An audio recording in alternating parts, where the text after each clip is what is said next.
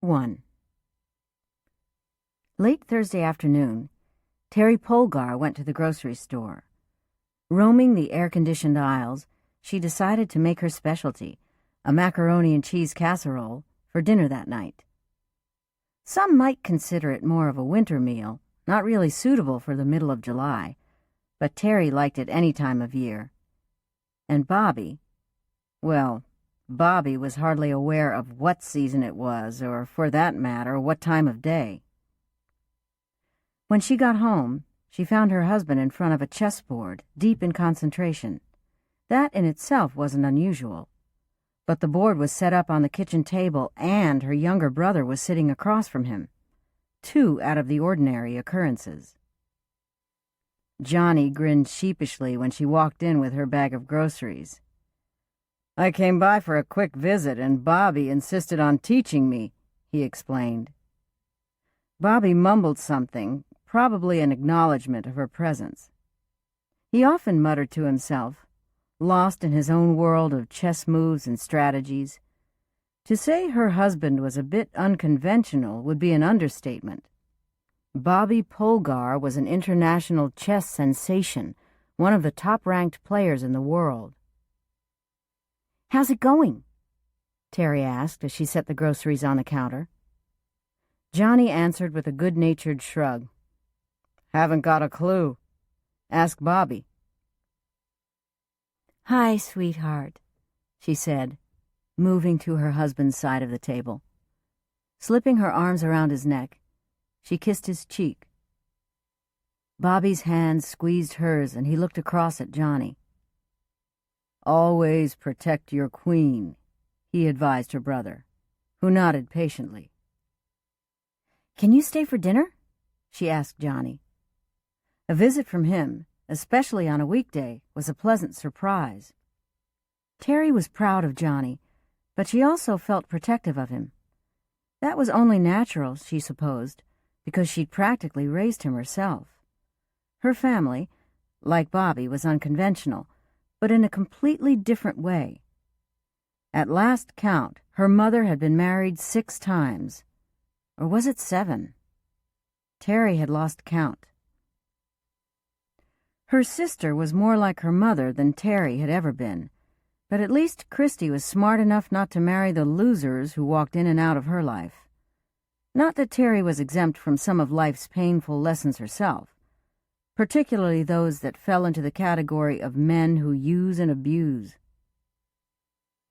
Teri still had a hard time believing Bobby Polgar could love her. She worked in a hair and nail salon and considered herself the farthest thing from an intellectual. Bobby always said she had a real-world intelligence, practical and intuitive rather than cerebral like his. She loved him for saying that and was even starting to believe it. In fact, she loved everything about him. The happiness she felt was still new to her, and it actually frightened her a little. She had reasons to be concerned. Real-world reasons, she thought wryly, although she made light of them. Recently, 2 men had approached her, bodyguard types who looked like they belonged in an episode of The Sopranos. They had gangster written all over them. They hadn't really done anything, though, other than scare her for a few minutes. Teri wasn't sure what that was all about. Apparently, these goons had been sent as a warning to Bobby. The message seemed to be that their boss, whoever he was, could get to her at any time. Fat chance of that. Teri was street smart, and she'd learned how to take care of herself, although she had to admit those 2 had given her pause. If Bobby knew who was responsible for the threat against her, he wasn't saying. But she'd noticed that her husband hadn't played in a single tournament since she'd been approached by those men.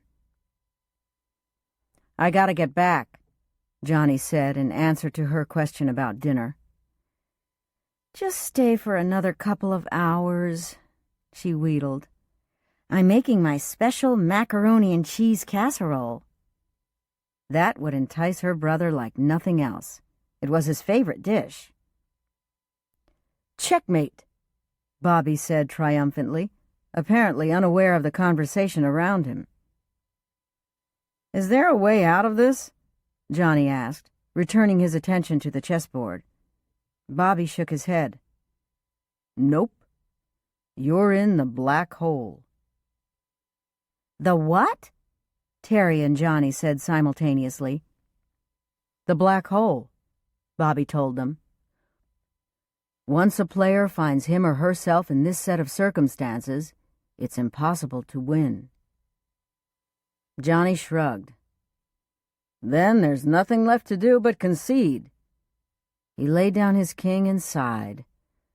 Really, there was never any doubt as to the outcome of this game. "You play well for a beginner," Bobby told him. Teri ruffled her younger brother's hair, despite knowing how much he hated it. "Consider that a compliment." Johnny smiled. "I will." He pushed back his chair and looked at Teri. "Ter, don't you think it's time you introduced Bobby to Mom and Christy?"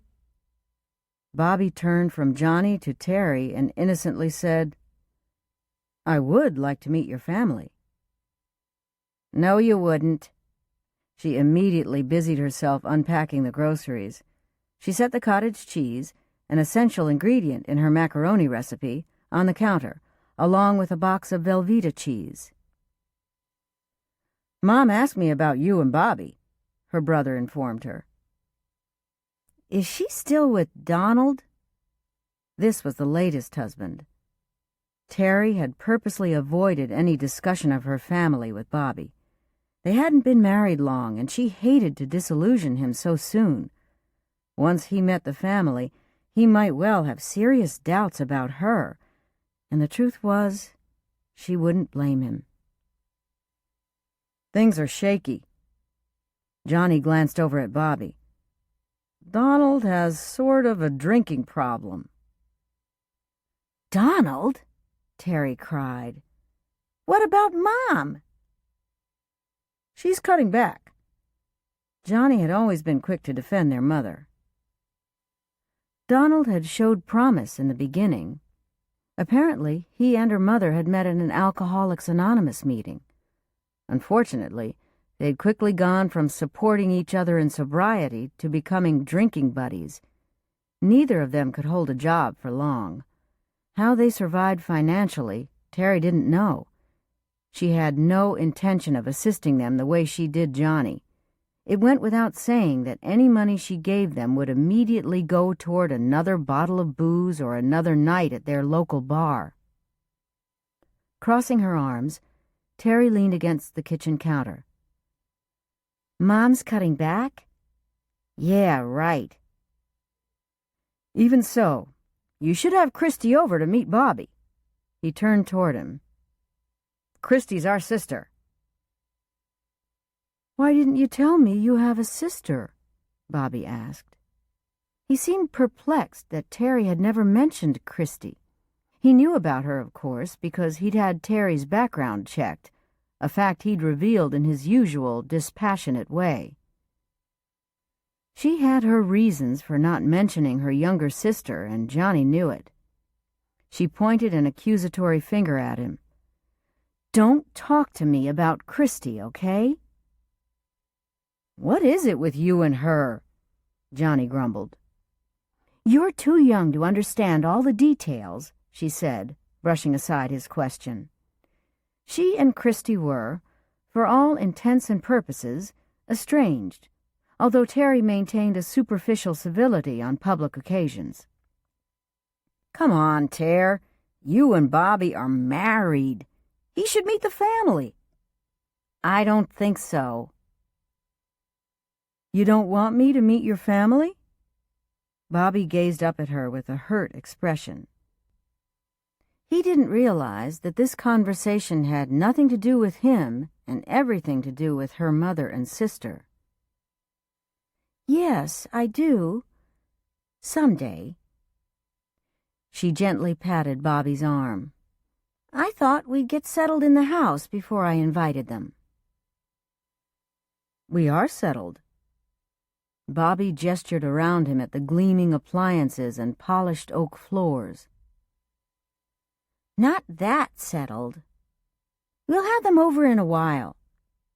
She was thinking 4 or 5 years, longer if she could get away with it.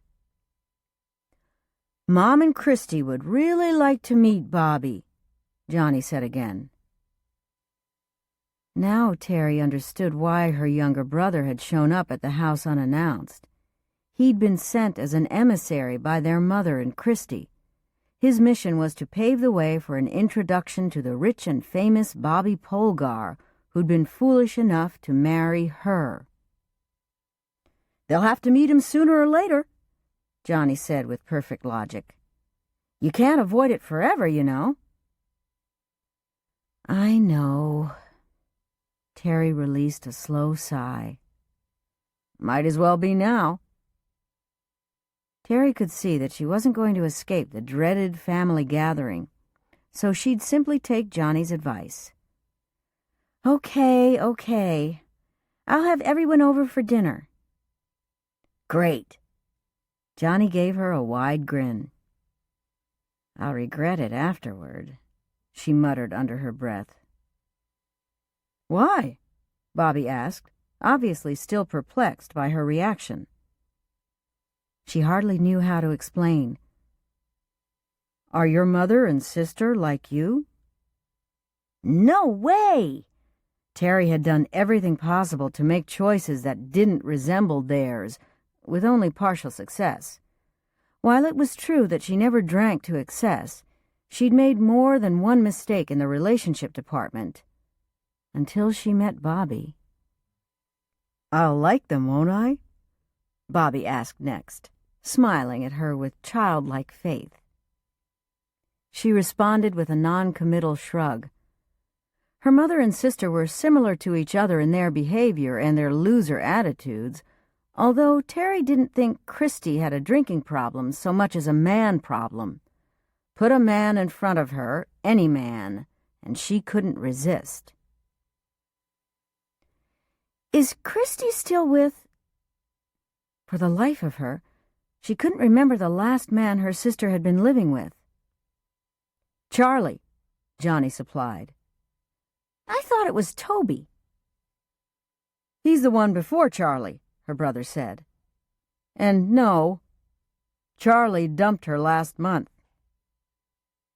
Oh, great. That meant her sister was on the prowl. This scenario couldn't get much worse. "Christy will make a play for Bobby," she said. Johnny shook his head firmly. "No, she won't. You two are married." "Why would that stop her? It hasn't before. Trust me, she'll make a play." "Christy likes chess?" Bobby interrupted excitedly. Clearly, he didn't grasp the exchange going on between Teri and her brother. "No, Bobby, but my sister will think you're the most brilliant, handsomest man in the world." Bobby grinned. "Like you do." Despite her agitation, Teri nodded. "Only more so," she said grimly. "You're jealous," Johnny accused her. "Not Teri," Bobby said, getting up from the table. "She knows I love her." Teri wrapped her arms around Bobby and hugged him close. "Thank you," she whispered. "For what?" "For loving me." "That's easy," Bobby assured her. "Listen, you two lovebirds. I wish I could stay, but I've got to get back. I have a research paper that's due tomorrow." With Teri's encouragement, Johnny was taking a summer course to get a head start on the next school year. He pushed back his chair and stood. "So you'll get in touch with Mom?" "I suppose," Teri sighed, already resigned to the inevitable. "Christy, too," her brother insisted. "She is our sister." "Mark my words, Bobby won't be safe with her around." And neither will my marriage, she thought darkly. Teri hated to disparage their sister, but experience told her exactly what to expect. Sure as anything, Christy would throw herself at Bobby. The fact that he was married wouldn't matter. Not to Christy. Every boyfriend Teri'd ever had, her sister had attempted to seduce. Bobby wouldn't be the exception, and because he was her husband, Christy would probably consider him an especially worthwhile challenge. Poor Bobby. He had no idea. He'd certainly never encountered a family like hers. "Next weekend?" Johnny asked hopefully. "No," Teri said. She needed time to prepare herself for this. "Give me a week to get organized. 2 weeks from Saturday." If Johnny was disappointed by the delay, it didn't show. "See you then," he said, and kissed her cheek on his way out the door. Bobby slid his arm around her shoulders. Teri reminded herself yet again that she loved her husband and he loved her. Despite that, she couldn't entirely quell her fears. While Bobby Polgar was unlike any man she'd ever known, he was still a man. He'd be just as susceptible to Christy's beauty and her undeniable charm as every other boyfriend she'd had.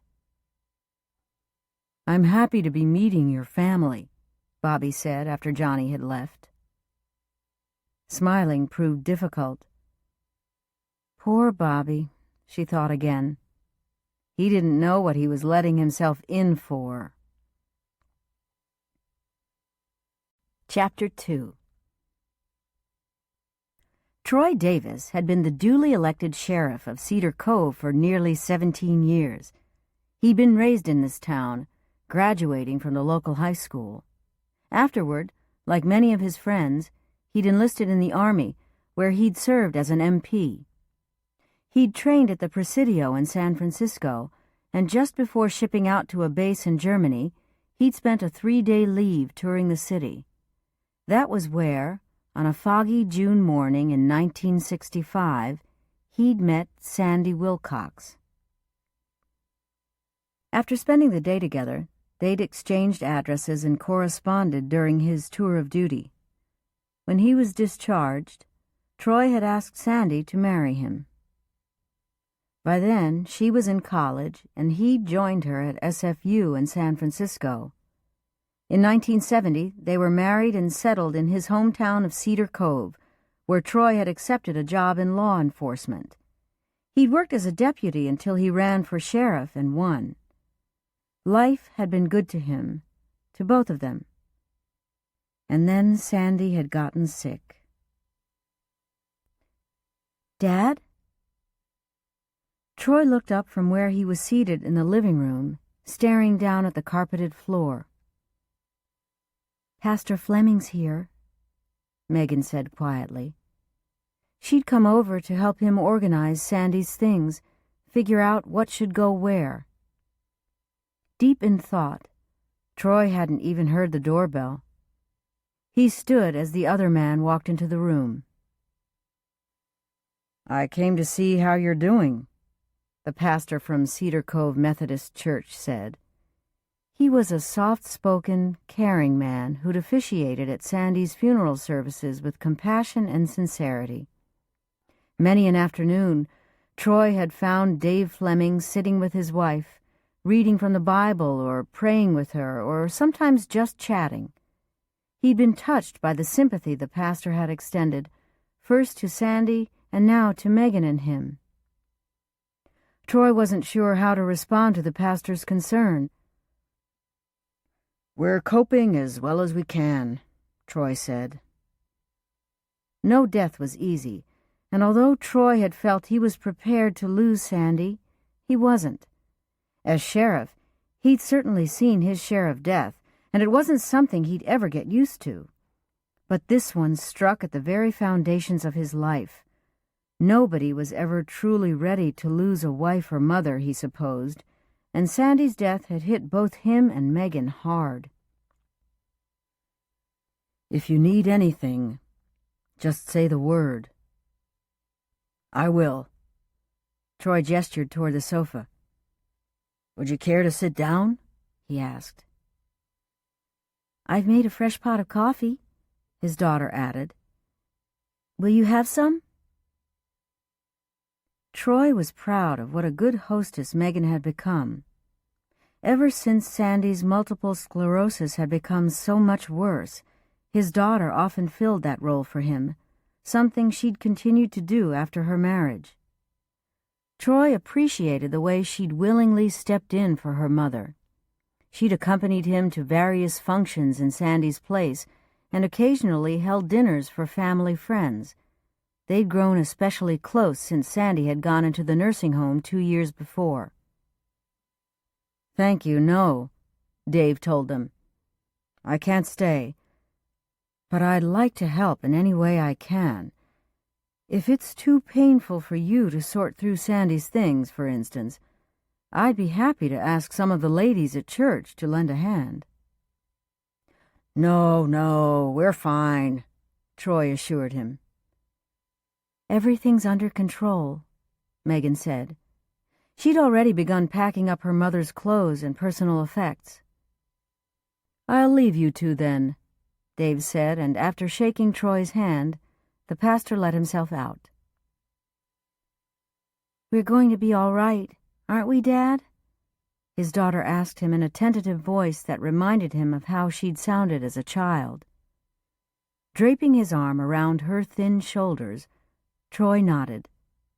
He usually managed to hide his pain, and for Megan's sake he even tried to smile.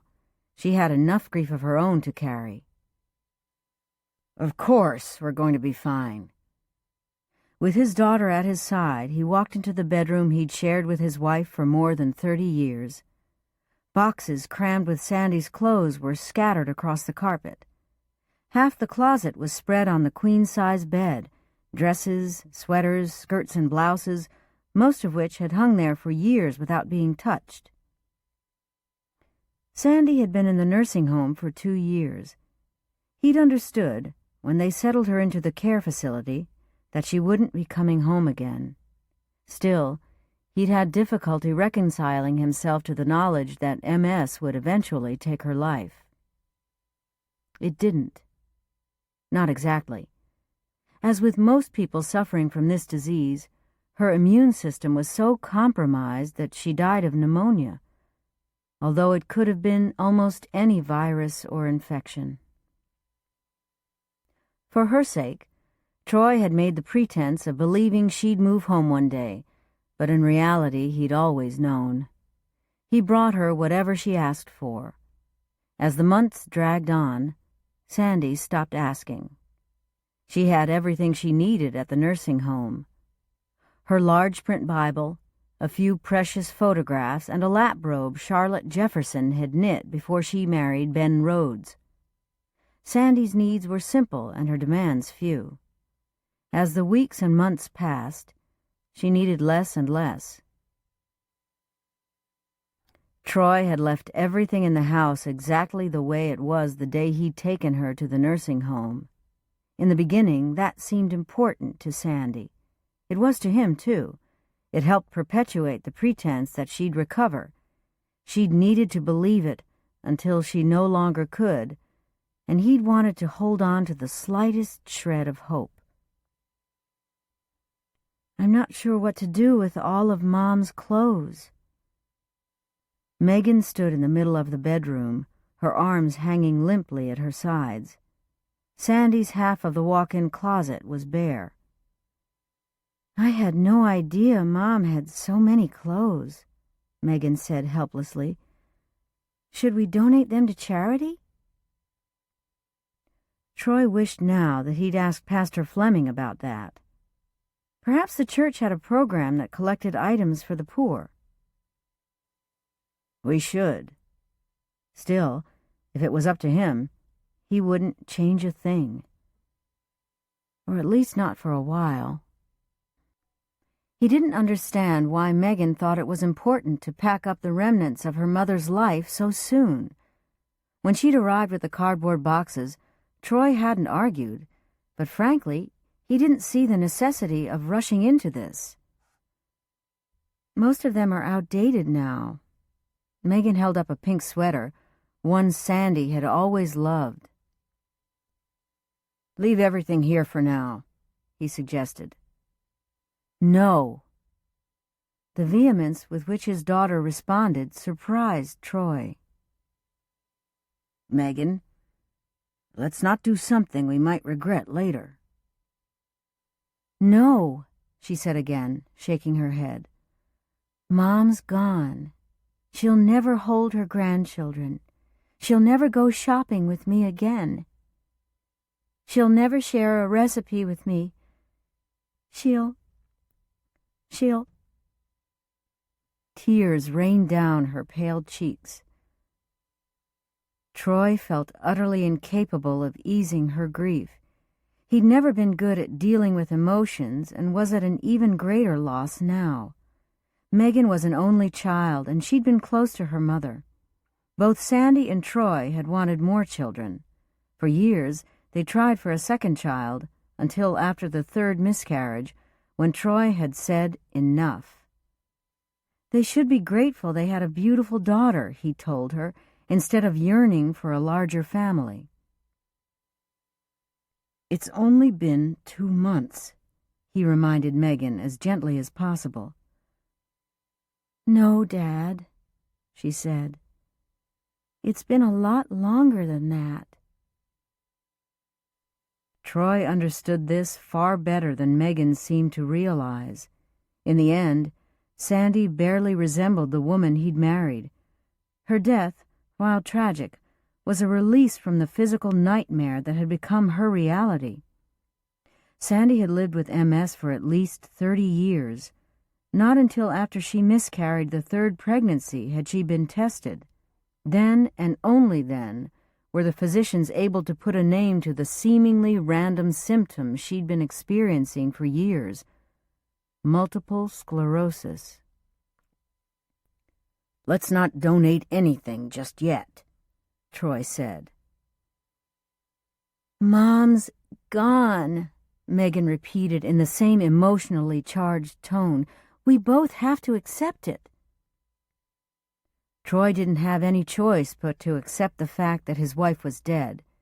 He wanted to tell Megan that he was well aware Sandy was gone. He was the one who walked into an empty house every night, the one who slept alone in a big bed. 90% of his free time had been spent at the nursing home with Sandy. Now he was bereft and at loose ends. He knew he'd never be the same. Like him, Megan was hurting and she needed to vent her grief, so he said nothing.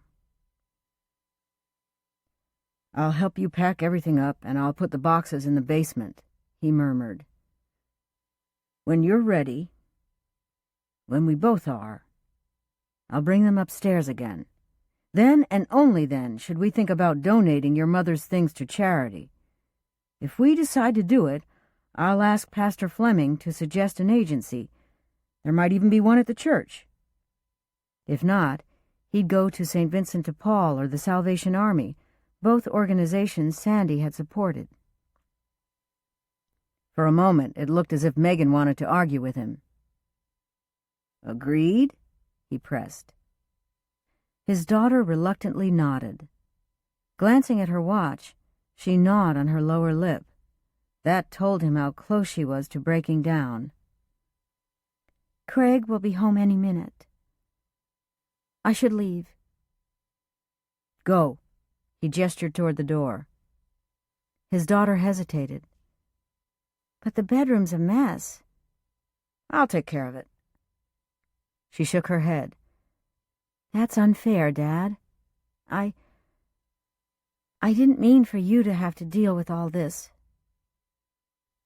All I'm going to do is fold everything, put it inside these boxes, and haul them downstairs. You're sure? She asked uncertainly. He nodded. The truth was, Troy would rather be alone right now. She edged her way into the living room and toward the front door. I hate leaving you with this. Don't worry about it. He was more than capable of packing away a few boxes of clothes. Megan reached slowly for her purse. You've thought about dinner? So far, he hadn't. I'll open a can of chili. Promise?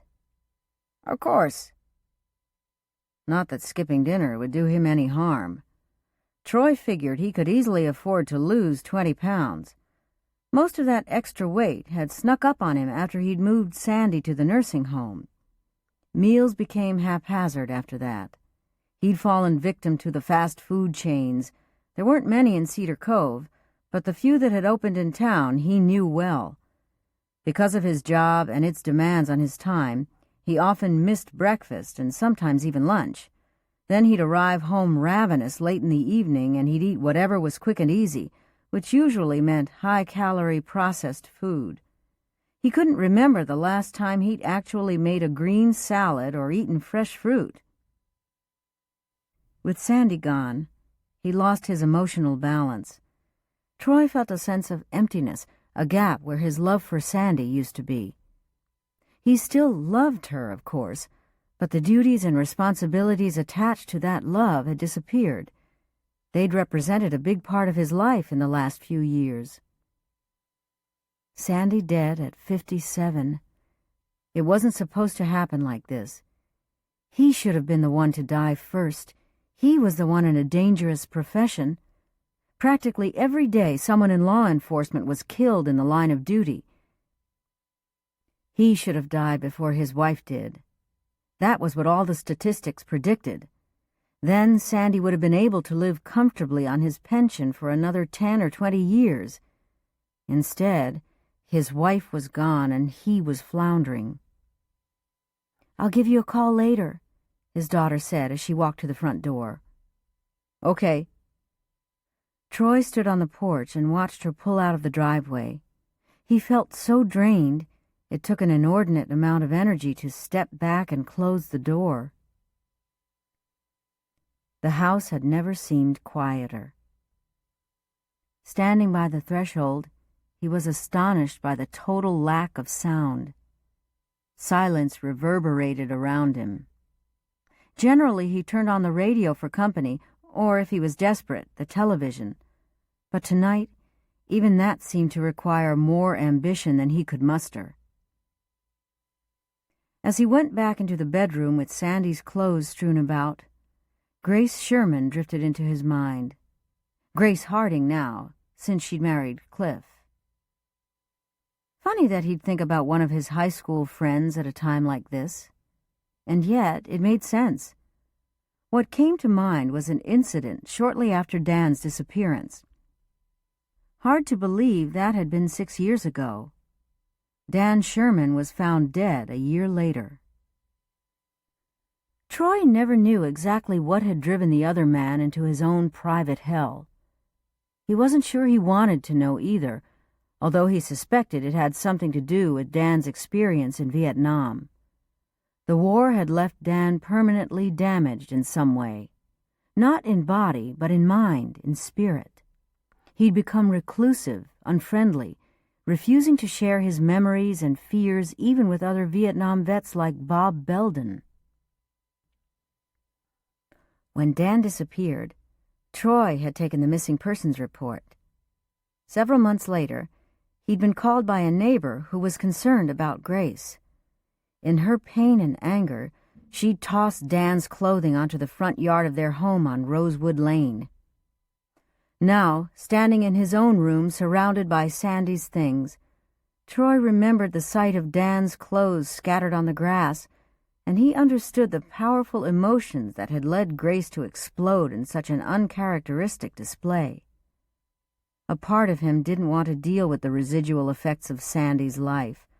Just limping from one day to the next was painful enough. His gaze fell on the pink sweater Megan had so recently shown him. He picked it up and buried his nose in the soft wool. There was still a hint of his wife's favorite perfume, and he breathed it in, deeply, greedily. She'd worn this sweater at Easter last year. Troy had pushed her wheelchair to the open-air church services overlooking the cove. Sandy had always been a morning person, even toward the end. He used to tease her that she'd been born with a happy gene. Her smile was one of the things he'd loved most about her. No matter how much he growled or muttered in the mornings, she'd respond cheerfully, often making him laugh. He closed his eyes as the pain cut through him. Never again would he see Sandy's smile or hear her joyful voice.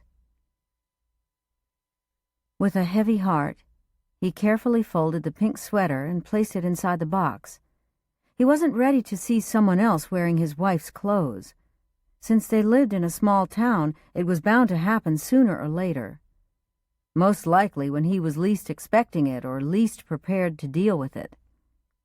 Troy would turn a corner and run into another woman wearing Sandy's favorite dress. He didn't know how he'd react to that. The mere thought twisted his gut. The phone rang in the distance, and for half a second he was tempted just to let the caller leave a message, or not. But too many years as a cop had made it impossible to ignore a ringing phone. To Troy's surprise, it was his daughter. "Dad," she said, "you're right. Keep Mom's things for now. Keep everything." Troy could tell Megan had been crying. "Okay," he said. "Okay, Meggie." "If you want, I'll come back tomorrow and finish packing it all up." "I'll do it," he said. Hard as that would be, he was better able to deal with this one last task than his daughter. Megan's composure had shattered, while he moved through his days in a state of numbness that masked the pain. Chapter 3. Barbecue chicken, a green salad, garlic bread. A perfect dinner for a perfect summer day, with mixed berries and ice cream for dessert. Justine Gunderson enjoyed making her leisurely preparations for tonight's meal. She pulled a covered bowl of chicken breasts out of the refrigerator. She flipped them in their soy and honey marinade, then set the container back inside. Like many of her favorite recipes, this one had come from her grandmother, Charlotte Jefferson Rhodes. Leif, her almost 5-year-old son, was playing in the backyard with his dog. Penny, a Cocker Spaniel Poodle mix, chased after the boy, barking excitedly. The pure joy of the moment made Justine smile as she stepped through the patio doors. Seth would be home soon, and he'd barbecue the chicken while she put the finishing touches on the salad. Leif would start setting the outdoor table since he loved arranging the napkins and colorful placemats. As this little domestic scene played out in her mind, she felt a sense of tranquility. Even now, all these months after the fire that had destroyed their restaurant, Justine was unaccustomed to the three of them having an uninterrupted evening together. So much of her life, their lives, had been consumed by the lighthouse. The restaurant had completely absorbed their time and energy. Until the fire, Justine and Seth rarely saw each other. Everything was always done in a rush as they divided the duties involved in running the restaurant, taking care of the house, and, most important of all, raising their son. Thankfully, they'd reached a compromise concerning the new restaurant they planned to open. "Mommy, look!" Leif shouted, throwing a stick for Penny. The dog instantly leaped forward, racing after the stick. She picked it up, then crouched a few feet away, tail wagging frantically, and challenged the boy to grab the stick. "Penny, bring it to Leif," Justine called out. "She's as stubborn as every other female in this house," Seth said from behind Justine. "Well, the only other female." He slid his arms around her waist and kissed the side of her neck. Leaning into her husband, Justine tucked her hands around his and closed her eyes, reveling in the moment. "I didn't hear you come in," she said. "Daddy! Daddy!" Leif shouted, dashing across the freshly cut lawn. Seth scooped his son into his arms and lifted him high over his head. "I see you're training Penny to play catch." "She won't give me the stick." "She'll learn," Seth told him. "Come on, we'll both work with her." While Seth and Leif played with Penny, Justine went into the house to pour her husband a cold drink. The doorbell rang. Abandoning the glass of iced tea, Justine hurried to answer it. Her grandmother stood there, clutching the huge purse Leif called her granny bag. Among other things, it contained her current knitting project, a roll of mints, a comb, and a notebook, but no cell phone or credit cards. Delighted to see her, Justine threw both arms around Charlotte in a tight hug. "I hope you don't mind me coming by like this," Charlotte said as Justine led her into the house. "I was in the neighborhood. Well, relatively speaking. Olivia said you wanted to talk to me." "Grandma, you're welcome any time, you know that." "Well, normally I wouldn't stop in without warning, but I was chatting with your mother this afternoon, and she said you wanted to ask me about recipes." "I do." Justine slipped her hand in Charlotte's, and they moved into the kitchen. "I was just getting Seth a glass of iced tea," Justine said. "Can I get one for you, too?" "Please." Charlotte set her large bag on an empty chair and sat down. These days it was unusual to find her without Ben, her husband of 3 years. As if reading her thoughts, Charlotte explained, "An old friend of Ben's is visiting from out of town. I stayed long enough to meet Ralph, then made my excuses. All that talk about Navy life is too much for me." She pulled her knitting out of the bag and resumed the sweater she was working on. Her grandmother didn't believe in idle hands. Justine brought 2 glasses of tea and sat across from her. "Now, what can I do for you?" Charlotte asked. "You need recipes for the tea room?" "Yes." Justine rested both elbows on the table. "I've been doing a lot of thinking about it," she said. Although the building process hadn't yet begun, she had a clear vision of the kind of restaurant she wanted. The menu had to be exactly right, and Justine couldn't think of anyone better to consult than her own grandmother. "It's a good idea to plan ahead." Charlotte paused in her knitting to look at Justine. "Olivia told me you're going to serve breakfast, lunch, and high tea, then close in the evenings." Justine nodded. "Seth and I decided we'd rather have our evenings together. Leif's flourished in the last few months with both of us home." The arson that had destroyed the lighthouse had eventually, and unexpectedly, turned out to be a blessing in a very nasty disguise. She was grateful no one had been hurt or worse, and grateful that this crime had changed their lives in a positive way. "You're wise to put your family first." Justine suspected her marriage wouldn't have survived another year at the rate they'd been going.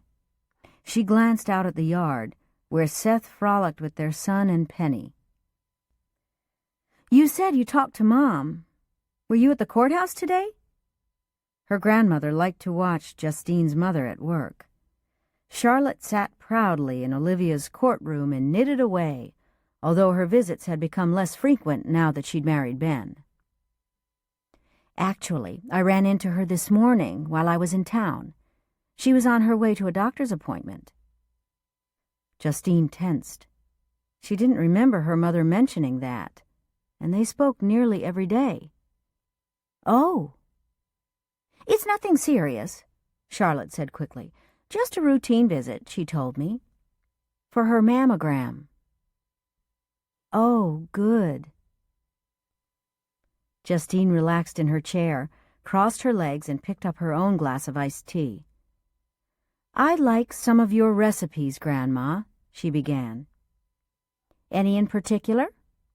Charlotte's fingers manipulated the needles and yarn with familiar ease. "I was hoping to get the recipe you have for scones." They were a long-time family favorite, and Charlotte baked them for nearly every family function. Charlotte seemed pleased. "The herb and cheese scones are the ones I like best." "Me too." Her grandmother paused reflectively. "My mother used to make those scones, so that recipe actually came from her. I have a couple of other scone recipes I'll write out for you as well," she added. "Clyde's favorite was a walnut and butter scone.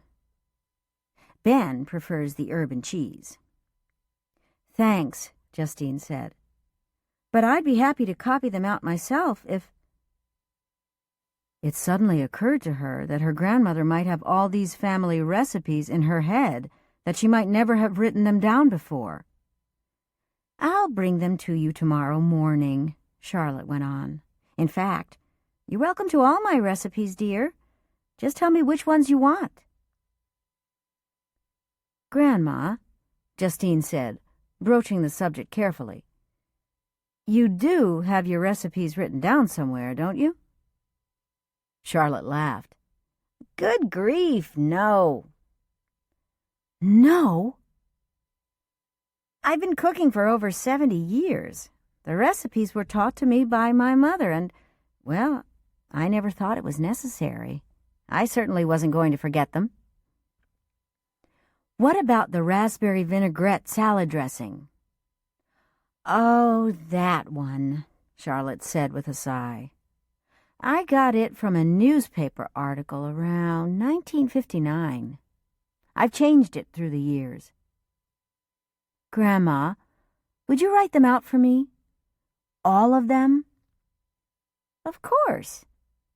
Her knitting needles made soft clicking sounds as she continued to knit. "Actually, that's an excellent suggestion, Justine. I'm sure Ben will approve, too. He always says I should publish a cookbook, you know. He loves my peanut butter cookies." She preened just a little. "And your cinnamon rolls." "I think that man married me for my baking." Justine laughed at the absurdity of her comment. One look at Ben Rhodes, and anyone could see that he was crazy about Charlotte. "Now tell me more about the tea room," Charlotte said conversationally. Justine smiled. "Well, there's been a change in plans." "Oh?" Her grandmother stopped knitting for a moment. Justine uncrossed her legs and leaned forward. "Seth and I couldn't tell anyone until all the details were settled. The builder, Al Finch, contacted us a few weeks ago and asked if we'd be willing to sell the property. He said he might have a buyer." Silence followed her statement. "I thought you and Seth weren't interested in doing that." "We weren't, especially if it meant that a fast food franchise would be built on the waterfront. But this is the best part, Grandma. The man who inquired about the land, Brian Johnson, is a friend of Al's. He's owned a number of restaurants through the years. He retired but got bored. Seth and I met with him, and we were both impressed. Brian said he'd like to rebuild the lighthouse the way it was. He even wants to keep the name." "But that was your restaurant," her grandmother protested. "True, but he's willing to pay us for the name and everything." Her grandmother paused again, as if she needed time to absorb the news. "Are you going to do it? And what about the tea room? Where will you build that?" Justine explained that Al Finch had shown them a piece of commercial property off Heron that he owned and was planning to sell. The location was perfect for the Victorian tea room. "We signed the papers earlier this week." There was another moment of silence. "You aren't disappointed in us, are you, Grandma?" "No." her grandmother assured her. "I think this is wonderful news." So did Justine. All the hard work they put into the lighthouse wouldn't go to waste now. Seth had given the new owner his suggestions on how to rebuild the restaurant, and now that she was no longer involved, she looked forward to seeing it emerge from the ashes. "It's happened so fast." "It has," Justine agreed, "but it feels right. This new location is much better for the tea room, and there's more parking. I can't believe how all of this practically fell into our laps." "I'm pleased for both of you," her grandmother said. "I am too." Justine gazed longingly into the backyard. Seeing Seth with Leif brought her a feeling of contentment, of satisfaction. This was what she'd always wanted, what she'd hoped for in her marriage. "I should get home," Charlotte said. "Ben's probably wondering what's keeping me." She finished her iced tea, put her knitting back in her bag, and stood up. "It's wonderful to see you, Grandma." "You too, sweetheart." She kissed Justine's cheek. "I'll start writing down those recipes. I'll do my best to remember them all, so if I forget any, let me know." She frowned. "I better go through the ones I cut out from magazines, too, and the ones I was given at wakes." "Isn't that where you got your fabulous coconut cake recipe, at a wake?" "Yes, Mabel Austin's, back in '84. Justine grinned at this, but she supposed that a great recipe wasn't the worst memorial someone could have. "I'll just step outside and say hello to Seth and Leif," Charlotte murmured as she carried her empty glass to the sink. "My goodness, that young man is growing. I don't remember him being nearly that tall." "Seth or Leif?"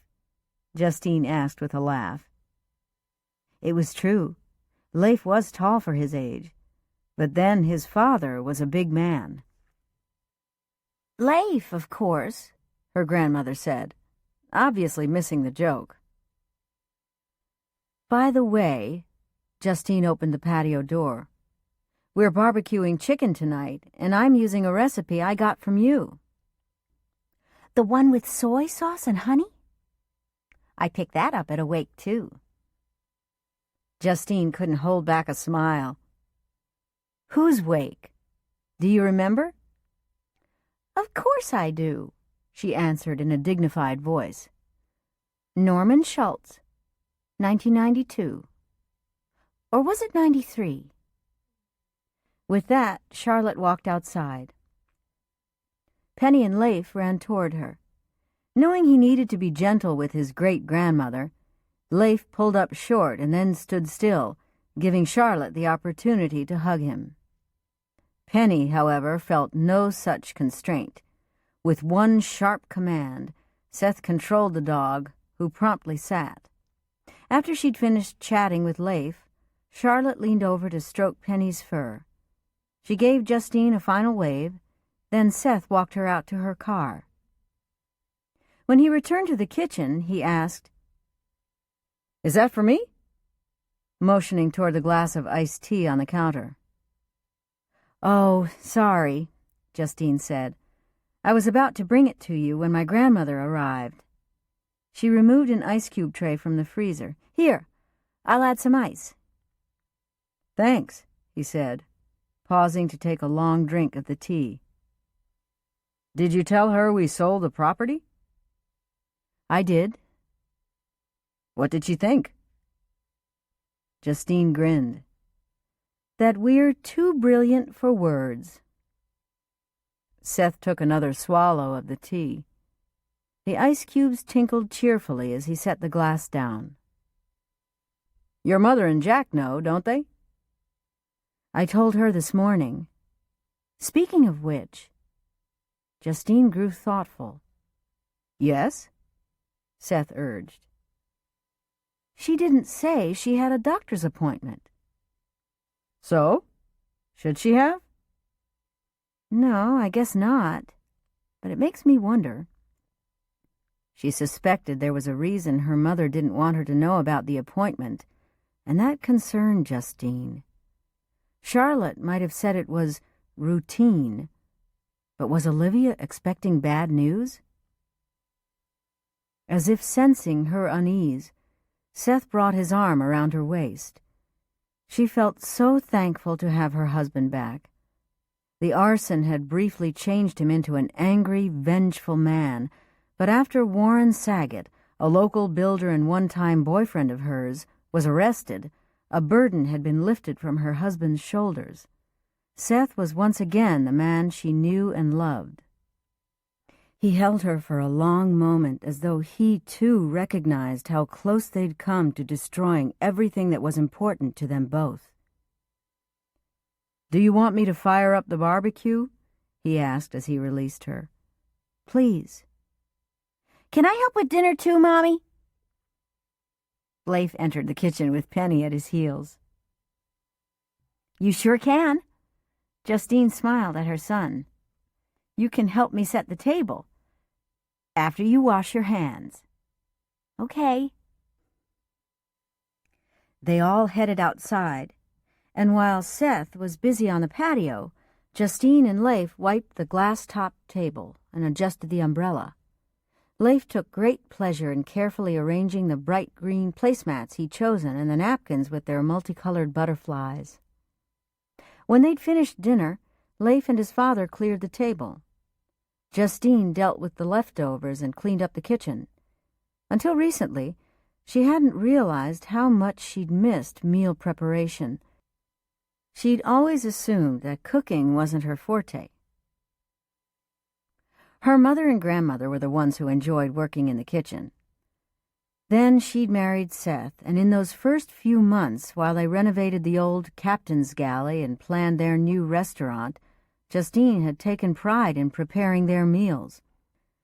She'd gone to Olivia and Charlotte for recipes and ideas, and for the first time as an adult, she'd connected with her mother in ways she never would have thought possible.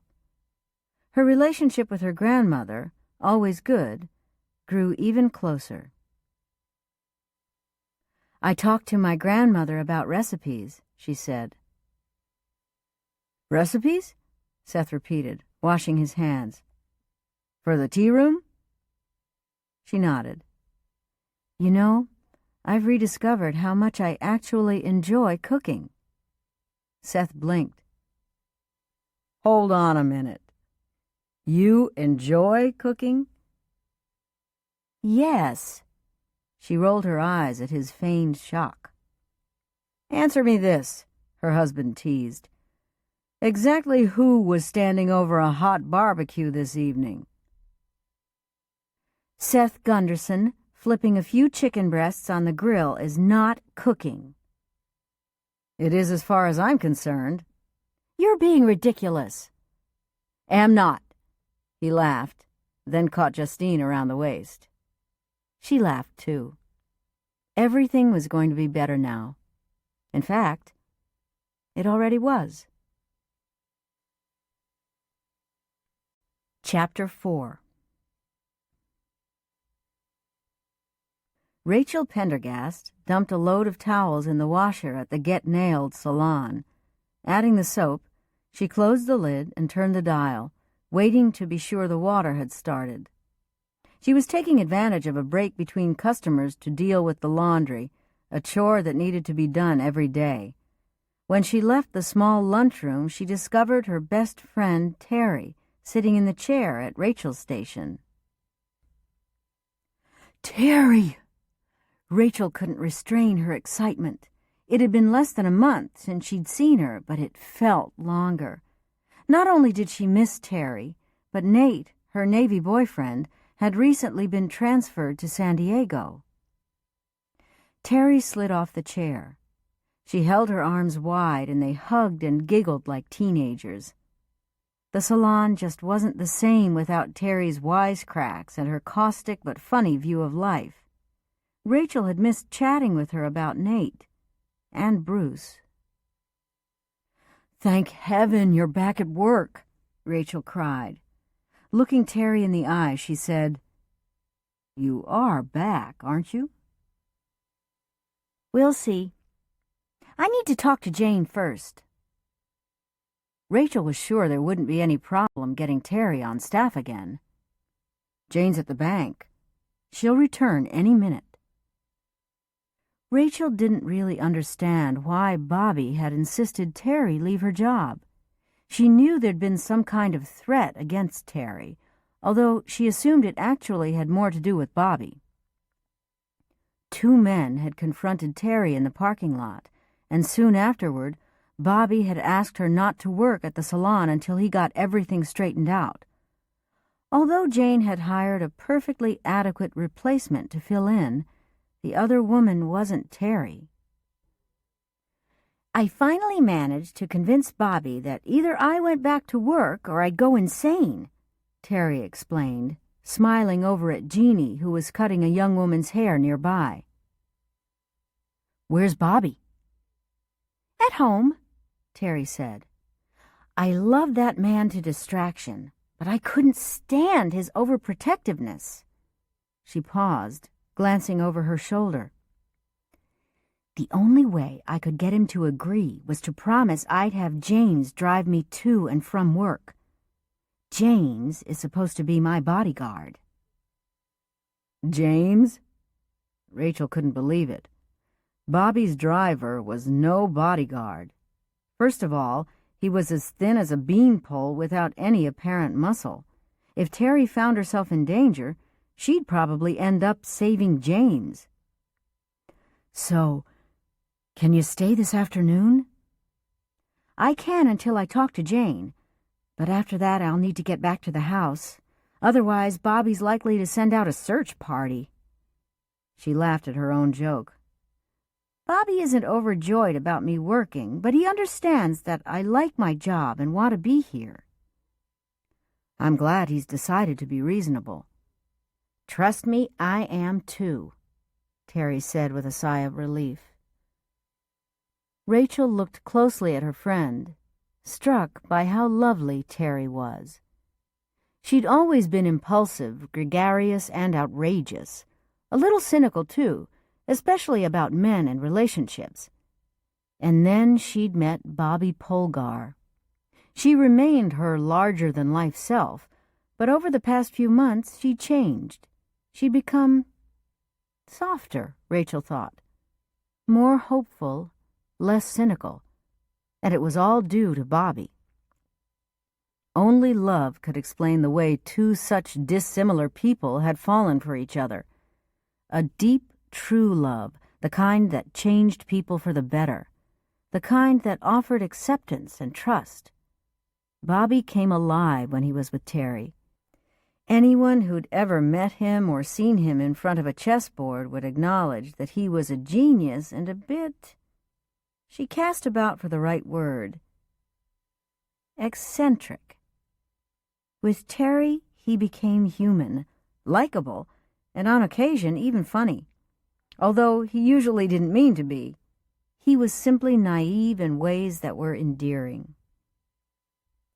Whether she and Nate had a love like Teri and Bobby's, she didn't know. She suspected they needed more time, and this enforced separation wasn't making their situation any easier.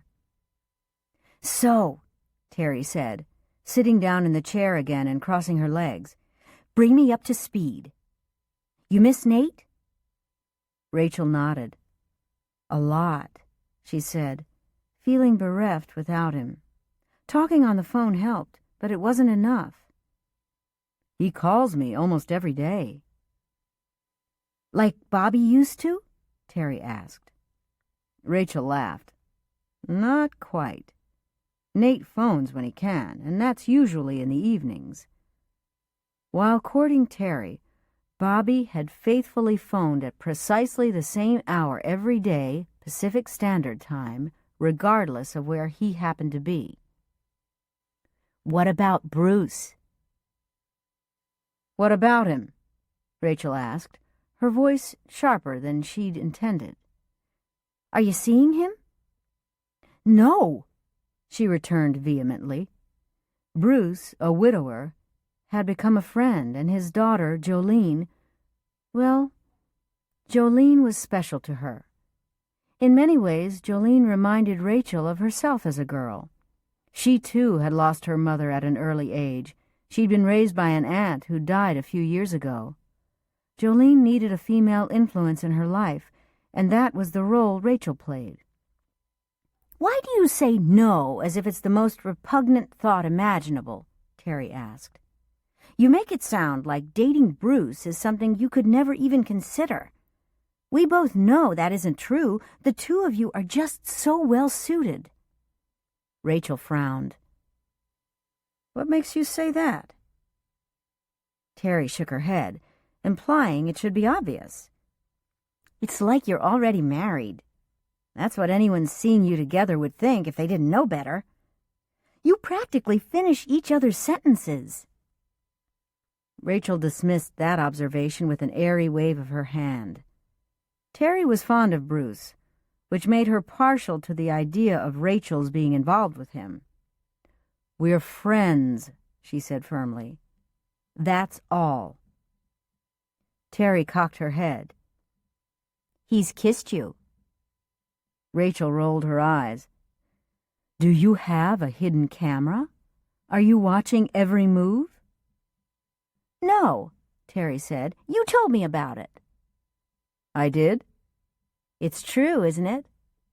"Well, yes, but it was a friendly kiss," Teri finished for her. "Sort of." In retrospect, she thought Bruce might have wanted it to be more. His kiss had come as a surprise, but as kisses went, it was nice. She mulled that over and decided nice was a weak description. Nice sounded so bland, like unsalted popcorn. That wasn't really how she'd felt about it, but maybe it was all she wanted to feel. "I like Bruce, don't get me wrong, just not in that way." "You mean it?" Teri asked. "Don't you remember when I first started spending time with Jolene? Bruce made it abundantly clear that he had no interest in getting involved. She wasn't likely to forget the look on his face the day Jolene announced that she'd chosen Rachel to be her new mother. Bruce had nearly swallowed his tongue. He'd wanted it understood that he had no romantic intentions whatsoever. Rachel had taken him at his word. She simply didn't see him in those terms. Besides, she had a boyfriend. "I'd rather talk about Nate," she said, preferring to change the subject. "I'd rather discuss Bruce," Teri countered. "Why?" Teri shrugged. "For one thing, I find him more interesting than Nate." "In what way?" Rachel asked coldly, knowing she shouldn't have responded at all. "Well, Bruce is down to earth, and he doesn't have an inflated ego, and he's a good dad." "Right," Jeannie said, entering uninvited into the conversation. She pointed her curling iron at Rachel as she stood behind her client. "Bruce called her the other day." "To see if Jolene could spend the night on Friday." Rachel wondered how her love life had become the business of the entire salon. "She was on the line for a long time," Jeannie told Teri, dragging out the word. "It was my cell," Rachel explained, in case anyone thought she'd been tying up the business line with a personal call. "You did seem to be enjoying yourself. I heard you laughing." Bruce was witty, or he could be. But Rachel ignored the comment. To acknowledge it would only invite further conversation, and she was trying to avoid that. "Whenever she's on the phone with Nate," Jeannie went on to say, "it's like she wants to cry." "I miss Nate," Rachel said, throwing her hands in the air. "We're in love and we have to be apart." "I still think you should pick Bruce," Jeannie said stubbornly. "Why don't we take a poll?" Teri suggested. She got up and turned in a complete circle, indicating that everyone in the salon should take part in the vote. "This is crazy," Rachel said, refusing to listen. Teri could organize her vote, but she wasn't sticking around to participate. It didn't matter what other people thought. She was in love with Nate and had been from almost their first date, which she'd bought at the Dog and Bachelor charity auction 3 summers ago. Okay, he was younger by 5 years, but that had never bothered him, and it didn't bother her either.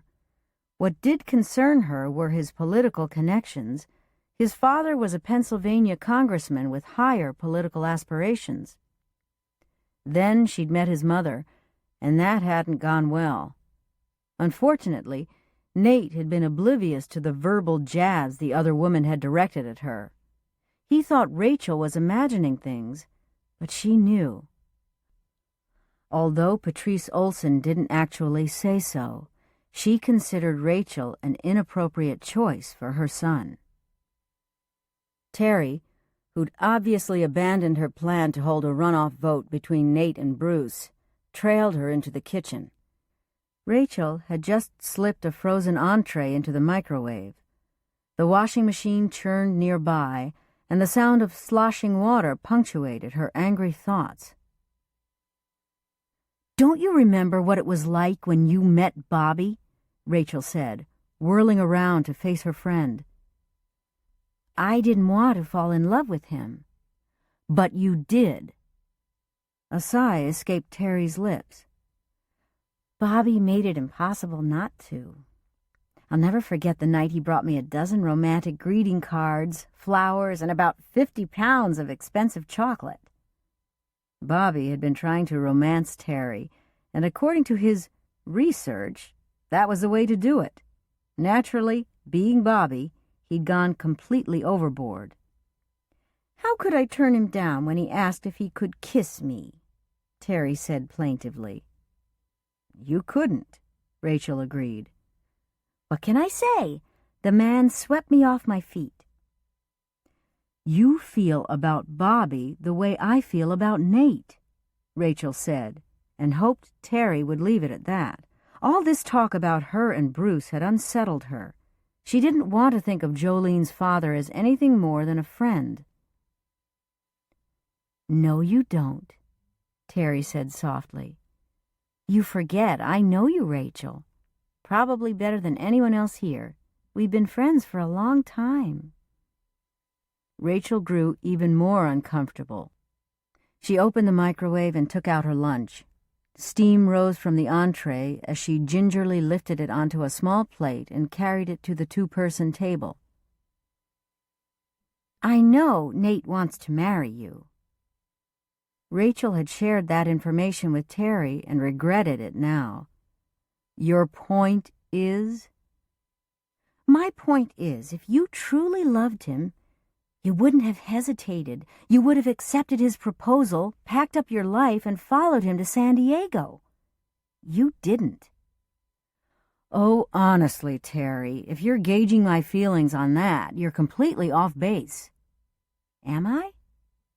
"Yes," she snapped. Sitting down at the table, she reached for a napkin and smoothed it over her lap. "Would you mind if we discussed something else now?" "I guess." "Good." She picked up the fork and sampled her first bite. Jeannie stepped into the compact kitchen. "Listen, about Bruce Peyton." Rachel set down her fork with a clang, interrupting Jeannie's statement, whatever it was. She didn't want to hear his name again. If it wasn't Teri, it was some other friend or colleague. People just wouldn't let the subject drop, and frankly, she was bored with it. "What about him?" she asked with exaggerated patience. Jeannie opened the small refrigerator and grabbed a bottle of cold water. "A couple of my clients are hot to trot with him." "I beg your pardon?" "He's not hard on the eyes," Jeannie said, twisting off the cap and taking a deep swallow. "They've been noticing him." "Good for them," Rachel murmured, returning to her lunch. "I hope it works out for him and whoever he's dating." "I don't think he's dating anyone," Jeannie told her. "I have no idea." That wasn't actually true. Jolene kept her informed, and while Bruce did go out on occasion, those dates had never amounted to anything. Jeannie left the lunchroom, but Teri stayed. After a moment, she gently pressed Rachel's shoulder. "You'll know," she murmured. "When it's the right man, everything will be clear, and you'll wonder why it took you so long to see what was already there in front of you." "That's how it was with you and Bobby?" She couldn't keep from asking. A joyful smile softened Teri's face. "I promised myself I wouldn't marry him. He had James deliver this huge diamond, but I wasn't going to do it. I had absolutely no intention of marrying Bobby Polgar. Good grief, I hadn't even been to bed with him, and here he was insisting I marry him." Rachel smiled at the memory of Teri's misery the night she'd come to see her. Miserable and in love and so afraid she'd ruin Bobby's life if she married him. But Rachel could see, even then, that they were meant to be together. Bobby knew it, too, because he refused to let her go. Teri had figured it out fast enough. Rachel could only take hope from that. Jane walked in just then, breaking into Rachel's musing. The happiness that lit her face when she saw Teri was all Rachel needed to know. Teri would be back at the salon where she belonged. Chapter 5. Linnette McAfee's heart was broken. She'd been in love for the first time in her life, and it was over, just like that. Over.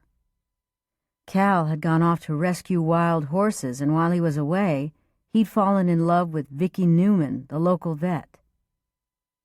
Linnette still couldn't understand how it had happened, and yet she could. It was her. Something was wrong with her. Not Cal, not Vicky. Her. Fresh tears filled her eyes as she indulged in this bout of self-pity.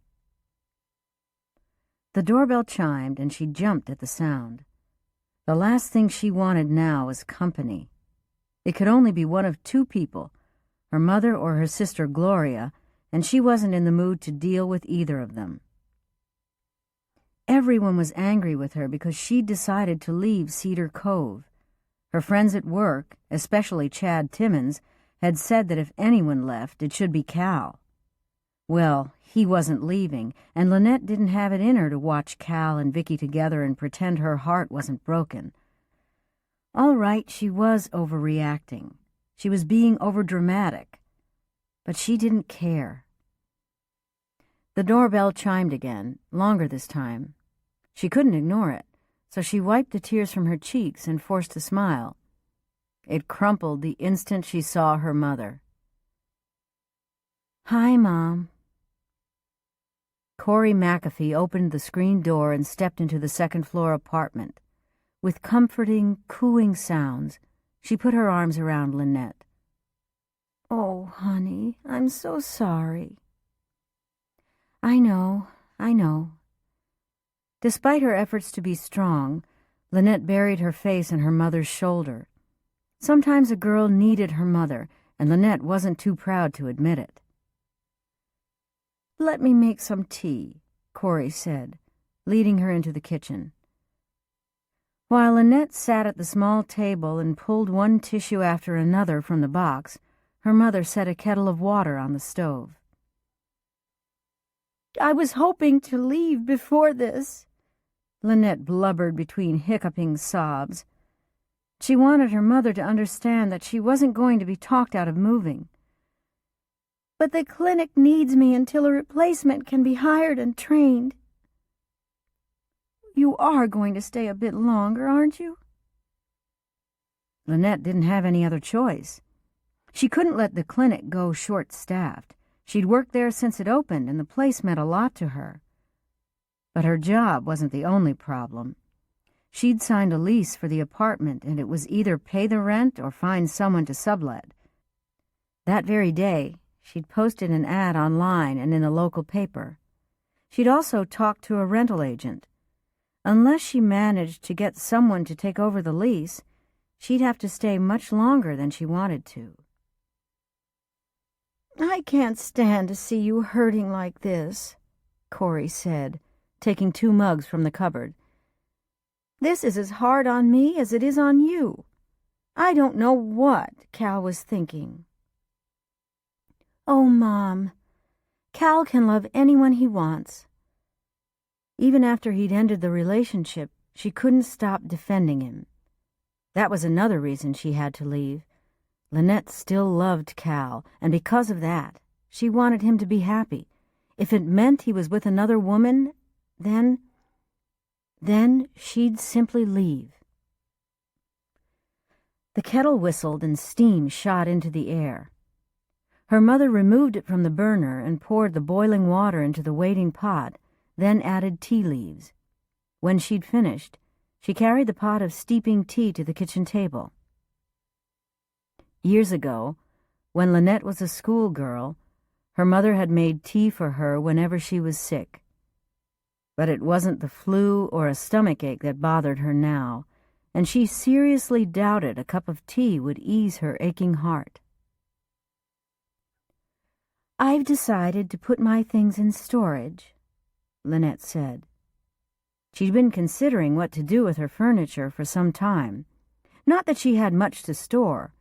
At first, she'd assumed she could keep her belongings in her parents' basement, but then she realized it was her responsibility, not her parents'. "Dad and I can keep them for you," her mother offered, exactly as Linnette had known she would. "No, Mom. This is what I'm doing." It would be easy to let her mother talk her out of her plans. The whole process would start with something small, some favor like the one she'd just suggested, and then gradually Corey would wear her down. Next thing she knew, Linnette would be staying in Cedar Cove. Her mother seemed surprised by Linnette's persistence and shrugged her shoulders.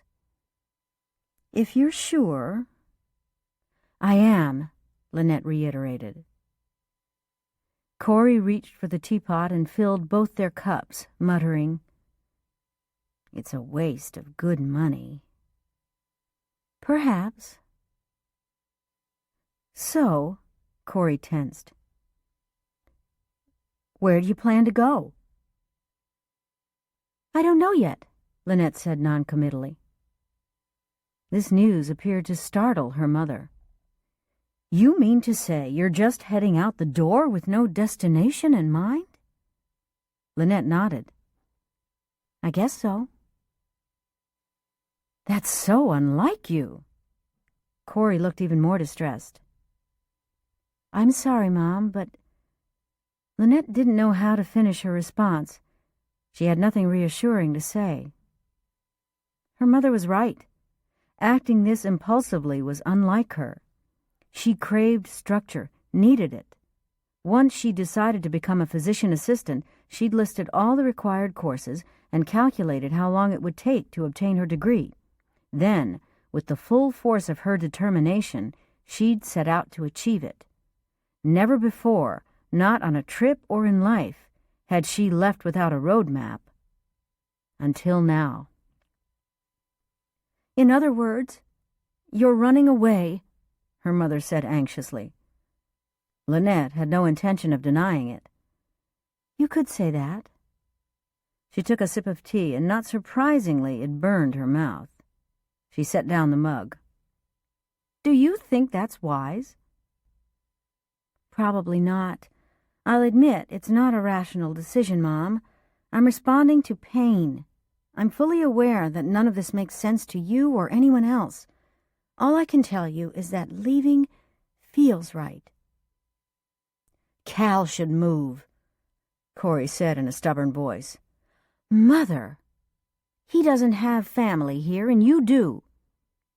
"No one has to move anywhere," she said. "I'm the one who wants to get out of Cedar Cove." "Then go," her mother said. "But don't do it like this," she pleaded. "Request a leave of absence from work. Take however long you need. But to quit like this, pack up your belongings, and move out of your apartment, it's so... Drastic? Linnette inserted. Yes, drastic, her mother agreed. I can't imagine why you feel the need to flee like this with your tail between your legs. You didn't do anything wrong. Cal and Vicky didn't either. I'm walking away because I'm the one who's hurting. And therefore the one least qualified to be making this kind of decision, her mother said. Mother, don't you see? Linnette began. She sighed. It's time for me to do something that's more out of my comfort zone. My life is so regimented, so, I don't know, so perfect. In other words, you're looking for a way to screw it up?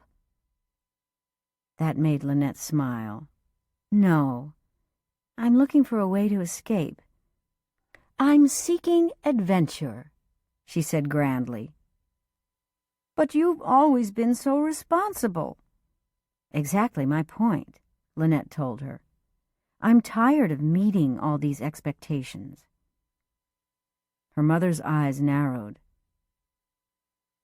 Your father and I never meant... Mom. Linnette leaned across the table and placed a hand on her mother's arm. It's not your expectations I'm talking about, but my own. I'm the one who put them on myself. As of right now, I'm taking a long, hard look at my life. I'm setting out to discover what I really want. All I know is that it isn't in Cedar Cove. Her mother seemed about to break into tears. And you have to run away from your family? Yes. It was the simple, straightforward truth. Oh. Corey picked up her tea and her lips trembled as she bent to take a sip. Linnette understood how difficult this was for her mother. Think about the positive side, Mom, she said, forcing a note of cheerful optimism into her voice. What's positive about my daughter running away? Corey asked. Well, this'll be a wonderful opportunity for you and Gloria to get to know each other without me there always directing the conversation. Her mother's eyes widened. The situation with Gloria remained awkward, although everyone was trying to make her feel like part of the family. Gloria had been given up for adoption as an infant and then found her biological family. She was a full-blooded sister Linnette had never known she had, or at least not until 2 years ago. A little while before that, Linnette had moved practically next door to her own sister, and they'd struck up a friendship. Gloria had been a tremendous comfort to Linnette since her breakup with Cal. I love you both equally, her mother said in low tones. I always have.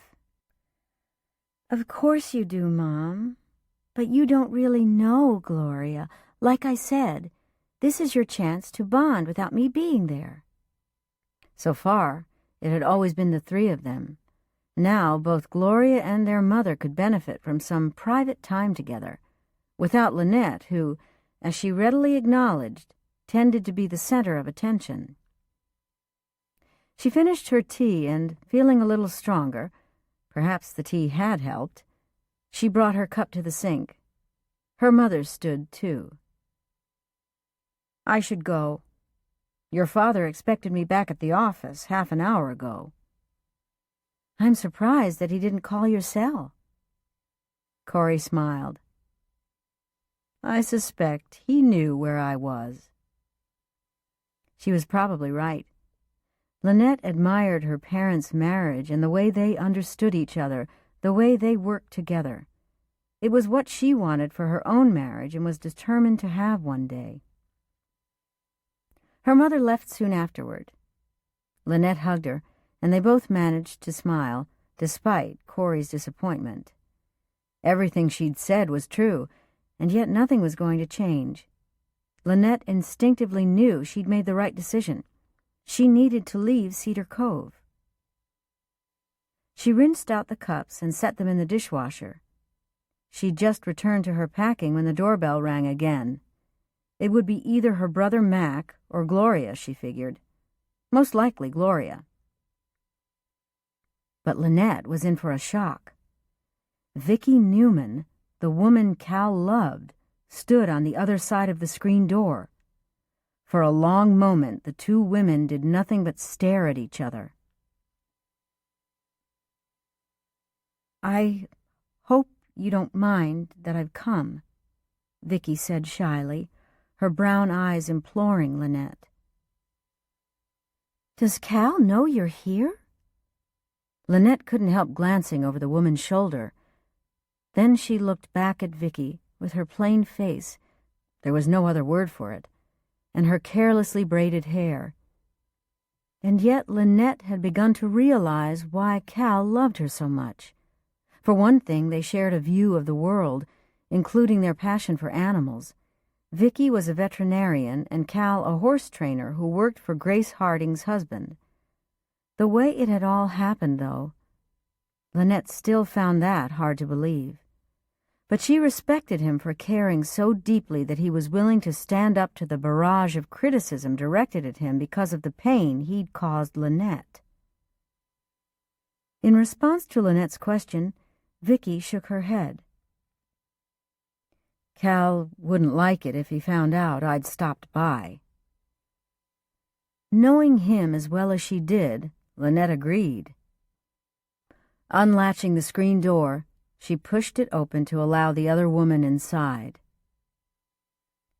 As Vicki walked into the apartment, her gaze darted about the room, taking in the boxes that littered the floor. "So it's true. You are moving." Linnette ignored her comment and gestured toward the sofa. "Would you like to sit down?"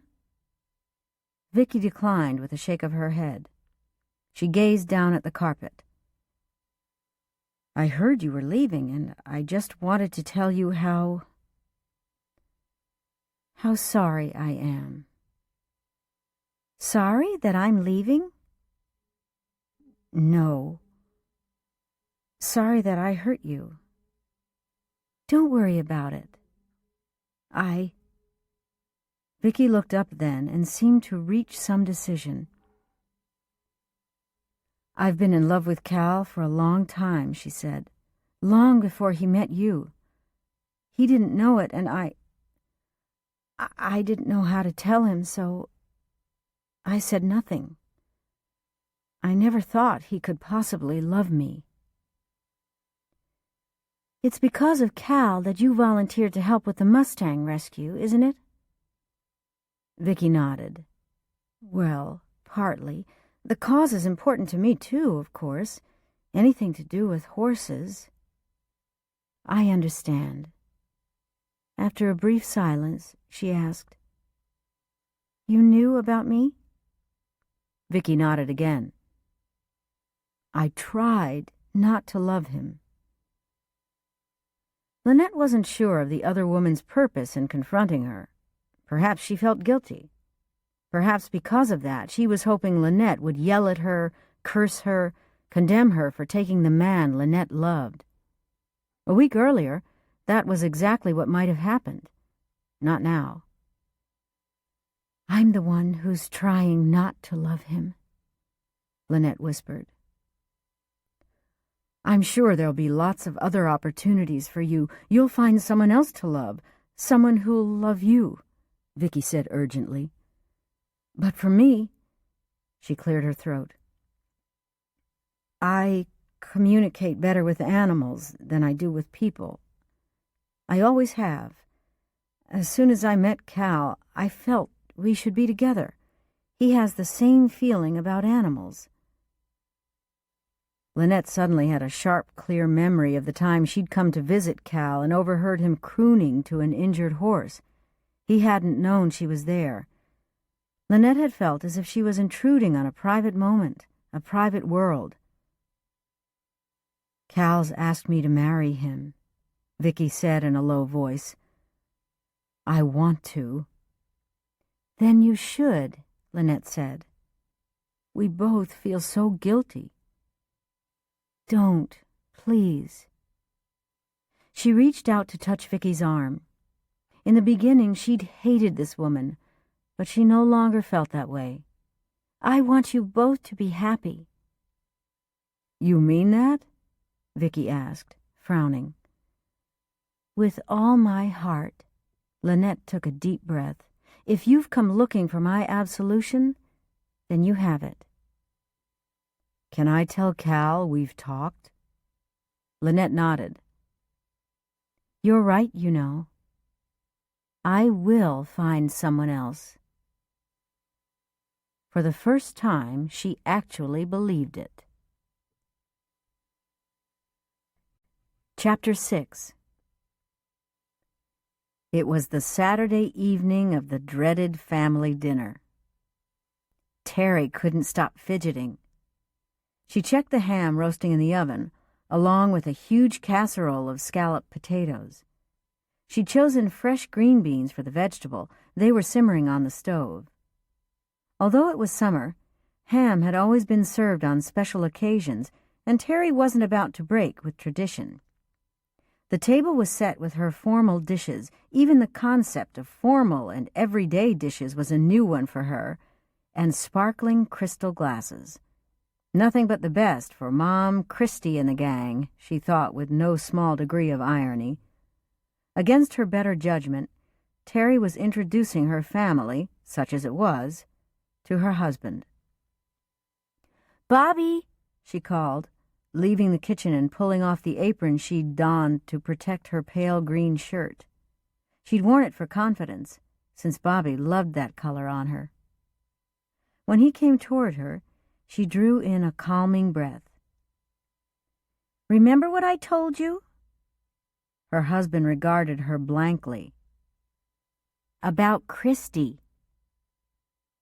Judging by the blank look he gave her, he didn't recall a word. She'd wanted to warn him so he'd be prepared. Her sister, slim and lovely, would do everything in her power to attract him and steal him away if she could. Teri suspected that Christy had coerced Johnny into arranging this meeting just so she could prove yet again that any man would prefer her. Christy was thinner, prettier, sexier, and she made sure Teri knew it. Not for a minute did Teri discount her sister's charms. She sighed at Johnny's naivete.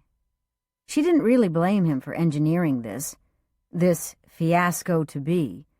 Her little brother desperately wanted them all to live in peace and harmony, as though they actually liked each other.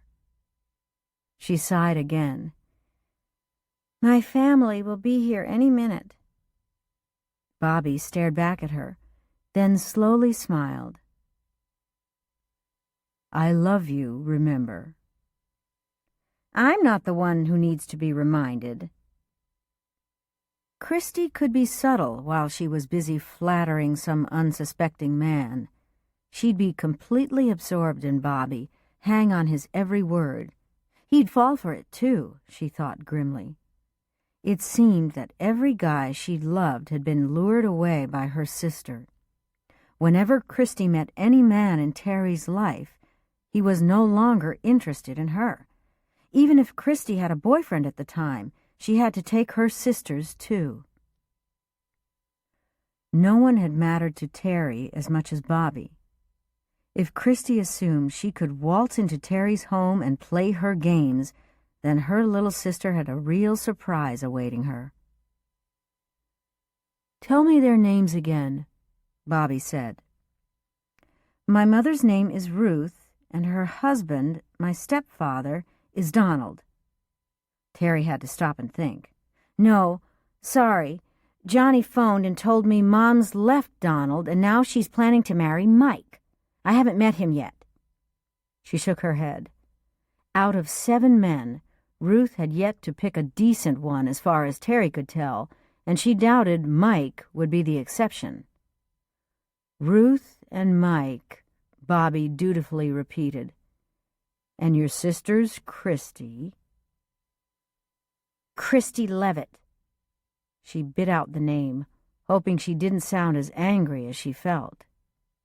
He nodded. "I told Mom we wouldn't be serving any alcohol." "Okay." Bobby studied her. Bobby could be completely oblivious to what was going on around him, the time of day, the weather, even what month it was. However, when it came to Teri, he seemed to notice more than she sometimes realized. "Is your sister like you?" he asked. Now that was an interesting question. Christy wasn't like her, and yet she was. 2 years younger, Christy had tagged after her for the first 12 years of Teri's life. Anything Teri had, Christy wanted, and generally got. Teri could say without hesitation that their mother had always favored her younger daughter. And yet Christy was capable of kindness on occasion, which Teri found all too easy to forget. She knew enough about human nature to understand that she and Christy shared an insecurity that probably stemmed from their mother's selfishness and neglect.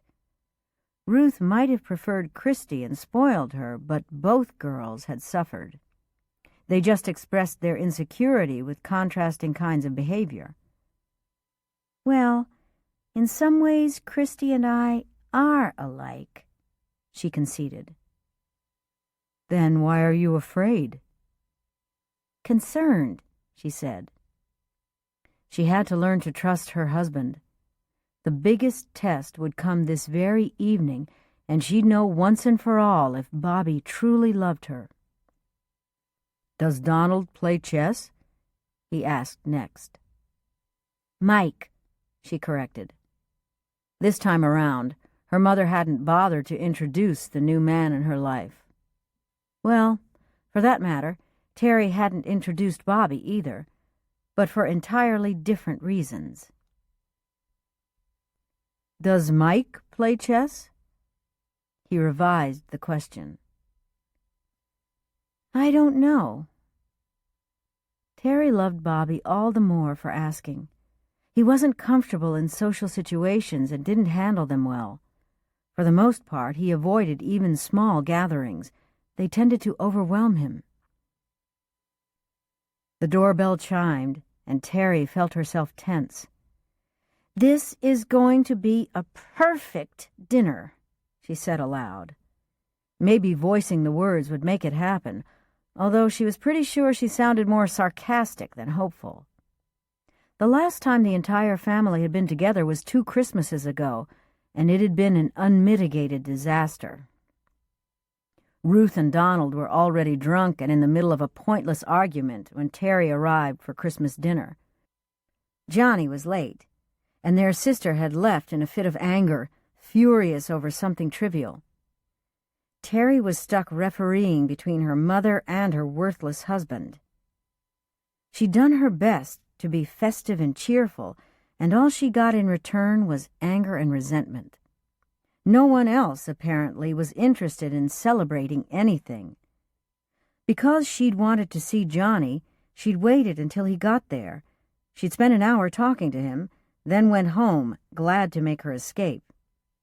That year, she'd spent the rest of Christmas Day propped up in bed with a good book and a large chocolate bar. She'd felt guilty about abandoning Johnny to their lunatic family, but she couldn't have been happier to get away. Yet here she was, willing to try all over again. When she opened the door, Christy stood on the other side. Teri should have known her half-sister would show up right on time. She looked awestruck and envious.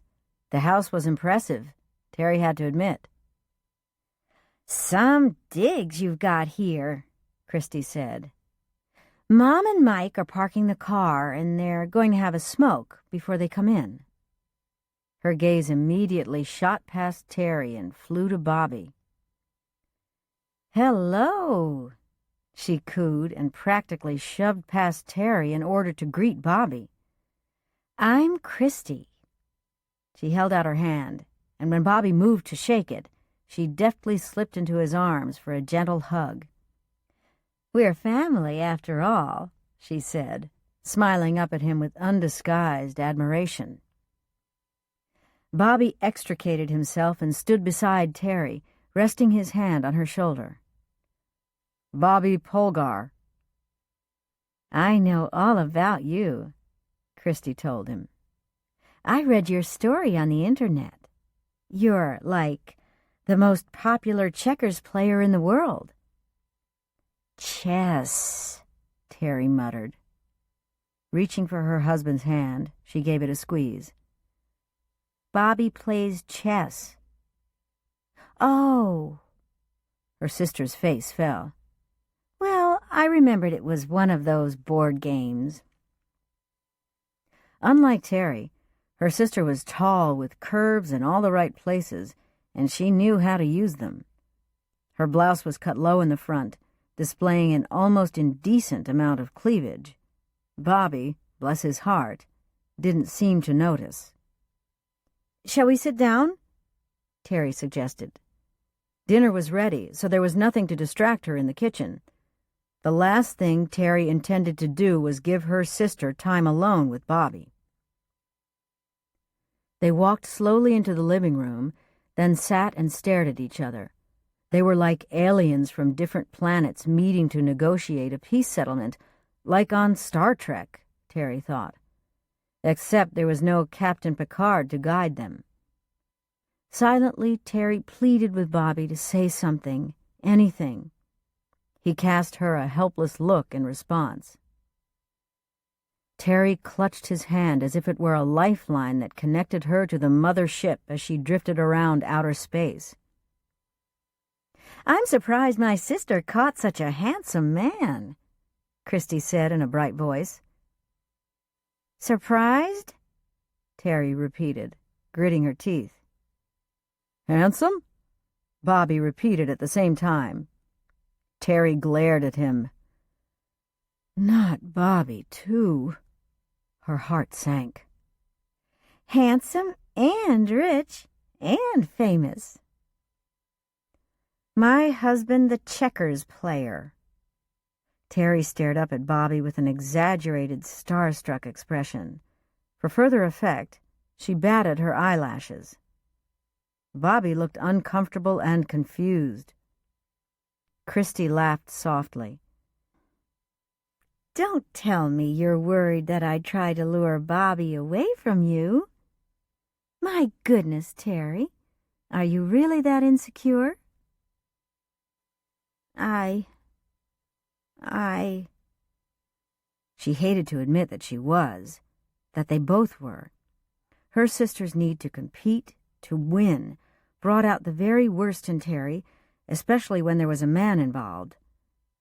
Christy knew her deepest fears and manipulated them, and Teri allowed her to do it.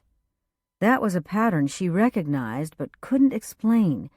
Maybe it was simply habit, all those years of playing certain roles, feeling certain emotions.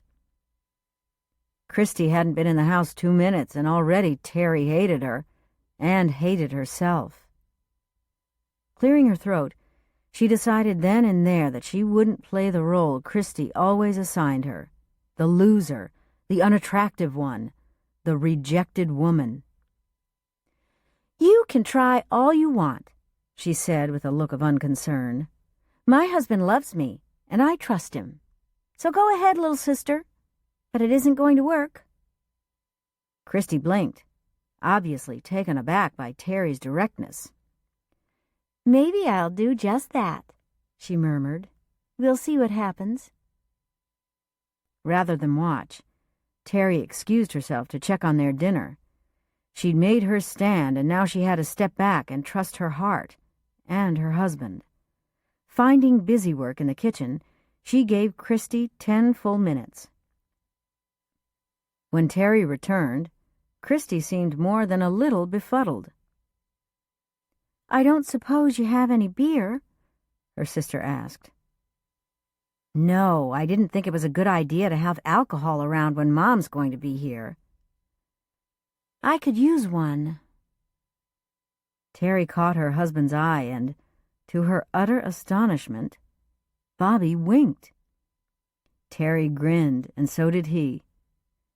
Bobby knew, and he'd put Christy in her place.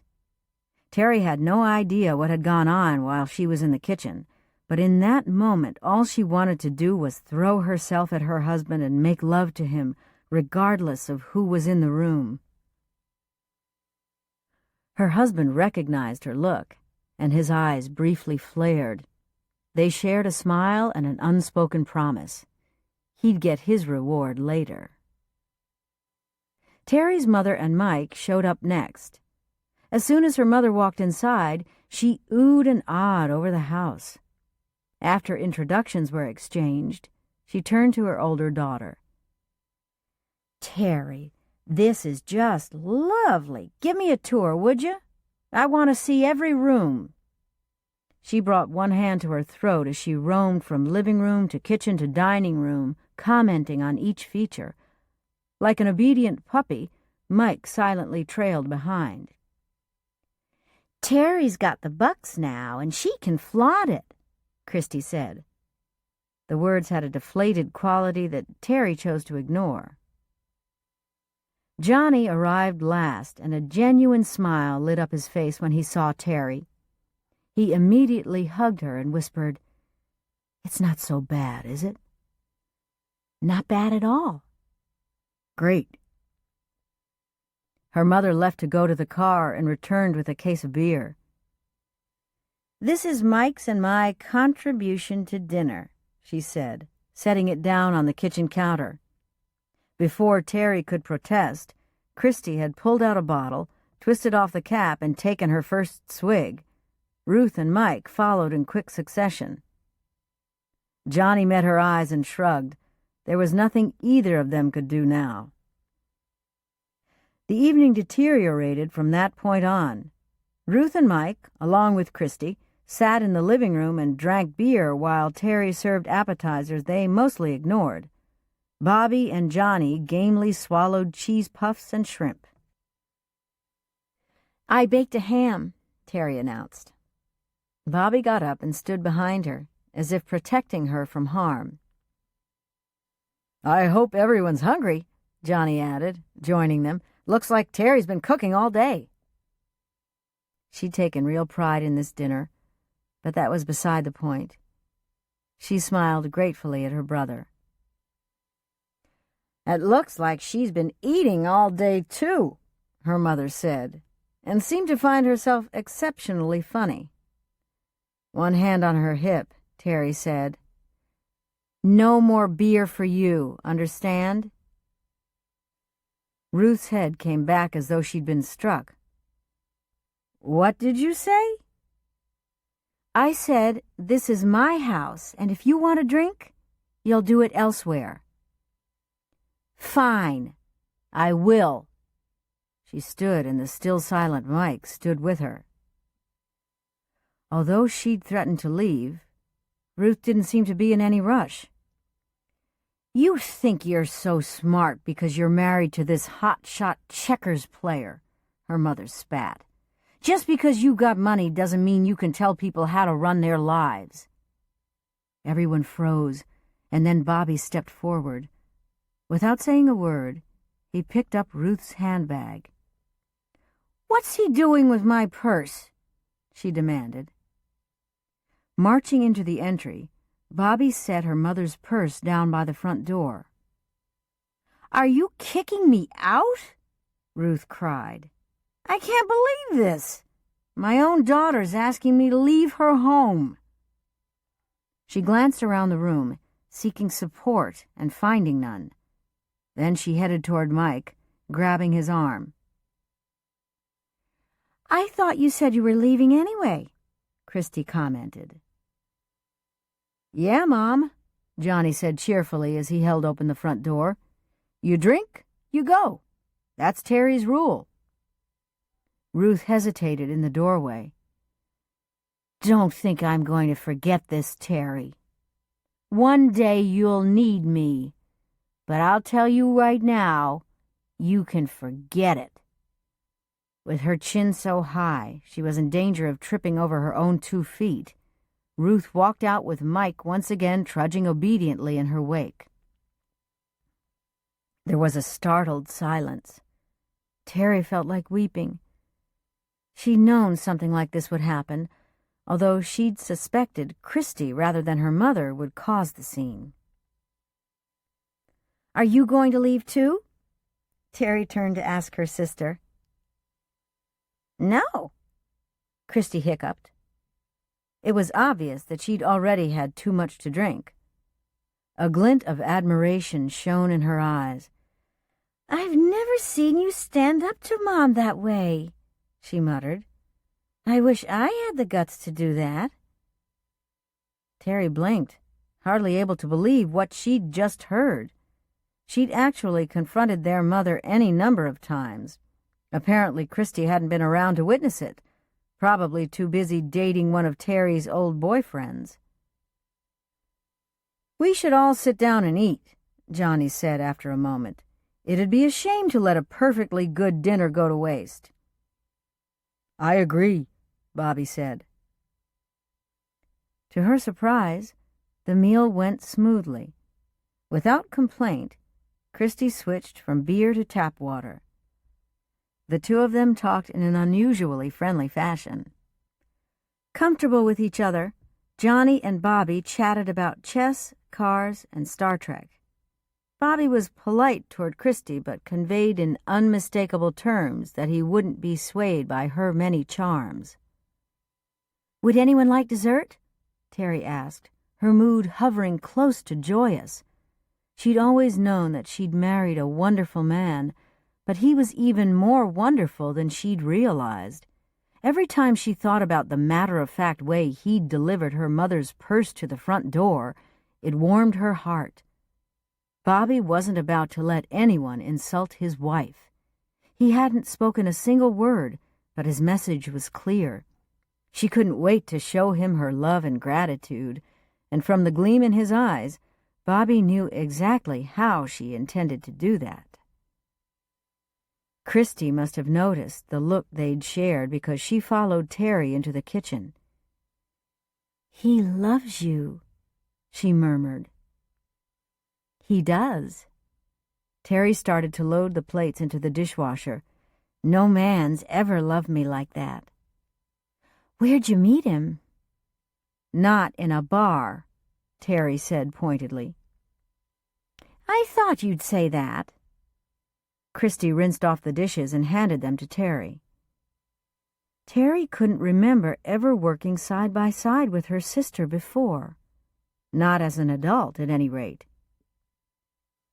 "He's a decent guy, you know," Christy said thoughtfully. "I'm not likely to meet someone like him." Teri had to agree that she'd been fortunate. "Don't be so sure," she told her sister. "Think positive." Christy snickered. "A lot of good that'll do me." Teri made a pot of coffee while Christy sliced the homemade coconut cake. Together they carried dessert into the dining room. Half an hour later, Johnny prepared to leave for Seattle. He hugged both of his sisters, and as he walked out, he gave Teri a thumbs up. "We'll drive you home," Bobby said when Christy told them it was time for her to leave as well. "Oh, no, I'm fine," Christy insisted. "I'll walk." Bobby wouldn't hear of it. "James is outside waiting." "James?" Christy asked, glancing at Teri for an answer. "James Wilbur, Bobby's personal driver." "Oh." Christy struggled with little success to hide a smile. "I guess that would be all right." Teri and Bobby escorted her to the vehicle. James, looking distinguished as usual, stood by the passenger door, waiting to open it for her. "La-dee-da," Christy said, clearly impressed. She inclined her head. "Thank you, James." Giggling, she gestured regally. "Home, James." Without cracking a smile, James held the door and Christy slid inside. As soon as she was seated, She lowered the tinted window. "Wow, this is really something." She sounded about 10 years old, and Teri was touched by this glimpse of a more innocent Christy. "Come and visit us again," Bobby said. "I will," Christy promised. Then, with an exaggerated flourish, she pressed the button to raise the window. When James pulled onto the drive, Teri leaned against her husband. "That was nice of you." "Yes." It was just like him to acknowledge his own generosity, but then, why shouldn't he? "So," she said, "what do you think of my family?" "I like Johnny." "I know." "And Christy." Her defenses immediately went on alert. "You like Christy?" "I do. But it's you I love." "Excellent answer, Mr. Polgar." Bobby chuckled. "I'm tired. Let's go to bed." Teri knew it wasn't sleeping he had in mind. "It's too early." "No, it isn't," he said. "In fact, it's 2 or 3 hours later than I would have liked." Oh, yes, Teri Polgar loved her husband, at least as much as he loved her.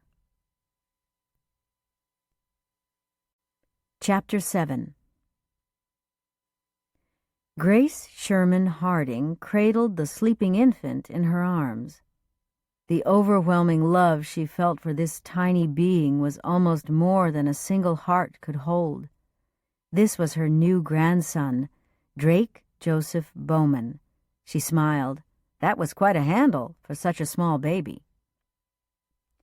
She'd experienced the same sense of wonder when she'd held Tyler and Katie as newborns. "Is he still sleeping?" Mary Ellen asked, bringing 2 glasses of lemonade into the living room. "Oh, Mary Ellen, he's so precious." This had been a difficult pregnancy for her daughter. Mary Ellen had spent the last 5 months bedridden. Both Grace and Cliff had done what they could to help, but it wasn't enough. Thankfully, John's parents had come from Oregon and were able to visit every day. Otherwise, Grace didn't know how Mary Ellen and John would have managed, not with a 3-year-old underfoot and John working all hours to support his family. Drake was worth every second of discomfort, Mary Ellen said. "How's Katie doing?" Grace asked. Mary Ellen sat down on the sofa opposite Grace's chair. "She's enthralled with being a big sister. John and I were afraid she'd show signs of jealousy, but so far she hasn't." "Good." The baby's eyes fluttered open, and he stared up at Grace. Some might say she was imagining things, but she was sure he'd smiled at her. Grace smiled back. "Hello, handsome boy." "I see he's awake, and I'll bet he's hungry," Mary Ellen said. "He probably needs a diaper change, too." She reached for her son, and Grace watched as Mary Ellen changed him out of a soggy diaper into a fresh one. "How's Kelly doing?" Mary Ellen asked when she'd finished. Grace's younger daughter was due in the next 2 weeks. "She envies you," Grace said wryly. "She's definitely ready for this baby to be born." "The last 2 weeks of this pregnancy were the longest of my life," Mary Ellen said as she nestled her son to her breast. It was a joy to see her daughter this content. Suddenly Grace felt an intense sadness that took her completely by surprise. Dan was missing so much. Her first husband had been dead for 6 years now. After his disappearance, Grace had met Cliff Harding.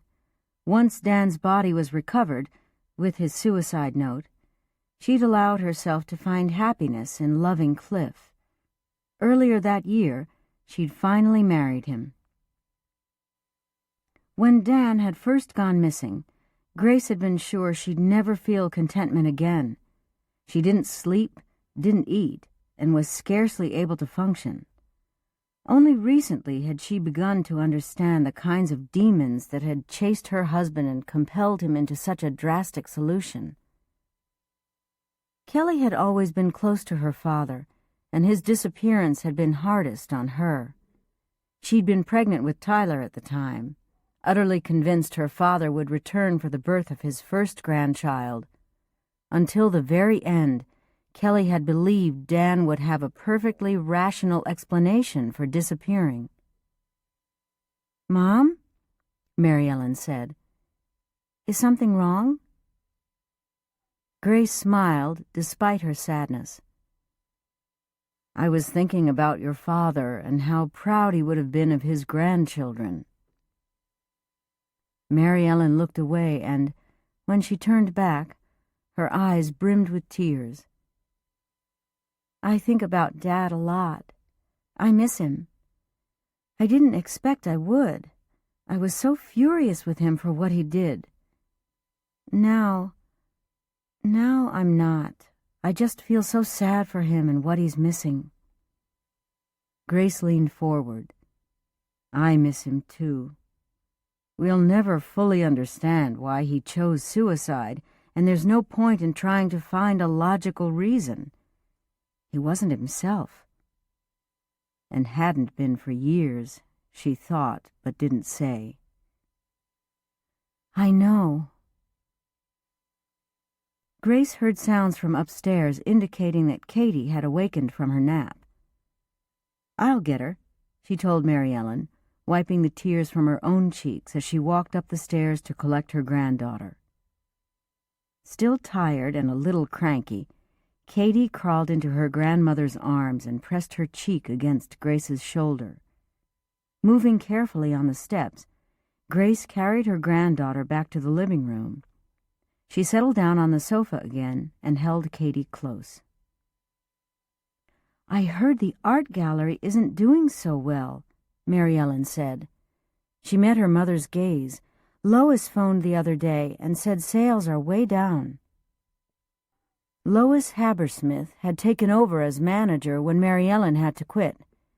Grace knew that Mary Ellen had always had reservations about Lois's ability to cope with the job's responsibilities. Her daughter's instincts had proved to be right. Lois was overwhelmed, and the gallery seemed to be suffering. Grace hated to see all of Mary Ellen's hard work erode. It was at the gallery that her daughter had met John Bowman. What a blessing he'd been to Mary Ellen, to the whole family. "There's talk that the gallery might have to close," Mary Ellen murmured. Grace recognized frustration as well as sadness in her daughter's voice. "That would be a real pity."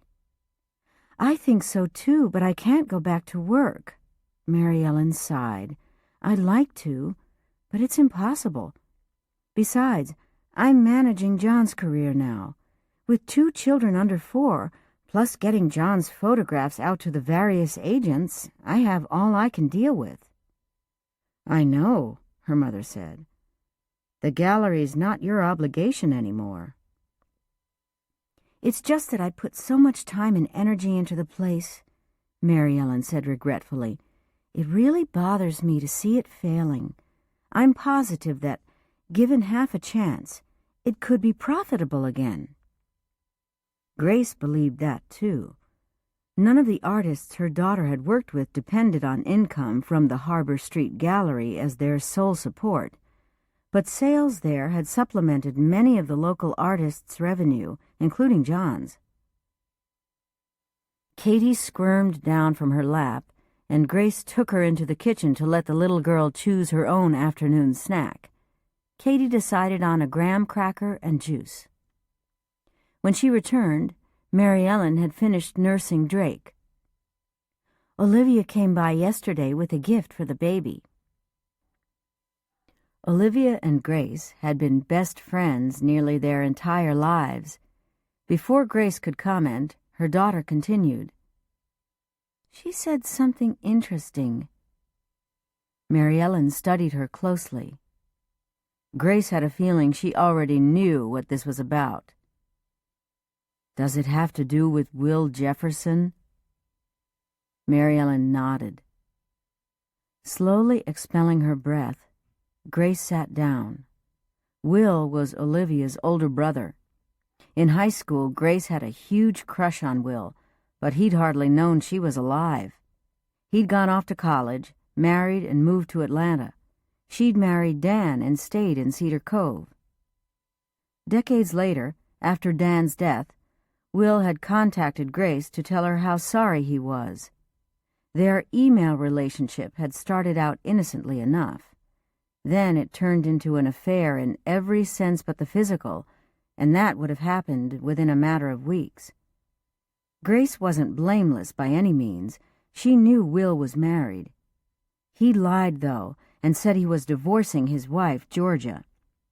Because she so badly wanted to believe him, she'd agreed to meet him in New Orleans, where they planned to share a hotel room. She was mortified when she'd learned, quite by accident, that Will had no intention of leaving his wife, for her or for any other reason. Fortunately, she'd found out before she went to Louisiana. That betrayal had nearly destroyed Grace's relationship with Cliff Harding. Over time, he'd forgiven her for the pain she'd brought him. Now she considered herself the luckiest woman in the world to be his wife. Olivia told me he's divorced and that he's moving back to Cedar Cove, Mary Ellen said, still studying Grace. I heard he might do that, she said through numb lips. Why now? Mary Ellen demanded. Grace could only shrug. Apparently, seeing other women was nothing new to Olivia's brother. Grace wasn't his first indiscretion, and she wasn't his last. Finally, Georgia had had enough and filed for divorce. Now, after nearly 40 years of marriage, she wanted out. You aren't going to see him, are you? Mary Ellen asked. Grace shook her head adamantly. Not if I can help it. In fact, she intended to do whatever she could to avoid Will Jefferson. The problem was, he hadn't taken her rejection lightly. He'd come to Cedar Cove once before, hoping to talk his way around his lies and her objections. There'd been an ugly incident, and Cliff had become involved. Just remembering it made Grace want to bury her face in her hands. Until Will had re-entered her life, she hadn't realized how quickly she could lower her principles or how stupid she could be when it came to love.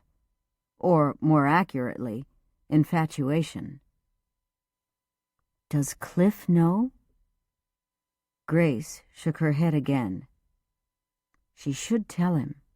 That went without saying, but even while she acknowledged it, Grace told herself she wasn't quite ready. She'd do it, of course, just not yet. The time wasn't right. Getting past how she'd misled Cliff, no, how she'd lied to him, had been a major hurdle in their relationship. Unfortunately, his first wife had cheated on him, so Cliff recognized all the signs. He'd heard the excuses. This was a path he wasn't walking twice. It had taken Grace months to prove herself to him. Now she was unwilling to put her marriage at risk over a man who meant absolutely nothing to her. His lies had destroyed any feeling she'd had. The sound of a car coming into the driveway interrupted her thoughts. Daddy's home, Mary Ellen announced for Katie's benefit. Scrambling out of her chair, Katie ran toward the door, her face lit up with joy. Daddy! Daddy! John entered the house and swept the 3-year-old into his embrace. With her arms wrapped tightly around his neck, Katie smeared kisses across her father's cheek. How are my girls doing? John asked. Mary Ellen looked up at him and smiled. "Your son might take exception to being called a girl." "Oops," John said, and, leaning down, he kissed the baby's head. "I keep forgetting about you." He chuckled at his own joke. Mary Ellen gazed at the baby, gurgling contentedly in her arms. "Let's remind him around 2 this morning, shall we, Drake?" "Hi, Grace." John greeted her with a lazy grin. "Good to see you." "You too." "Did my parents come by?" John asked as he walked over to the kitchen counter and sorted through the mail. "This morning," Mary Ellen told him. "They decided to stay in town until the end of the month." He nodded. Daddy, come see." Katie grabbed her father's hand, pulling him toward the puzzle she'd completed before her nap. Seeing that the young family was busy, Grace decided to leave. She put a casserole in the oven, then said her farewells and kissed both her grandchildren. By the time she pulled into the yard at her home with Cliff in nearby Olalla, she still hadn't decided what she should do about Will Jefferson. Sooner or later, her husband would learn that Will was retiring in Cedar Cove. If she mentioned the fact, it might place more significance on the event than warranted. She didn't care where Will Jefferson chose to live. He could take up residence on Mars if he wanted to. But by the same token, not telling Cliff might make it seem significant in a different way, as if she had something to hide. When Cliff heard her car, he came out of the barn smiling. Buttercup, her golden retriever, wandered over from her perch on the front steps, plumy tail wagging. Her husband opened the car door for her. "Welcome home," he said. Grace slipped her arms around his middle and kissed him warmly. When they broke contact, Cliff leaned his head back. "Wow! What did I do to deserve this?" "Nothing out of the ordinary." Arm in arm, they strolled toward the house. "You're late," he said casually. "I went to see Mary Ellen after work." "Ah." "Missed me, did you?" she asked with a teasing smile. Grace suddenly realized that if she told Cliff about Will, he'd suspect she was with the other man any time she was late. She couldn't bring herself to tell him. And yet, eventually he'd find out. What then? Chapter 8. Troy Davis walked into the house and dejectedly tossed the mail on the kitchen counter. He hadn't even bothered to look at it. He already knew it was nothing but junk with a couple of bills thrown in, just like it always was. He felt bored, depressed, lonely. In fact, he was downright crumpy, a word Sandy had invented, grumpy plus cranky, to describe him when he was feeling low. Whenever she'd said it, he'd had to smile. Sandy. He missed her so much. Although she'd been in the nursing home for 2 years, he'd gone there almost every day after work and weekends, too. The nursing home had become an extension of his own home and, apart from his job, visiting Sandy was his routine, his life. Now that she was gone, he had time on his hands, time he didn't know how to fill. Turning on the television, he sat in his favorite chair and watched 10 minutes of a Seattle news broadcast. There had to be more to life than this emptiness.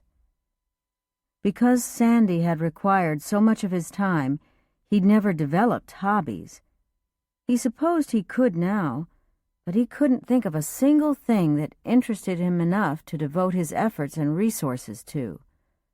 This didn't bode well for retirement. Restless, he got up and wandered into the kitchen. He'd been preparing his own meals for years now. Generally, he picked up something easy at the grocery store or got takeout from a fast food place. He learned basic cooking skills and mastered the microwave.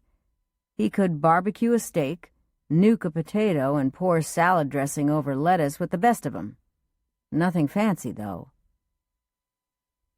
His stomach growled, reminding him that he should eat. But even the thought of a T-bone steak didn't excite him.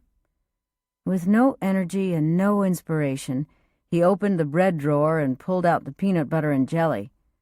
The bread was relatively fresh, and the peanut butter would provide some protein, something Sandy constantly used to harp on. Good enough. He'd make do with a sandwich. Sandy would be horrified to see him eating over the kitchen sink. But that way, if the jelly dripped, he didn't have to worry about wiping off the counter. His wife had been a real stickler about sitting down for meals. He felt guilty as he wolfed down his dinner, staring out the window into the backyard. When he'd finished, he chased the sandwich with a glass of milk. It smelled a little sour, and he should probably check the expiry date. On second thought, better just to empty the rest of it down the drain. Moving to the counter, he flipped up the lid of the garbage can, the circular file, as Sandy used to joke, and started sorting through the mail. As he'd suspected, the top 3 pieces were advertisements. Without reading any of the chance-of-a-lifetime offers, he flicked them into the garbage. The 4th piece was a water bill, and the 5th was a card. Probably a belated sympathy card. They were still trickling in. The return address read Seattle, but F. Beckwith wasn't a name he recognized. A friend of Sandy's? He stared at it for a moment and set it aside while he looked through the last few pieces. Then he picked up the envelope, tore it open, and removed the card. His gaze immediately went to the signature. Faith Beckwith. Faith Beckwith? Troy didn't know anyone named Beckwith. He'd known a Faith, but that was years ago. He glanced at the opposite side of the card and read, Dear Troy, I was so sorry to hear about your wife. How very special she must have been. I've almost forgiven her for stealing you away from me. My husband died 3 years ago, and I truly understand how difficult the adjustment can be. Faith Beckwith was the married name of Faith Carroll, his high school sweetheart. Faith had mailed him a sympathy card? He smiled, and almost before he could rationalize what he was doing, Troy reached for the phone. Directory assistants gave him the Seattle number he sought, and without hesitation he dialed it. Not until it began to ring did he consider what he should say. He'd never been an impulsive man, but he didn't need to think about what he was doing. Instinctively, he knew this was right. Hello? A soft female voice answered. Faith, this is Troy Davis. The line went silent, and Troy felt her shock. Troy, my heavens, is it really you? She sounded exactly the same as she had when they were high school seniors. Back then, they'd talked on the phone for hours nearly every night. They'd been in love. The summer after their graduation, he'd gone into the service. Faith had sent him off with kisses and tears, promising to write every day, and in the beginning she had. Then the correspondence had abruptly stopped. He still had no idea what had gone wrong. Soon afterward, a friend told him Faith was dating someone else. It had hurt, the way she'd handled their breakup, but that was easy to forgive now. They'd both been so young. Besides, Troy wouldn't have married Sandy if Faith hadn't severed their relationship, and he couldn't imagine his life without Sandy. I got your sympathy card, he said, explaining the reason for his call. How did you know? My son lives in Cedar Cove, Faith said. "I was visiting him and the grandkids, and I saw the Chronicle. I always read the obituaries and—" "That's where you read about Sandy?" "It is. I'm really sorry about your loss, Troy. I wasn't sure you'd want to hear from me. That's why I didn't mail the card right away." Troy didn't know what else to say until he glanced down at the sympathy card and reread her short message. "What did you mean when you said Sandy stole me away?" His memory of their breakup was quite the opposite. Faith had dumped him. Her laugh drifted over the phone. "Come on, Troy. You have to know you broke my heart." "What?" He shook his head in bewilderment. She couldn't have forgotten the callous way she'd treated him. "As I recall, you're the one who broke up with me." There was a silence. "How can you say that?" she said. "You quit writing to me." "I most certainly did not," he returned. He'd always wondered what had happened and wasn't too proud to admit she'd hurt him badly. But none of that was important anymore. Hadn't been in years. "Hold on," Faith said. "One of us seems to have developed a selective memory." "That's what I was thinking." Strangely, Troy found he was enjoying this. He knew beyond a doubt that the selective memory was Faith's, but he was willing to forgive her. "Yes," she said, "and it's not me."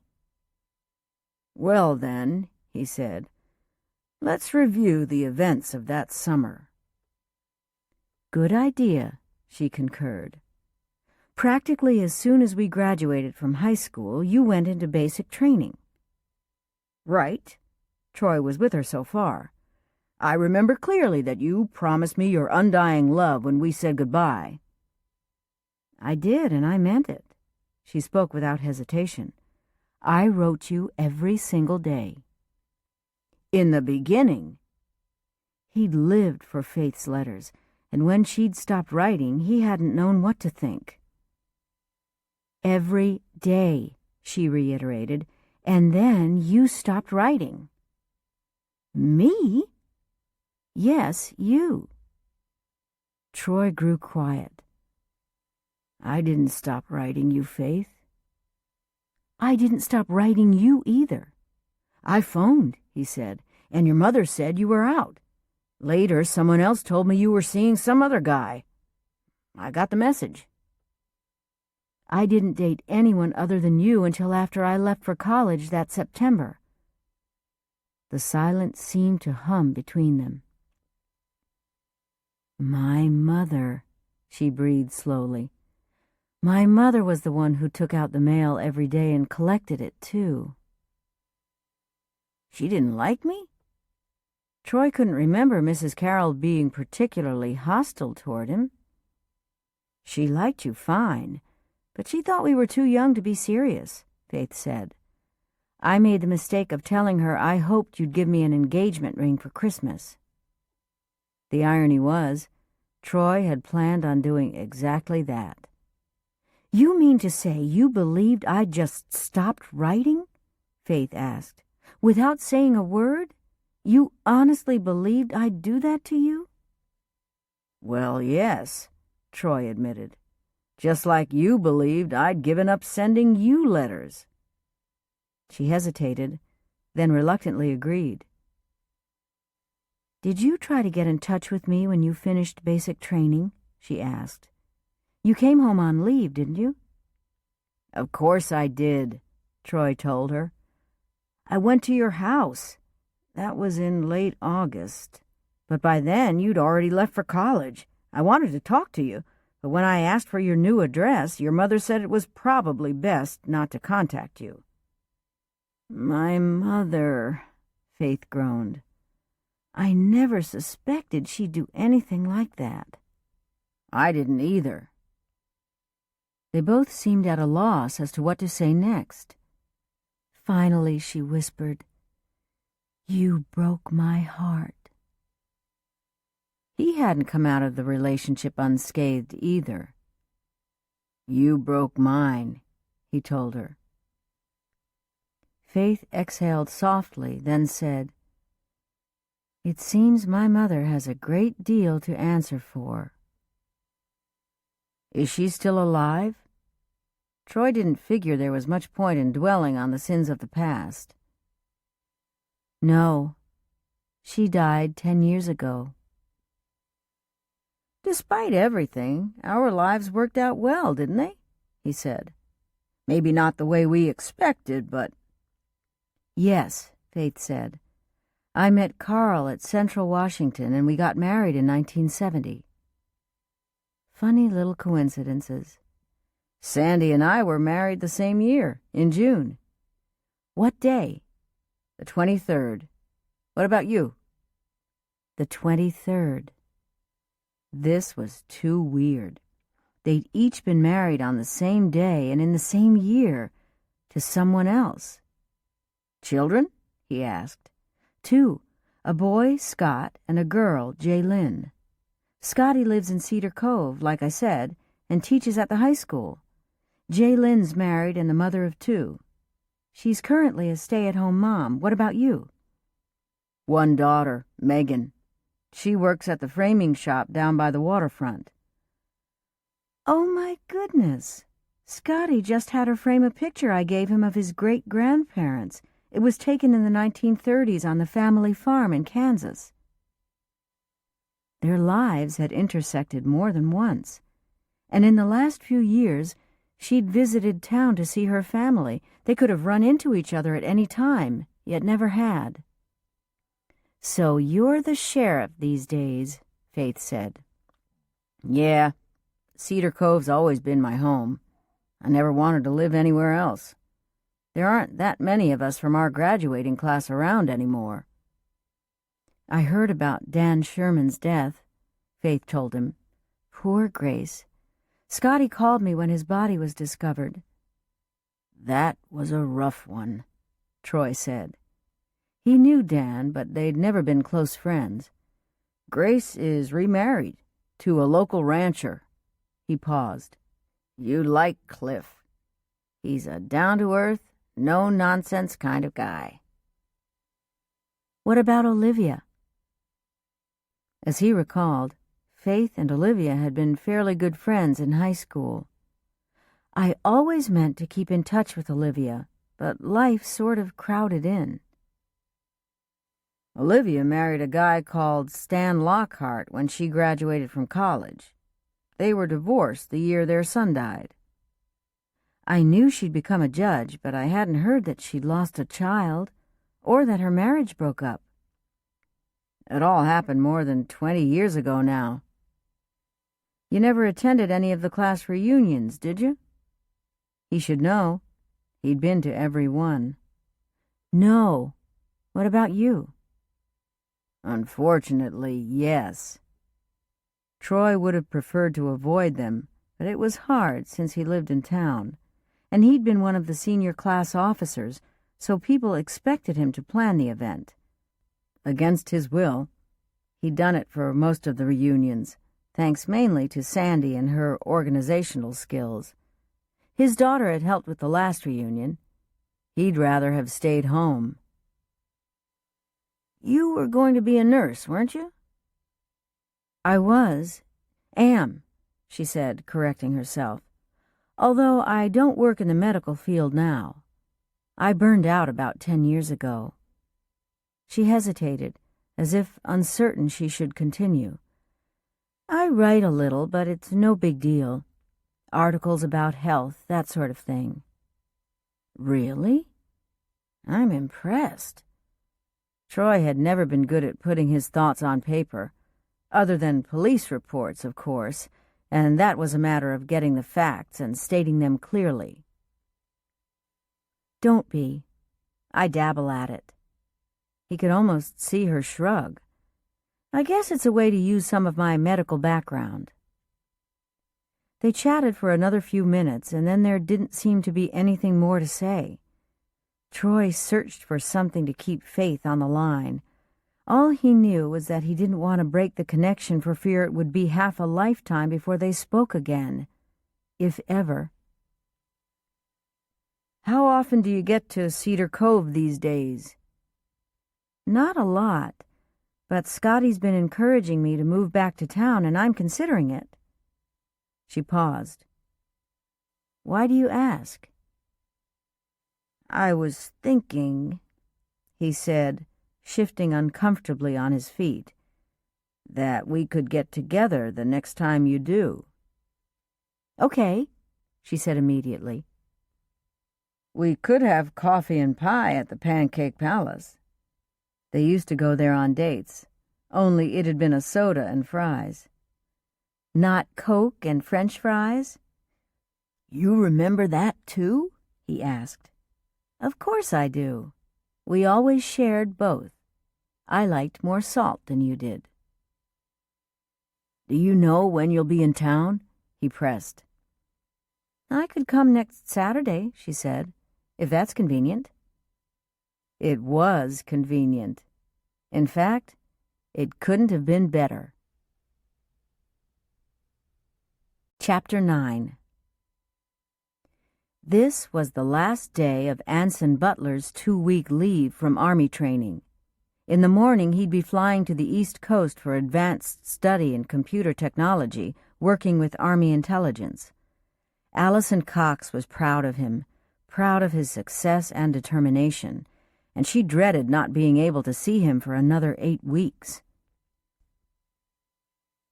Her parents had been wonderful to him. Together, as a family, they were sending Anson off with a big barbecue dinner. Even Eddie, her annoying younger brother, had helped decorate the patio with streamers and balloons. All their friends from school would be there, even the ones who'd believed Anson had been responsible for the fire that burned down the Lighthouse restaurant. He'd forgiven them, and if Anson could, then so could she. Allison had baked a cake that afternoon and was putting the finishing touches on it, smoothing out the chocolate frosting, adding candied flowers. After that, she'd go and pick up Anson at his mother's place. You invited Mrs. Butler, didn't you? Her mother asked. Allison nodded, although she knew even before issuing the invitation that Cherry Butler would refuse. The truth was, she'd never been much of a mother. Cherry said she'd think about it.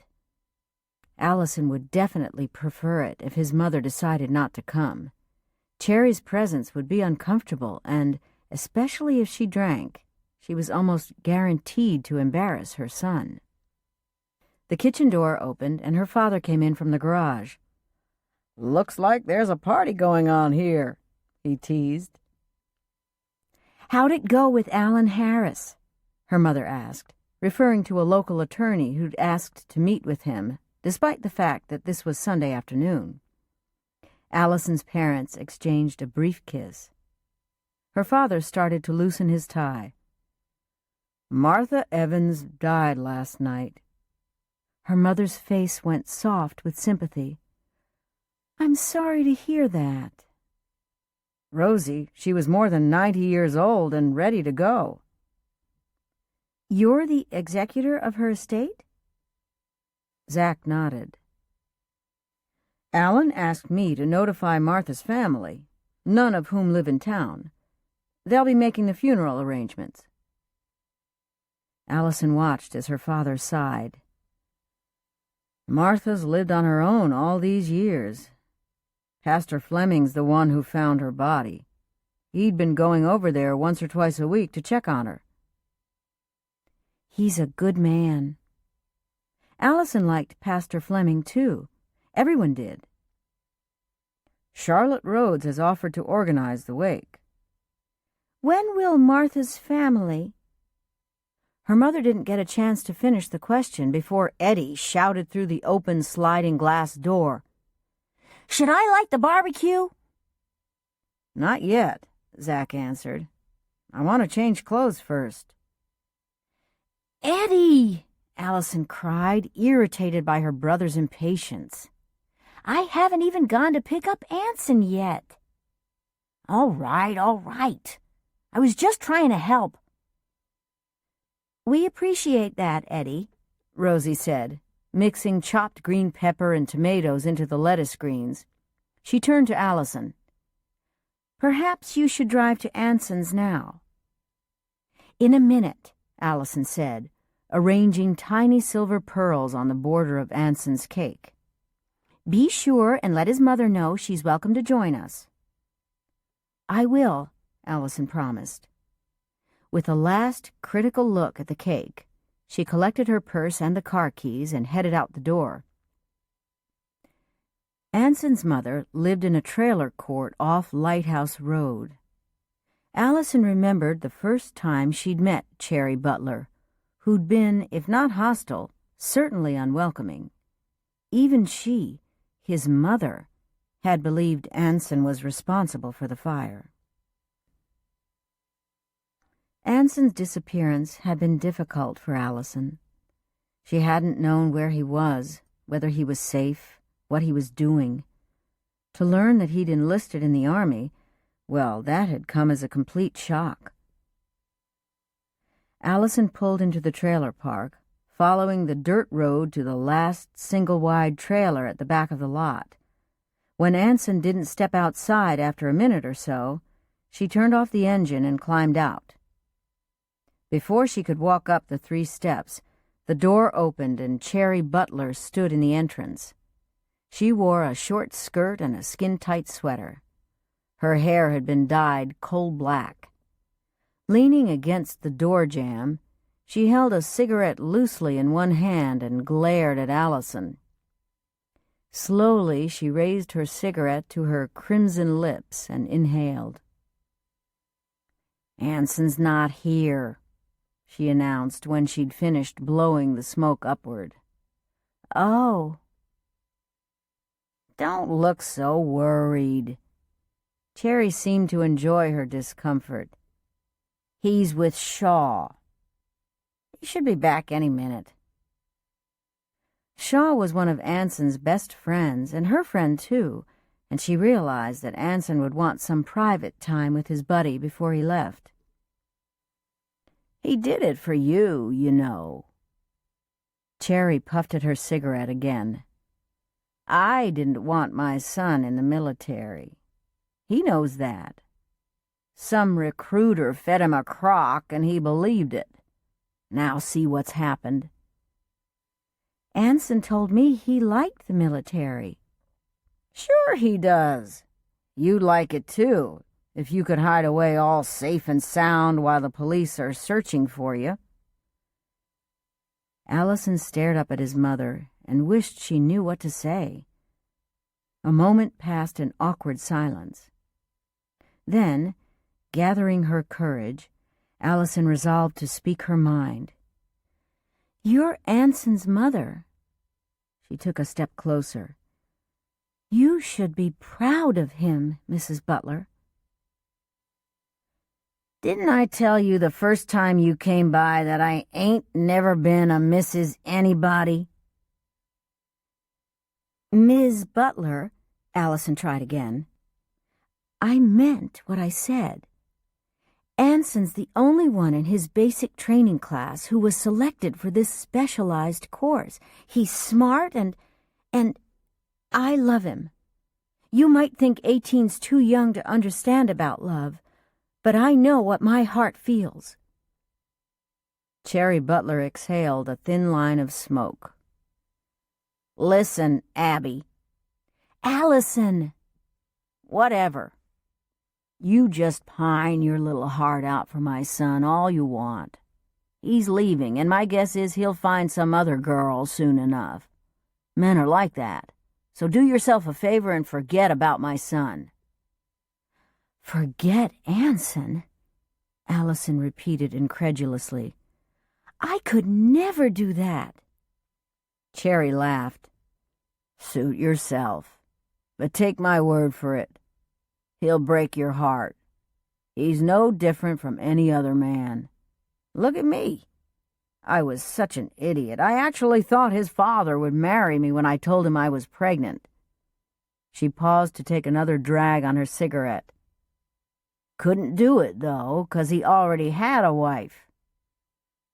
"Anson isn't like that." Believe what you want. She shrugged carelessly. One thing I'll say about Anson. He's got his daddy's brains. Sure as hell didn't get 'em from me. Allison badly wanted this evening to be special for Anson. She took a deep breath. It would mean a great deal to Anson if you'd come to the party. She loved Anson, so she was willing to put aside her own preferences. If, despite everything, he wanted his mother there, and he did, Allison would try to persuade her. Party, is it? She cocked her eyebrows as she flicked the lit cigarette onto the dirt road. A farewell party, she elaborated. Cherry shook her head. You won't need me for that. Anson would like you there, she said. Please, Mrs. Cherry. Again his mother declined, shaking her head. I got things to do. What could be more important than sending Anson off to his new course? She asked, not understanding how his mother could feel so little pride or concern. Allison glanced up as a car came toward the trailer, leaving behind a trail of dust. She recognized Shaw's old Ford Malibu. He dropped Anson off, waved to Allison, and pulled out again. They'd see him later at the party. Sorry I'm late, Anson said, smiling at Allison and then his mother. I was just inviting your mother to join us, Allison said pointedly. And I was just telling your girlfriend I got better things to do than go to some rich man's house and make nice. It won't hurt my feelings if you'd rather stay here, Anson said, not meeting his mother's eyes. I didn't figure it would, Cherry told him. Allison felt him stiffen at that response. Then he turned deliberately away. Come on, Allison, let's get out of here. Bye-bye, Cherry said with a flippant wave. She moved inside the trailer and pulled the door shut. As soon as his mother was gone, Anson cast Allison an apologetic look. How long did I keep you waiting? A couple of minutes, that's all. Did she get on your case? About what? Me in the military. Allison shrugged. Not really. Anson released his breath. She blames you. Allison wasn't worried. Cherry could blame her for all she cared. The military's my way out, Allison, he said as if he needed to explain his motivation. Without it, I wouldn't have a chance of getting an education. Cherry doesn't seem to grasp that. I know. Anxious to leave now, she tugged at Anson's hand. Come on, let's go. They both climbed into the car, and Allison left the trailer park. She drove cautiously to avoid the kids and dogs playing in the dusty roads. Is your family expecting us right away? Anson asked. I suppose. Why? He sent her a quick, secretive smile. Can we go to the waterfront for a moment? Sure. Anywhere in particular? A slow, happy grin spread across his face. Somewhere private. Allison did take her eyes off the road then. She knew a good place down Lighthouse Road and went in that direction. The tide was out, so she pulled onto a stony area near the beach, glancing around to make sure it was as deserted as she'd expected it to be. There was no one around. Anson got out of the car, and Allison did too. When he joined her, he took her hand. Together they walked the short distance to the water. A log had drifted up onto the shore, and they stepped over it, making their way along the pebble beach. A pair of long-legged herons waded in the shallow water, and seagulls cawed overhead. I'm sorry you had to wait for me, Anson said again. I know what my mother's like. It's okay. Allison didn't want to waste their last day discussing his mother. "I planned to be back sooner, but I needed Shaw to take me someplace." Anson reached inside his pocket and removed a small jeweler's box, which he flipped open. Inside was a silver ring with a single blue stone. A sapphire, Allison guessed. Anson stared down at it and then at her. "I wanted to give you this before I left." Her throat instantly clogged with tears. "Oh, Anson." "I want you to have something for me to wear so you won't forget me." "Anson, there's no chance of that. I won't forget you."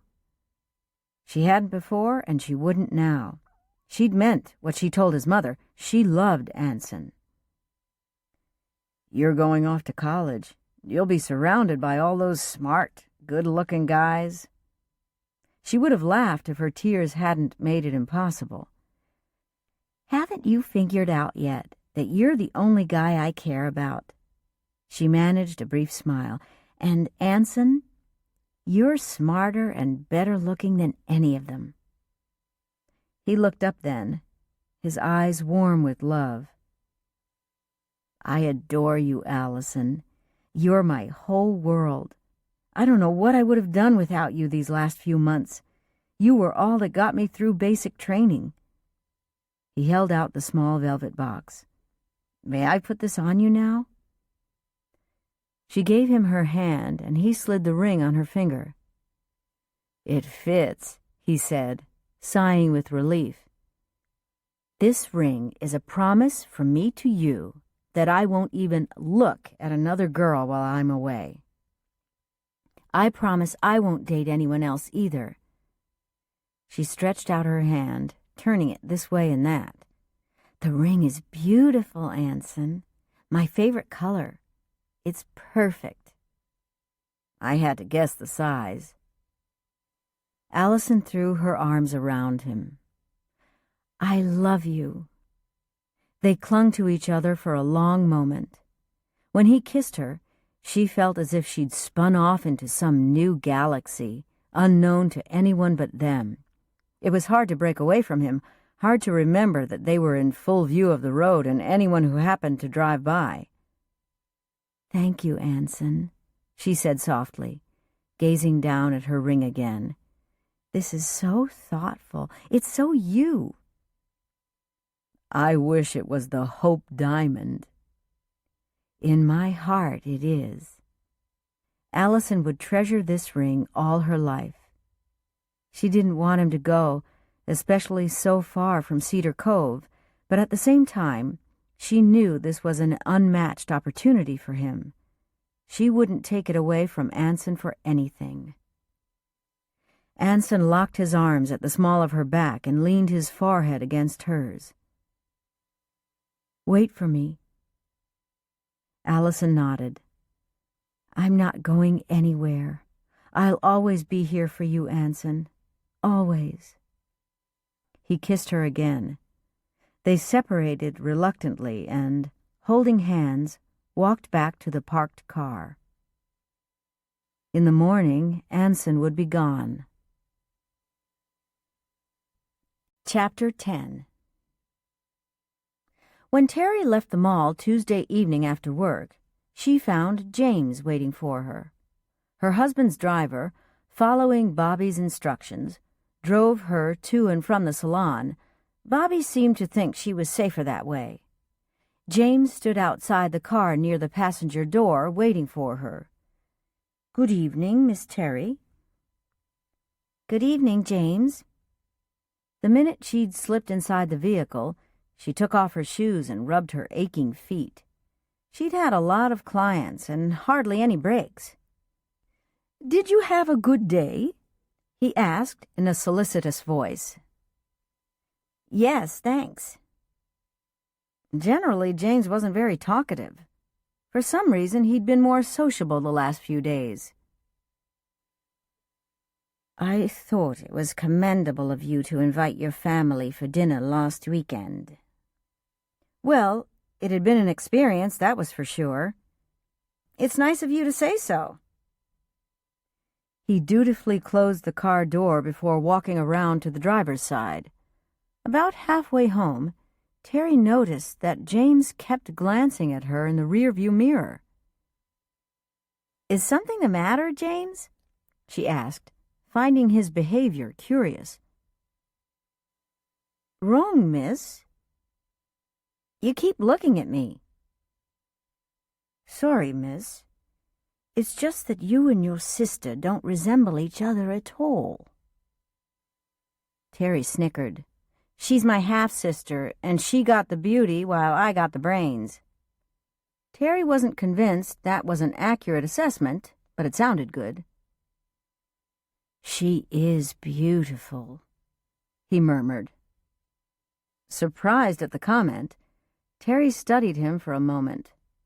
It had never occurred to her that James might be romantically interested in her sister. But why not? And why wouldn't Christy be interested in him? He was single, employed, and attractive in his own way, a considerable improvement over the men she usually chose. "James," she said, "don't take me directly home this evening." "I beg your pardon, Miss Teri." "Take me to my sister's house." "She lives in an apartment." "Okay, her apartment then." Teri hadn't been in contact with Christy in quite some time and certainly hadn't visited her current home. "Should I let Bobby know?" "No, we'll only be a few minutes." James sat up a bit straighter. "Whatever you say, miss." "James, call me Teri." "Yes, miss." The drive took a few minutes, so Teri asked James about her husband. Ever since the threat, he'd hardly left the house, but every day, regular as clockwork, he sat in front of the chessboard. How he could concentrate without men on the board was beyond her, but what did she know? "How was Bobby's day?" she asked. Teri was more concerned about her husband than she wanted to let on. He'd become withdrawn lately. The fact that he sent his driver to escort her to and from work told her he was almost paranoid about her safety. He hated it whenever she left his sight. Clearly there was more to this threat than she'd known. Bobby knew, though, and he wasn't taking any chances. Teri loved her husband. Because of that, she wasn't about to let some goon blackmail him, using her as bait. She needed to find out what was going on and take action. James didn't respond to her question right away, which implied far more than anything he might have said. "He stayed in the house all day, Miss Teri." "Do you know why he hasn't played in any tournaments lately?" she asked, deciding to force the issue. "No, Teri." He drove into the parking lot of the apartment building on Beach Road and turned off the engine. "Your sister's in the bottom floor unit, number 102, he told her. "Thank you, James." He was out of the car and opening her door before Teri had even managed to unfasten her seatbelt, then waited by the vehicle while she walked toward her sister's place. The stretch limo had caught the attention of several residents, and half a dozen children came toward James, full of questions. Christy answered her knock with a soda in her hand. She blinked in astonishment when she saw Teri. "What are you doing here?" she asked. Teri shrugged, feeling a bit awkward. "I came by to see how you're doing." That was the truth, or part of it. She genuinely wanted to re-establish a relationship with her sister. She also thought that encouraging a relationship with James could benefit them all. "You care?" "I wouldn't be here if I didn't. I'm inviting you to dinner." Christy eyed her suspiciously. "Again?" "Aren't you worried that I might hit on your precious Bobby?" She was, and yet she wasn't. She trusted her husband. Of all the women in the world, he'd chosen to fall in love with her. Bobby Polgar might be many things, but fickle he wasn't, and any fear or jealousy she'd felt had evaporated in the warmth of his love. Teri grinned. "You can try, but it won't get you anywhere." Christy straightened when she saw James standing outside the car with kids swarming around him in the parking lot. Teri noticed her sister's reaction right away. "I'll send James to pick you up tomorrow. Shall we say 6? "I guess that'd be all right." Christy acted as though she was doing Teri a favor. James held the car door for Teri when she returned. "I hope you won't mind picking up my sister for dinner tomorrow night," she said. "Not at all, Miss Teri. It would be my pleasure." She had the distinct impression that he meant every word. The rest of the ride to Seaside Avenue took place in silence. When James let her out, the front door opened immediately and Bobby exploded out. "You're all right?" he demanded, grabbing Teri by the upper arms. His eyes raked over her as if checking for injury. "Bobby, of course I'm all right. Why wouldn't I be?" "You're late." Instantly, Teri felt guilty. She should have phoned or had James call Bobby, as he'd suggested. "I asked James to drive me to Christie's." There was unmistakable relief in her husband's eyes. He hugged her, holding her close. With her arms around Bobby's neck, Teri looked deep into his eyes. She saw in him such love it made her want to weep. And she saw something else. She saw his fear. Bobby was afraid for her, afraid someone would take her away from him. "Let's sit down and talk," she said, leading him into the house. They both sat on the elegant leather couch, and Teri slid close, leaning her head against his chest. "I need to ask you a question." "What is it?" "I need to know why you're keeping a constant watch over me." He frowned. "So I can be sure you're safe." He seemed to feel that should be obvious. "I am safe, I promise you. But if you've received a threat, then we should deal with it together. We could go to the police or—" "No!" He shook his head and withdrew his hand from hers. Something had happened. His body language made that clear. "Bobby," she whispered, turning to face him, "you'd better tell me." His expression was completely deadpan. He didn't speak, simply shook his head again. Teri's chest tightened, and she rose onto her knees, holding his face between her palms. "Bobby, listen to me. I'm your wife, and married people communicate with each other. Whatever's going on, I need to know about it. You should tell me. That's what married people do." He shifted uneasily. "Ever since that day those 2 men showed up at Get Nailed, you've been acting weird. Something happened and you're carrying the weight of this problem all by yourself. I have to know what's bothering you." When he didn't respond, she said, "They threatened me, didn't they?" He didn't answer. "Bobby, I realize you're trying to protect me, and I love you for it. But you're miserable, and because you're miserable, so am I." He still wouldn't look at her. "You haven't played any tournaments in weeks. You were born to play chess. It's your life." "You're my life," he countered. "Nothing is more important to me than you." "I can't be happy if you aren't," she said gently. Bobby closed his eyes.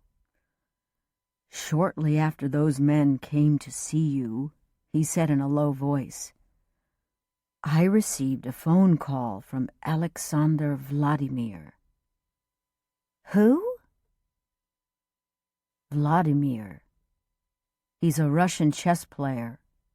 He asked me how you were feeling and then said he hoped you were safe. That was it? Maybe that's just a Russian way of congratulating you on our marriage, she suggested. Or of extending his best wishes. No. Bobby's eyes hardened. He was letting me know that he was behind the incident in June with you and James outside the beauty shop. Okay, she returned thoughtfully. If you feel he was making a threat, veiled or otherwise, then we need to report him to the authorities. No. Bobby clenched and unclenched his fists. I have no way of connecting him to the threat. No proof. Going to the police would put you in danger. Don't ask me to do that, because I can't. Rarely had she seen him react more vehemently to anything. His emotion, more than his words, told her how heavily this had weighed on his mind. Before she could attempt to reassure him, Bobby kissed the side of her neck, sending shivers down her arms. I like you more than chess, he whispered. His fingers slipped inside the opening of her blouse. Am I communicating well? Yes, she whispered when his hand cupped her breast. Very well. Is there anything else you want to discuss? Bobby asked after a long pause. What are we going to do about this Russian? She asked, pushing his hands away so she could concentrate. Bobby didn't reply immediately. He seemed to be assessing his options. They're mafia? She asked. Russian mafia? Bobby shrugged, and when he spoke, he avoided her question. Vladimir's a good player, one of the best, but I'm better. In many ways, her husband was a humble man, but when it came to chess, he had complete and total faith in his abilities. That unshakable confidence in himself was what she'd found so appealing. Vladimir wants you to lose to him, Teri speculated. Bobby nodded. You told him you wouldn't, right? At first he didn't respond. Eventually, reluctantly, he explained. Vladimir implied that if I didn't lose to him, something would happen to you. The fiery burst of anger that shot through her was overwhelming. Teri blurted out a few words that apparently shocked Bobby. I won't let you lose to him, she insisted furiously. Bobby's eyes revealed a tortured look. The thing is, I can't lose. I don't know how to lose. All I know is how to win.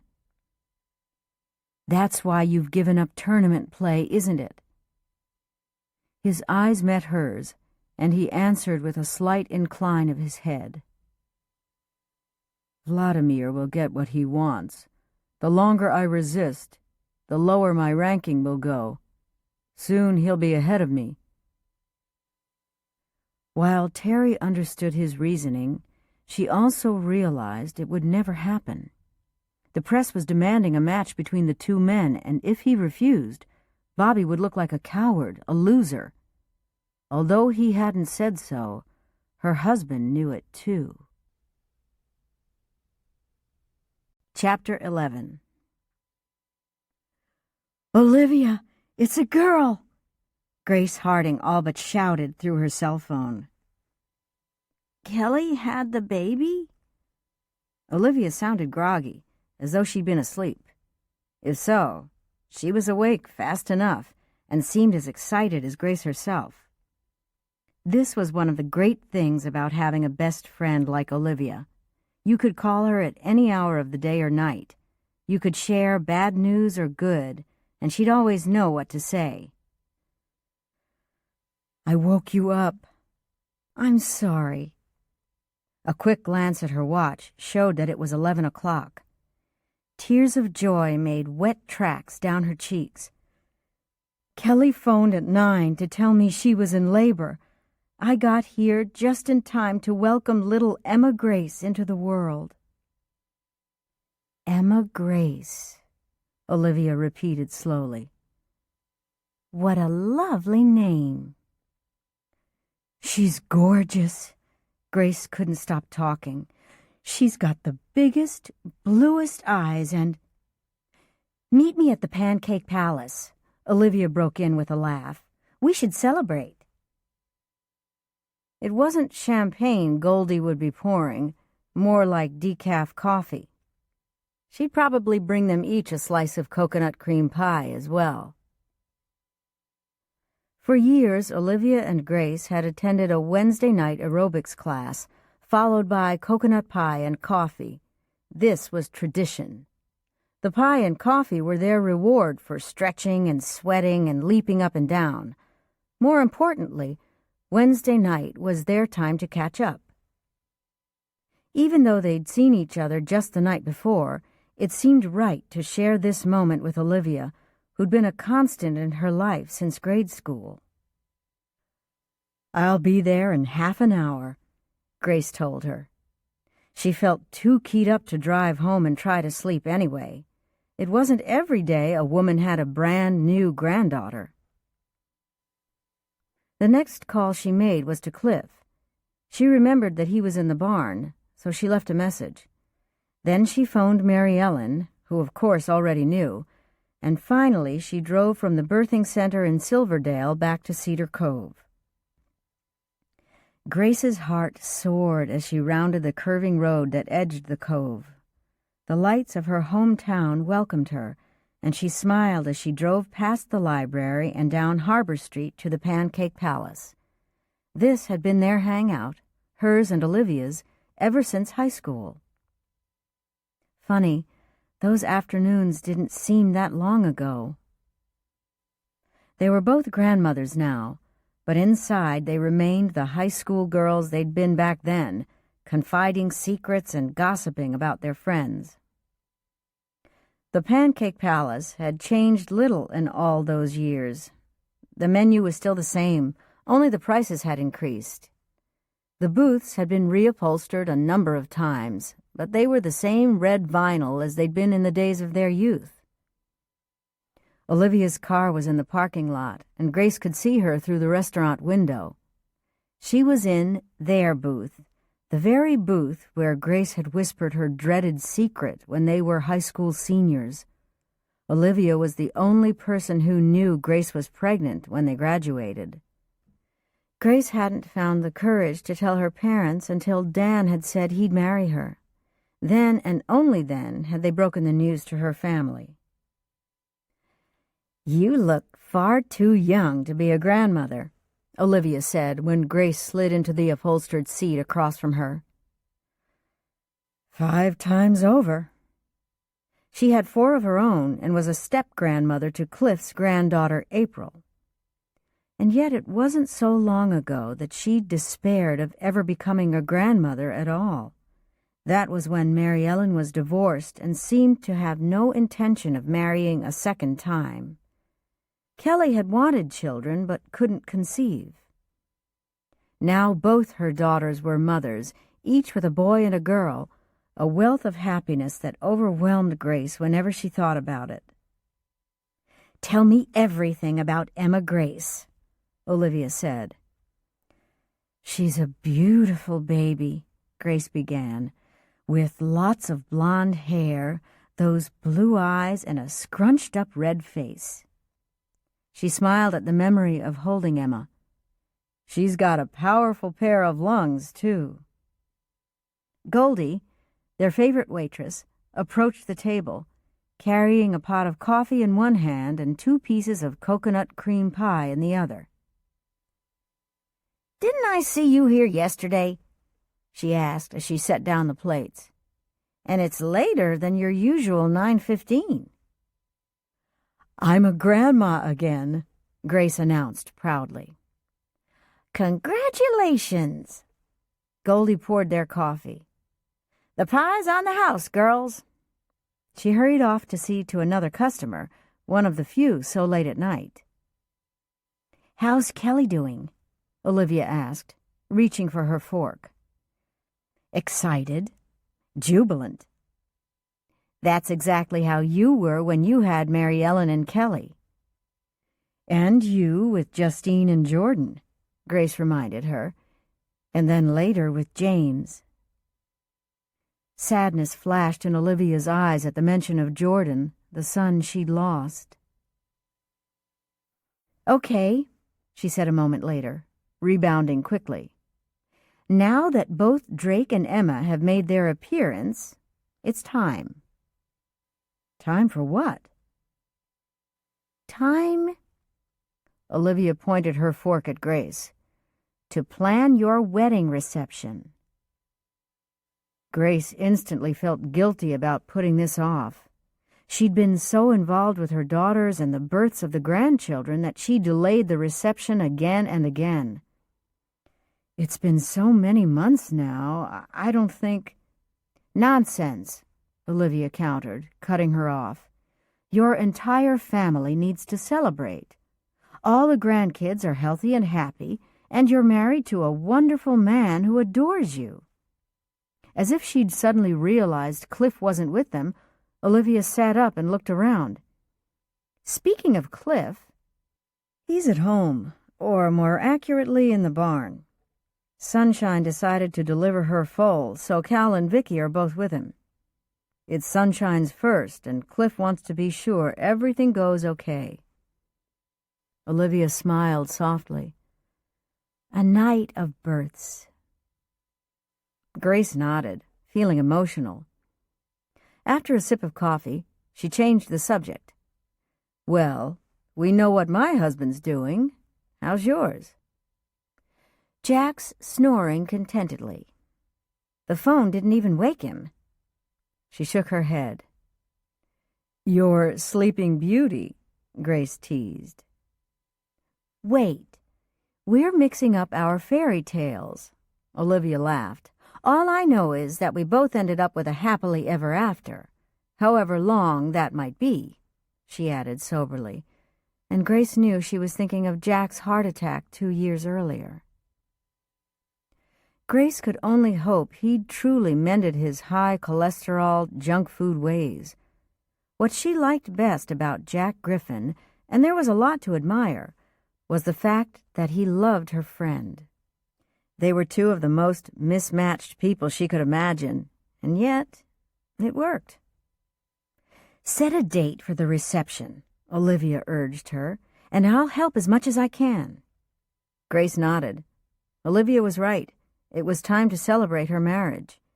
They were never going to find a date that suited absolutely everyone. That was why they'd gotten married during a library conference Grace was attending in San Francisco. They both had busy lives, and so did their children.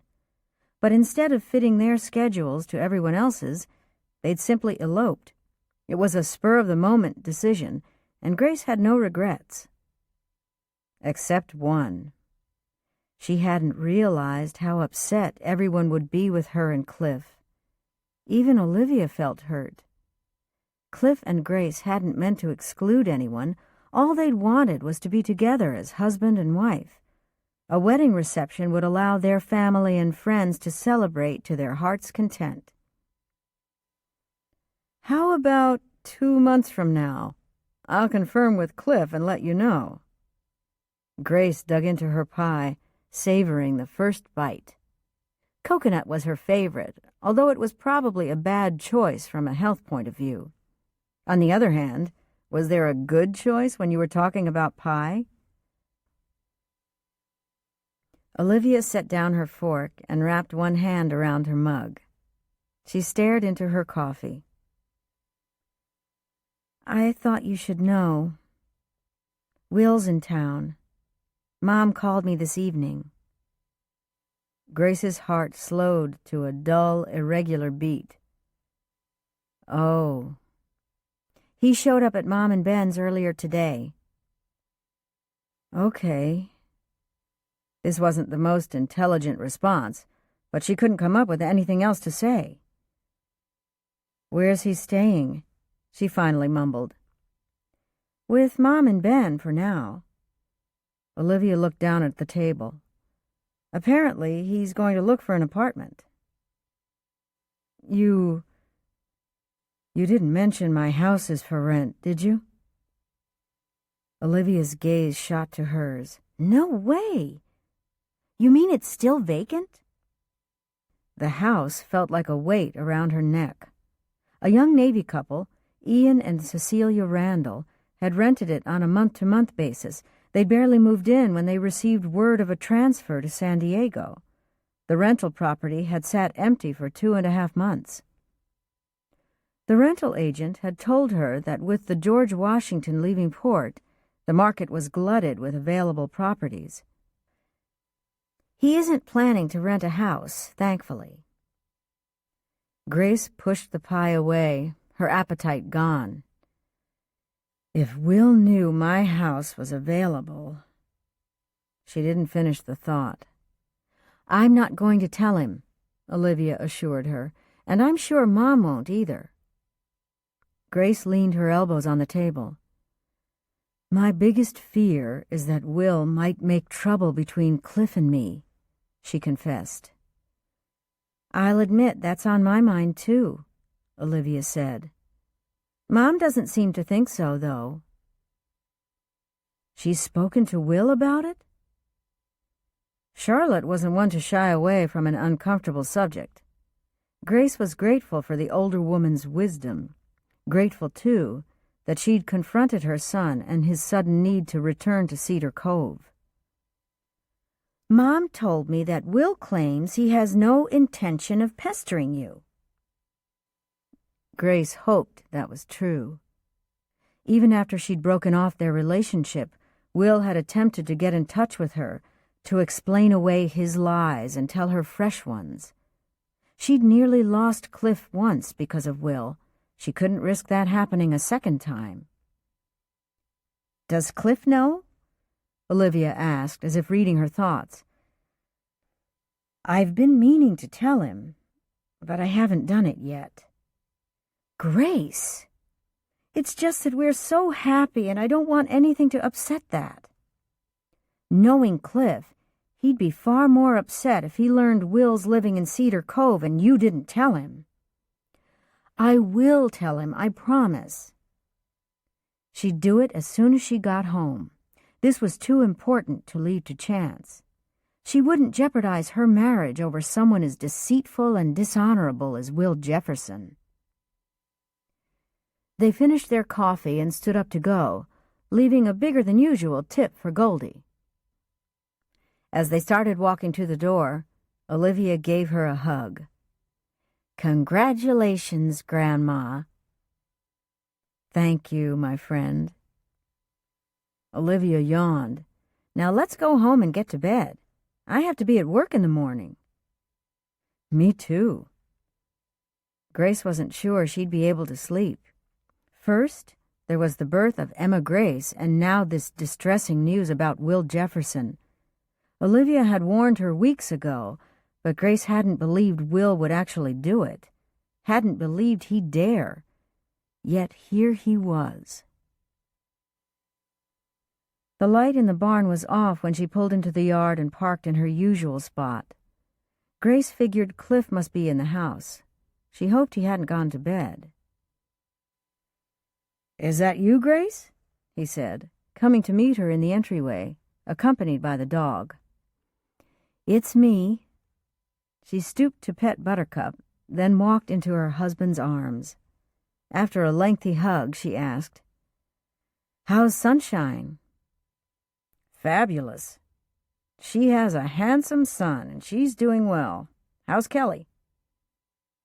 "She has a beautiful daughter, and she's doing well, too." He chuckled and hugged her again. "Little Emma Grace. She couldn't have a nicer name." Grace smiled. "Olivia and I celebrated with pie and coffee at the Pancake Palace." "That's what your message said." Olivia insisted we set a date for our wedding reception, so I suggested mid-October. Is that okay with you? Sure, as long as this is something you want to do. She nodded. I want the world to know I've got the best husband in the world. Cliff kissed the top of her head. I'm the lucky one. You think so, do you? Try as she might, Grace was unable to stifle a yawn. Slipping his arm around her waist, Cliff led her down the hallway to their bedroom. You must be exhausted. I thought I'd be too keyed up to sleep, but... Cliff yawned, too. I thought the same thing. Come on, honey, let's go to bed. She should tell him now, Grace realized. But because they had so much to celebrate, she decided she couldn't. Not then. Perhaps in the morning. Right now they were both too tired. They were happy. To destroy the evening with news of Will Jefferson just seemed wrong. All she could do was pray that Cliff didn't learn it from anyone else. Chapter 12. Can Rachel take me shopping? Jolene asked for the 6th time. I said that would be fine, Bruce muttered, leafing through the Cedar Cove Chronicle. He worked hard at his computer support business and needed this quiet time in the evenings. Just half an hour to regroup, that was all. Since Stephanie's death, he'd developed a routine with their daughter. He got home from work, watched the news and read the paper while Jolene entertained herself with a book or a jigsaw puzzle.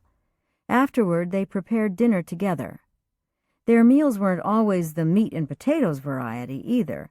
Some nights it was bacon, eggs, and waffles. More than once, they'd had cookies and milk with popcorn for dessert. But he didn't make a habit of that. You didn't phone her, Jolene whined. Why don't you? He said. She'd called Rachel Pendergast often enough in the past.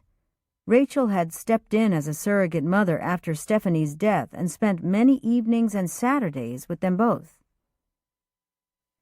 At age 5, Jolene had decided she needed a mother, and she'd chosen Rachel.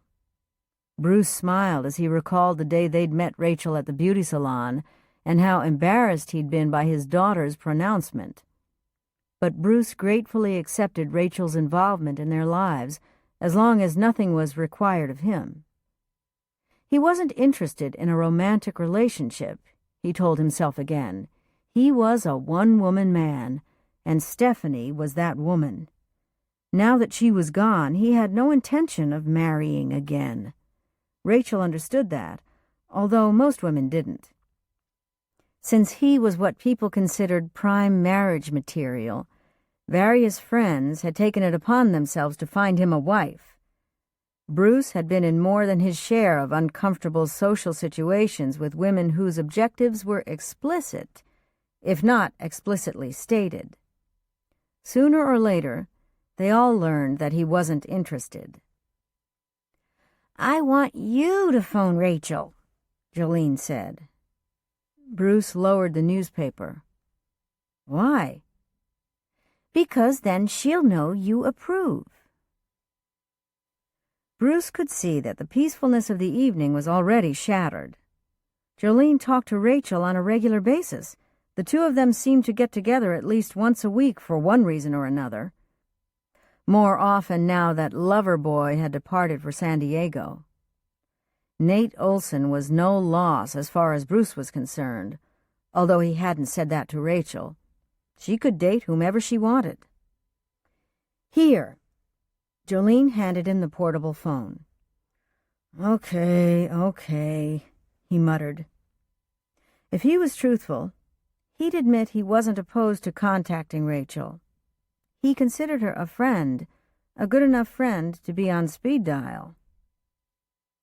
Hi, he said when she picked up. Are you doing anything special this Saturday? What do you have in mind? Jolene needs to go school shopping, and she'd like you to take her. Count me in." Bruce grinned at her enthusiasm. He didn't understand this thing about women and shopping. He didn't know a single one who wouldn't leap at the opportunity to dash to a mall. A sale on bed sheets, some kind of giveaway, a makeup demonstration, any excuse would do. "What's so funny?" "You women and your shopping." "Listen, Bruce, you don't want to go there. Men have their own preferences. I'll bet you're sitting in front of the television right now with the remote control on the armrest. I'll bet you're reading the paper at the same time as you're watching the TV news." How did she know this much about his evening routine? He supposed it shouldn't surprise him. Rachel had often been to his house over the past few years, and he'd been to hers. She was the only woman who'd breached his defenses. Suddenly he wondered if she was right about other men's routines being the same as his. And if she was, how had she found out? "What do you hear from Loverboy?" he asked.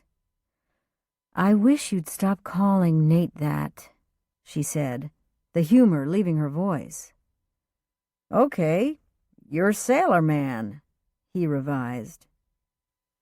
The truth was, Bruce had never much cared for Rachel's Navy boyfriend. For one thing, he couldn't imagine them as a couple.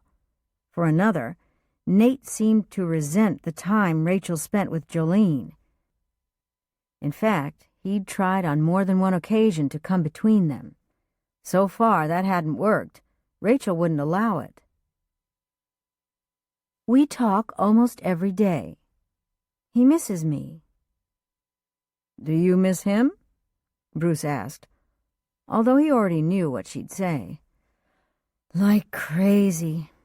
I'm going to fly down to California to visit him soon, or he'll fly up here for a weekend. We're miserable without each other." Bruce had to bite his tongue to keep from making a sarcastic remark. He wasn't sure why he'd bothered to ask. Thinking about Nate Olson and Rachel invariably put him in a bad mood, although he refused to delve any further into the reasons for that. "What's new in town?" Rachel asked, abruptly changing the subject. "You're reading the paper, aren't you? Give me an update." "All right," he said, looking at the front page. "The school board's bringing a new bond issue to the ballot in September. You'll vote for it, won't you?" "Of course. Anything else?"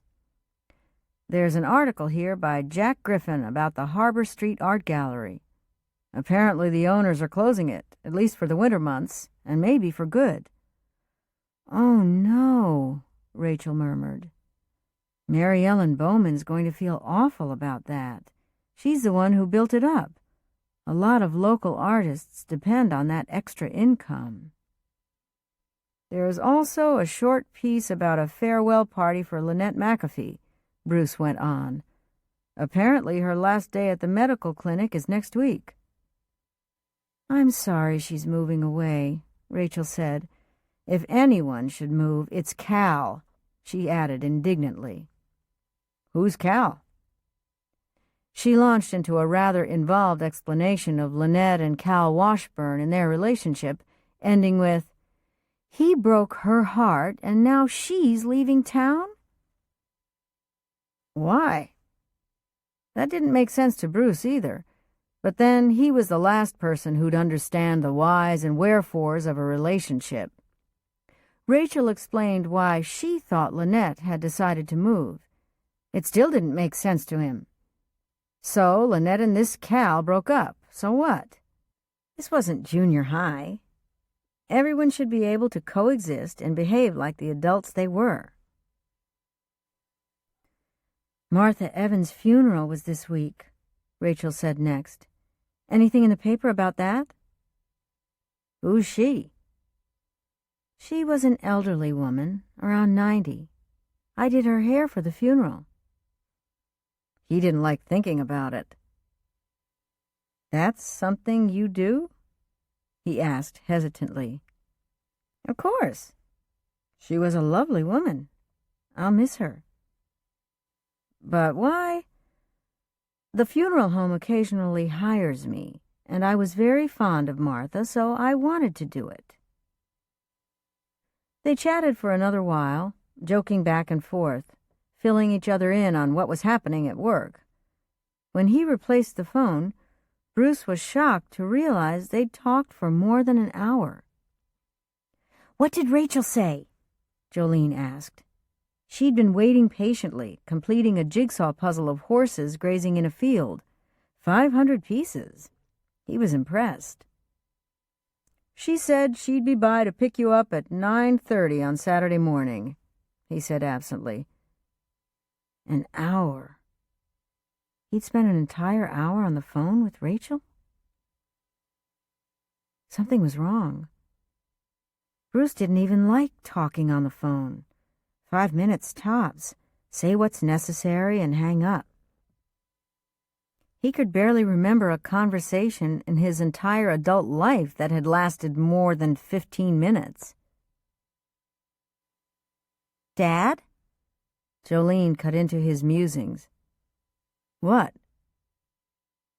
"You're standing up, but you're not going anywhere." "I am?" He hadn't been aware that he was on his feet until Jolene pointed it out. "You okay?" his daughter asked. Bruce sat back down. I don't know." He felt dizzy, and that was unusual for him. In fact, his head was spinning. Maybe he had the flu. Yeah, a flu named Rachel. Where did that thought come from? Squinting at his daughter, he noticed she was looking at him strangely. "Should I call 911?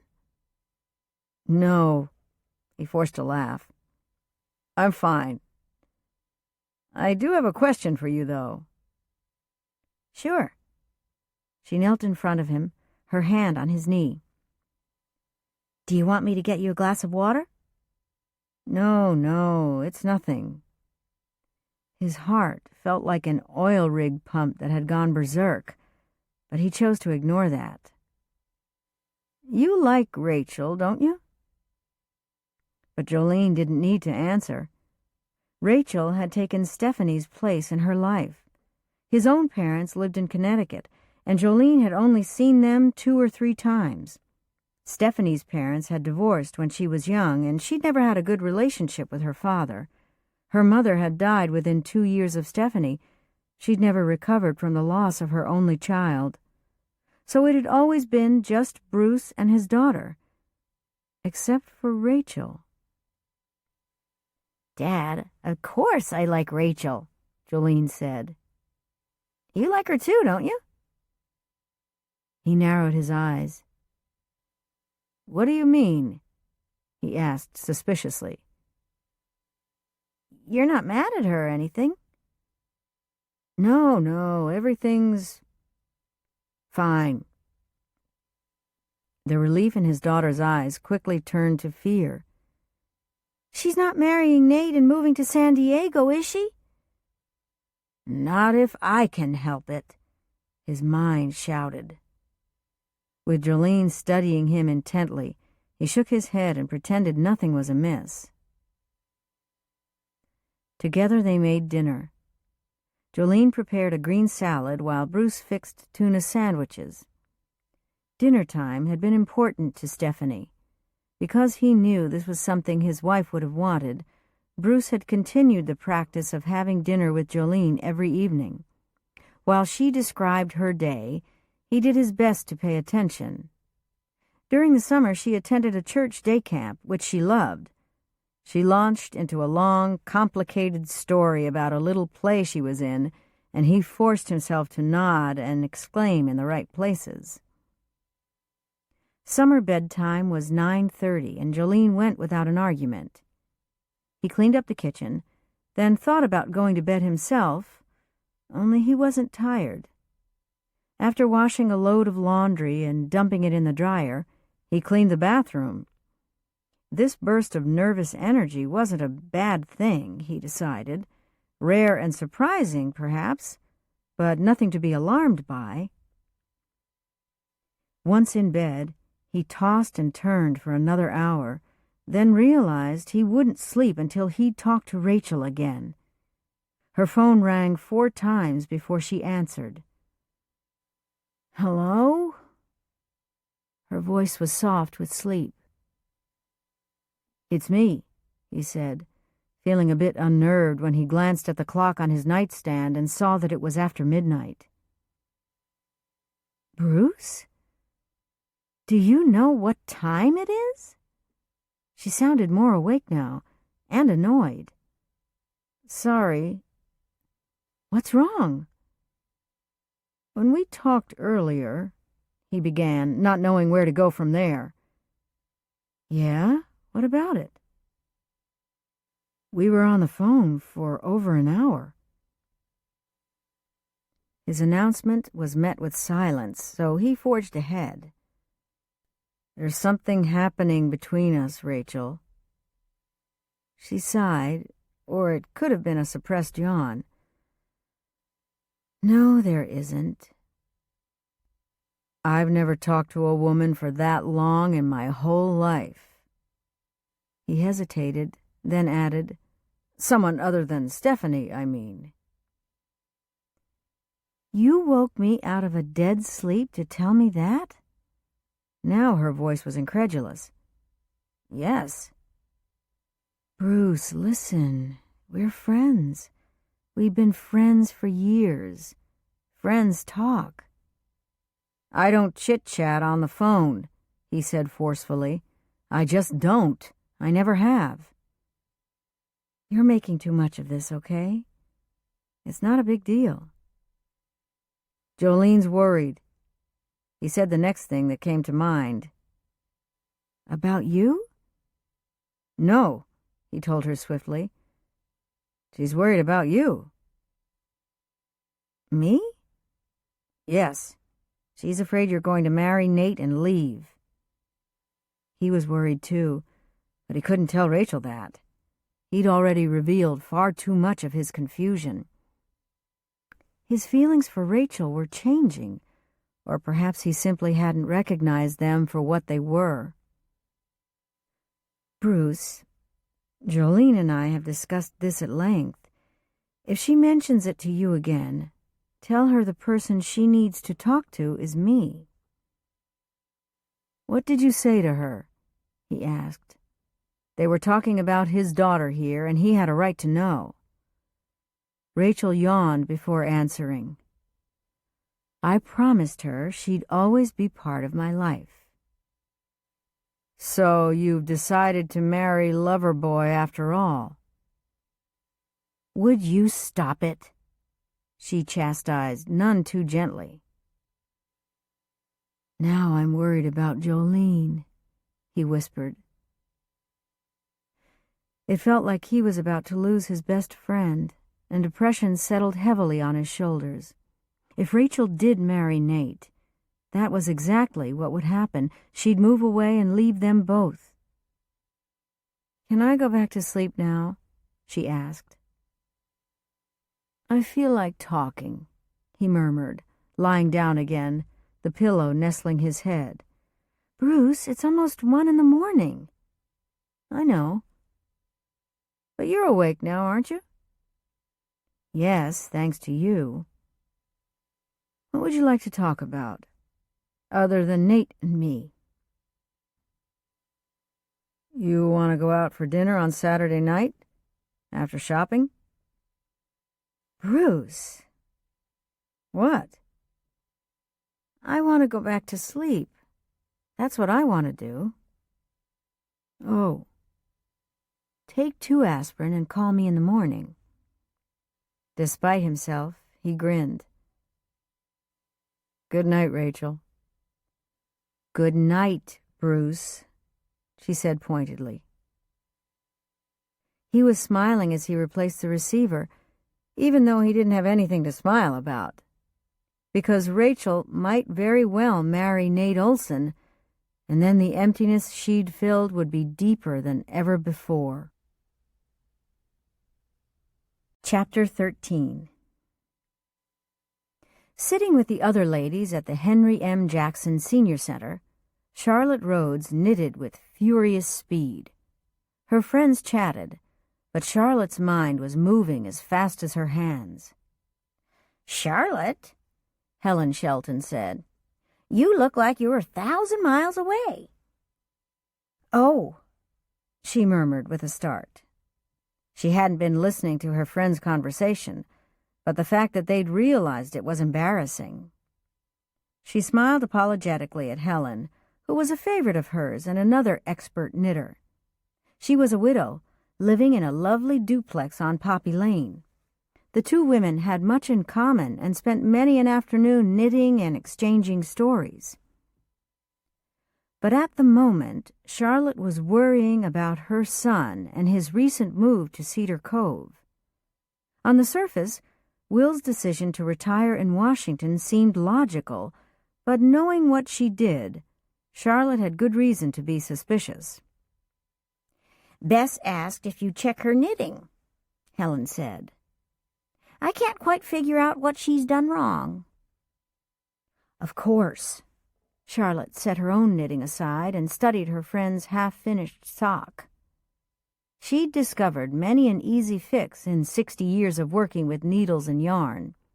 When people came to her with knitting difficulties, her initial advice was always the same: read the pattern. If the directions weren't clear the first time, then read them again. She glanced at the sock pattern, which had been passed around among the knitters and looked a little the worse for wear. She found Bess's mistake quickly enough and repaired it, using a crochet hook to pick up a dropped stitch. The ladies at this table were her dearest friends in the world, and yet Charlotte couldn't divulge her troubles to them. That just wasn't done by most women of her generation. Family problems stayed inside the family. They weren't to be discussed with outsiders, and that included one's very closest friends. She envied Olivia and Grace their friendship. There wasn't anything those two couldn't and didn't talk about. But Charlotte couldn't share her disappointment in her oldest child with anyone other than her husband. Ben might not be Will's father, but he was part of her family now. How could she tell her friends that her only son had a weak character? How could she reveal to these women that Will had dishonored his wedding vows? Not once, but repeatedly. His ex-wife, Georgia, had kept this a secret for as long as she could, and then the poor girl couldn't take it any more. Charlotte didn't blame her. If Clyde had been alive, she knew he'd be embarrassed and ashamed by Will's behavior and would no doubt have a few things to say to his son. Maybe it was just as well that Clyde had gone on to his heavenly reward rather than suffer such disillusionment about his only son. Ben was at home when she returned from the knitters' group. He opened the front door as she approached the steps, taking them slowly and one at a time. "You look like you're carrying the weight of the world on your shoulders," he said, taking the bag from her hand and steering her into the house. Charlotte went automatically to the kitchen. "Would you like a cup of tea?" she asked. "If conversation goes along with that tea." Charlotte wasn't sure she could talk. Her throat felt like it was closing. Swallowing hard, she nodded because she needed to talk, needed to share the feelings that pressed on her so heavily. Ben collected the cups and saucers while she boiled water and measured out tea leaves. Soon they were sitting at the kitchen table across from each other, but before she could pour the tea, he reached for her hand. "Is it Will?" he asked. "Where is he? Do you know?" Ben shrugged. "He left a couple of hours ago. Said he was meeting with a rental agent to look at apartments." "Did he say where he was hoping to move?" "He told me he'd like to find an apartment near us, in the downtown area." I was afraid of that, she said starkly. Why? Ben asked, sounding genuinely taken aback. It seemed thoughtful of him to want to be close by, in case either of us needs him, he said. Hogwash, Charlotte sputtered. Ben's eyes widened at her outburst. I know my son, she said, and his wanting to be downtown has nothing to do with any concern for our well-being. Her hands shook as she filled their teacups. We aren't the only ones nearby, she muttered, then pressed her lips together in consternation. Ben frowned, as if he didn't understand. It's Grace, she said, setting the teapot back on the table. Do you seriously think he's still hung up on Grace? Ben asked. He seemed to find it far-fetched that Will would go to such extremes. He knows she's married to Cliff, doesn't he? Of course he does. But a little thing like a wedding ring hasn't stopped him in the past, she said. A sick feeling settled in the pit of her stomach. I know my son, she said again. He's highly competitive. That's one of the reasons he was such a success in the corporate world. In other words, he doesn't like to lose. He detests it. Charlotte could list plenty of examples from her son's youth, but resisted. He's going to move downtown, and in a week or two he's going to get a library card. Because of Grace. For no other reason, she elaborated. He hasn't felt a need for one in the last 35 years. Now, however, it's going to be a necessary part of his relocation. Mark my words, she added, tapping her fingers rhythmically on the table. It's too late as far as Grace is concerned, Ben said. She's happily married. I know. And Charlotte felt it was her duty to see that nothing ruined Grace's happiness. Grace was like a second daughter to her. Charlotte wasn't planning to sit idly by and allow her own son to destroy Grace's life. He wouldn't succeed in seducing her again, but he was perfectly capable of interfering in her marriage, spreading innuendo and suspicion. Then why are you so worried? Before she could answer, the front door opened. In walked Will, looking carefree and decidedly pleased with himself. His eyes brightened and he smiled as he entered the kitchen. I'm back, he announced. And I love a cup of tea. How'd it go? Charlotte asked. She stood automatically to get him a cup and was struck by what a handsome man he was, even more handsome at 60 than he'd been as a young man. He was tall and well-built, physically fit. He had a sense of style, too. From the time he was a teenager, he'd taken care with his clothes. She remembered that he'd always been far more fashion-conscious than his peers. Recently, his hair had begun to gray at the temples, giving him a distinguished look. Considering his appearance and his well-developed charm, it was little wonder that women had fallen at his feet, even sensible women like Grace. I found a small 2-bedroom unit right off Harbor Street, Will told them triumphantly. Off Harbor Street? On the water, he said as she handed him his tea. Charlotte knew of only one apartment complex on the waterfront. I haven't seen a rental sign there, she said, none too pleased. Naturally, Will had chosen an apartment that was practically next door to the library. I'm subletting the unit, he explained. I'd prefer a more upscale place, but this will do for now. Charlotte caught Ben's eye. He nodded, got up, and politely excused himself. She waited until he left the room, then confronted her son. This doesn't happen to be Linnette McAfee's apartment, does it? It sure does. He sounded surprised. How did you know? I spoke with her mother, Charlotte told him. Corey hates the idea of her daughter moving away from Cedar Cove. But Linnette was determined to leave, whether the apartment was rented or not. Well, her loss is my gain, Will said, as though it was a joke. I should be able to move in sometime next week. Then I suppose congratulations are in order, she managed to mumble. I'll be out of your hair, but I'll still be around, Will told his mother. Charlotte didn't comment. Instead, she stood and carried her untouched tea to the sink. Keeping her back to her son, she attempted to control her reactions. Turning to face him, she tried to gauge his intentions, troubled by the fact that she thought the worst of her only son. "You're sure you're doing the right thing?" she asked tentatively.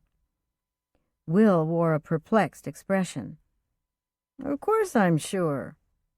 Although you're both healthy, I feel it's my duty to be close by in case you need me." "Olivia and Jack are less than 2 miles away." For the first time, Will seemed to notice that Ben had left the room. If he was looking to his stepfather for support, Ben wasn't there to give it to him. "You mean you'd rather I wasn't living in Cedar Cove?" Will asked bluntly. "I wouldn't go so far as to say that," Charlotte told him. Will was, after all, her son, and she was happy to have him there, as long as his intentions were honorable. "Then what's the problem?" he asked, gesturing with his hands, palms up. "The problem is Grace Harding." "Grace?" Will repeated her name with a frown. "What's Grace got to do with any of this?" Had she not known him so well, Charlotte might have questioned her own perceptions. "I know what you did," she said, refusing to hide her awareness of his behavior. She'd never spoken of it before, but Will needed to realize he hadn't deceived everyone. "That's all I'm going to say on the matter." Will's frown deepened. "I suppose Olivia couldn't wait to come tattling," he muttered, anger shadowing his face. "Hardly. I surmised what went on between the two of you all by myself." Will exhaled slowly. "Let me assure you, Mother, that your concerns are groundless. I'm delighted for Grace and her husband. I wish them the very best. Grace made her choice, and while I wish she'd chosen to marry me—" "Marry you?" Charlotte exploded. "You were married to Georgia at the time." "We were planning to divorce," he said with perfect calm. Charlotte knew he was lying. "Oh, Will," she whispered, her heart aching. "Do you honestly believe you can lie to me so easily? I'm your mother. I know you." Will had never liked being confronted, least of all by her. He bit his lip, the same way he had as a boy. "Let me assure you, Mother, I'm not interested in getting involved with Grace. I'm sincere about that. Like I said, I wish her and Cliff happiness. Right or wrong, I lost her, and I accept that. I'll step aside." "Do you mean it?" Charlotte asked, meeting his eyes. Will grinned, and he certainly didn't look like a man who'd deceive his own mother. "Scout's honor." He held his arms open, and when she moved into his embrace, he hugged her gently. He disappeared again soon afterward, without mentioning where he was going. Ben was in the living room reading in his recliner, with Harry, her guard cat, on his lap. "Feel better?" he asked when she joined him. I think so. I couldn't go another day without speaking my mind. I had to tell Will how unhappy I am about his behavior. Ben set aside his book, The Memoirs of Ulysses S. Grant, draping it over the arm of his chair. Don't forget, I know what it's like to have children who disappoint you. You aren't alone in that, my dear. He spoke from experience. Ben's son David had constant money problems and often came to his father seeking financial assistance. Wisely, Ben had made it a policy not to give his son any loans until he'd paid off the money he'd already borrowed. In some ways, I wish the problem with Will was money, she said. He asked me to trust his intentions toward Grace. Really, I didn't have any choice but to tell him I would. I agree, Ben said, stroking Harry's fur from ears to tail. The cat purred with pleasure. We'll have to wait and see. Yes, but what do I do if he goes against his word? Much as she wanted to believe that Will would do the honorable thing, deep down she suspected he wouldn't. Charlotte, my love, Ben said, don't borrow trouble. Each day brings enough as it is. Take him at his word until you have reason to doubt him. Then and only then, confront him. She nodded. In other words, I shouldn't cross that bridge until I come to it, and other assorted clichés. Ben stretched out his hand. Exactly, he said, smiling widely. Charlotte walked over to her husband's chair and slipped her arm around his shoulders. I'm so glad I married you. You're a man of wisdom, Mr. Rhodes. Ben kissed her fingers. I was smart enough to marry the most beautiful woman in the universe. Now, didn't you say something this morning about an apple pie? I did, she said with a laugh. Apple's my favorite pie for August, you know. I thought that was October, she teased. You might be right. But we don't want to be rigid about these things, do we? Unable to stop herself, Charlotte laughed again. She did love this man. She'd found love 20 years after losing the husband she'd adored. All she could hope was that her son would find a woman strong enough to love him despite his flaws, strong enough to teach him despite his failings. If such a woman existed. Chapter 14. He was acting like a high school kid, Troy Davis chided himself. He'd actually started whistling as he got ready for his evening out with Faith. Whistling. Anyone hearing him, watching him, would hardly recognize him as the sober, level-headed sheriff of Cedar Cove, but he didn't care what anyone thought.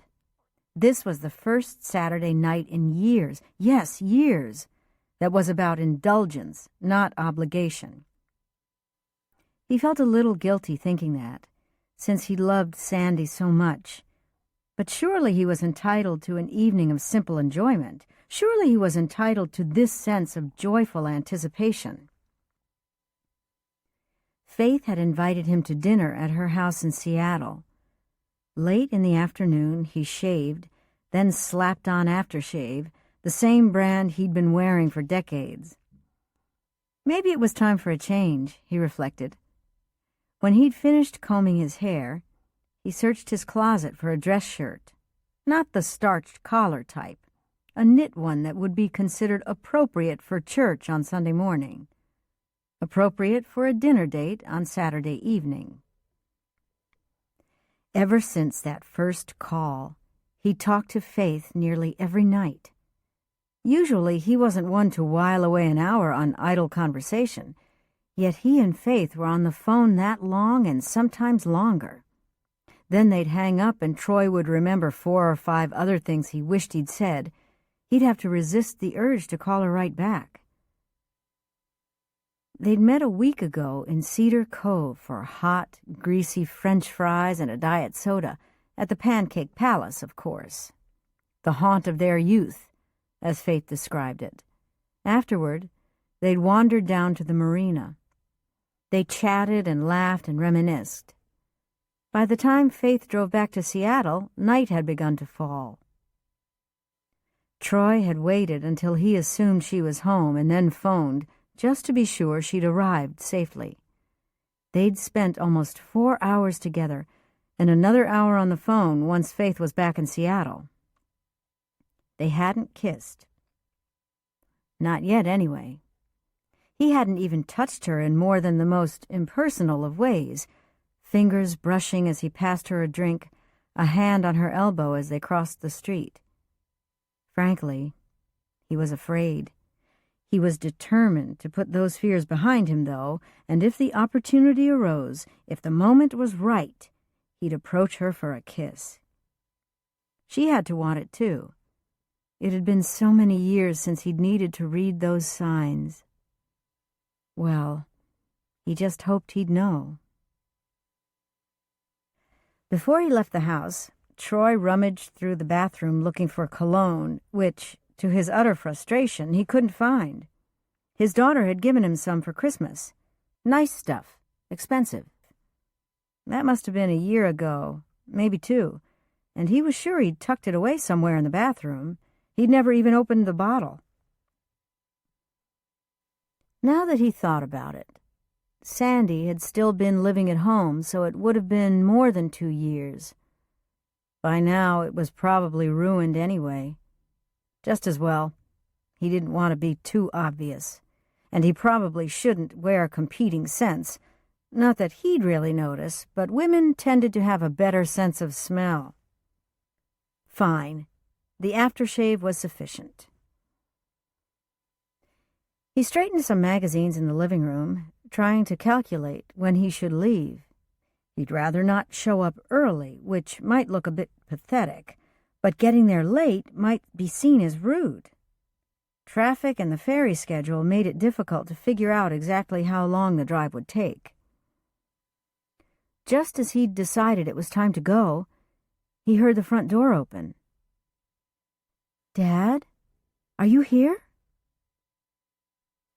"Megan?" His heart sank. He hadn't said anything about Faith to his daughter, not because he felt guilty, not really, but he wasn't sure what to tell her. It seemed too soon to describe the relationship as serious. Until he knew whether he and Faith truly had a future, he'd rather keep it to himself. "There you are," Megan said, rounding the corner of the kitchen as he stepped into the living room, pocketing his keys. His daughter arched her eyebrows in evident surprise.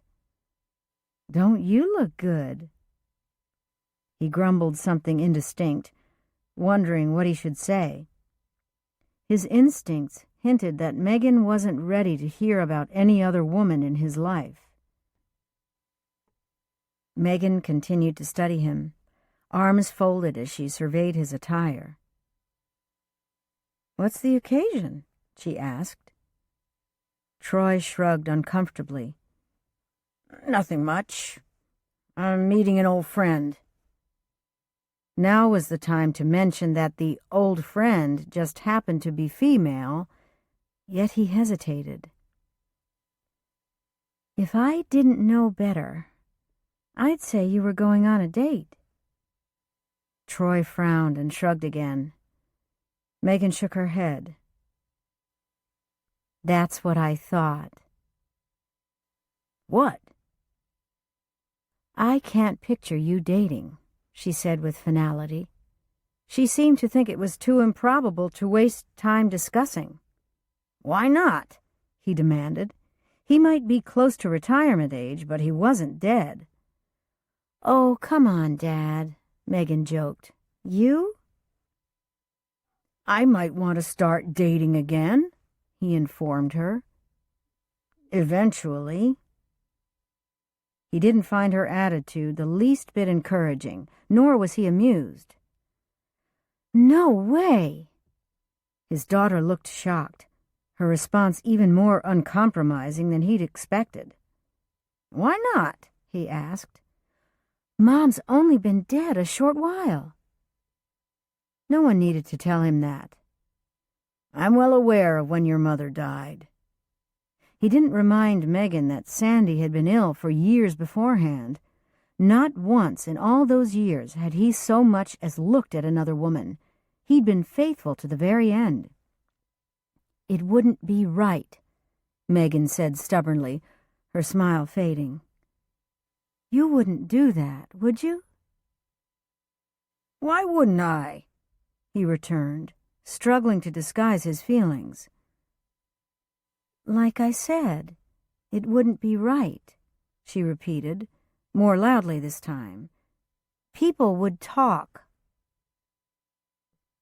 "I don't live my life based on other people's opinions," he said, his voice sharp with frustration and annoyance. "You'd be dishonoring Mom's memory." Megan was noticeably upset. "Good grief, Dad. It's barely been 2 months. You don't honestly mean, do you, that you're going out on a date? That's just wrong." Her eyes, so like Sandy's, filled with horror. "No, of course not," he said, his tone as soothing as he could make it. Megan immediately relaxed. She smiled again, unable to hide her relief. "Thank goodness. For a minute there, you had me worried." Troy sighed. No point in asking his daughter's opinion on the matter of seeing Faith. She'd made her feelings completely clear. As far as Megan was concerned, everything should remain exactly the way it was. "I stopped by to see if you'd come for dinner," she announced. "When?" "I was going to suggest tonight, but I know you've already got plans with your friend." Her face revealed her distress. "I should have asked you sooner, but it never dawned on me that you might be doing something." She bit her lip, then made an effort to pretend it wasn't important. "That's what I get for taking my dad for granted." More than anything, Troy hated to disappoint his daughter. "What are you having?" he forced himself to ask. "Steamed clams and fresh crab I picked up at the farmer's market this afternoon. Craig's got everything in a huge pot, along with freshly picked corn and new potatoes." "What are you celebrating?" A smile turned up the corners of her mouth. "You'll have to wait and see." "Is there any way you could make it?" Why, oh why hadn't he left the house 10 minutes ago? Then he wouldn't have been here and Megan wouldn't have known anything about his plans. "Can you, Dad?" Her eyes shone with hope. "I'll have to make a phone call first." The words nearly stuck in his throat. If there was any alternative, he would have taken it. Yes, Megan was spoiled. He admitted that. He guessed it was natural enough, since she was an only child and cherished by both parents. In addition to that, he and Megan had been through so much together during Sandy's illness. They'd grown close and solicitous of each other's feelings, although Megan obviously had her limits. "Oh, Dad," Megan sniffed and her eyes were wet with tears. "I wanted to save it as a surprise, but I can't." "Save what?" he asked, trying to pretend that changing his dinner plans was no big thing. "My news," she said. He could tell she was trying hard to keep her voice even. Troy didn't know what to think. "I'm pregnant," she cried, and then she allowed the tears to slip down her cheeks. "Craig and I are going to make you a grandpa." It took Troy a moment to grasp this. "You're going to have a baby?" She nodded enthusiastically and started to laugh again, still weeping. "I'm almost 2 months. Can you believe it? It must have happened shortly after Mom died, when I was so upset and missing her so much. Don't you see, Dad? Troy wasn't sure what he was supposed to see. This baby is Mom's last gift to me. Your mother... She sent this baby to me because she knew how lonely I'd be. Mom knew a baby would help me face the future without her. Oh. He was touched by how childlike she sounded, and a little worried, too. You're happy for us, aren't you? She asked, reaching out and touching his sleeve, silently imploring him. Oh, sweetheart, he said, and gathered her in his arms. I am. I'm thrilled for you. For all of us. He paused. Are you feeling all right? She nodded. I feel wonderful. Craig's so excited. Me too. At first I could hardly believe it. I've been on the pill ever since we got married. I just went off it a few months ago and... This was information he didn't need to hear, the type of thing Megan should be discussing with her mother.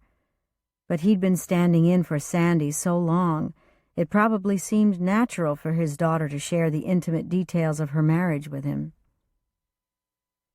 I stopped taking them when it became obvious we wouldn't have her with us very much longer, she elaborated. I just forgot. I see. Now you can understand why I said this baby is Mom's last gift to me. Troy patted her back. The pregnancy was exciting news, and Sandy, had she lived, would have been over the moon at the prospect of being a grandmother. What time do you want me at the house? Troy asked. 7, Megan said, breaking away from him.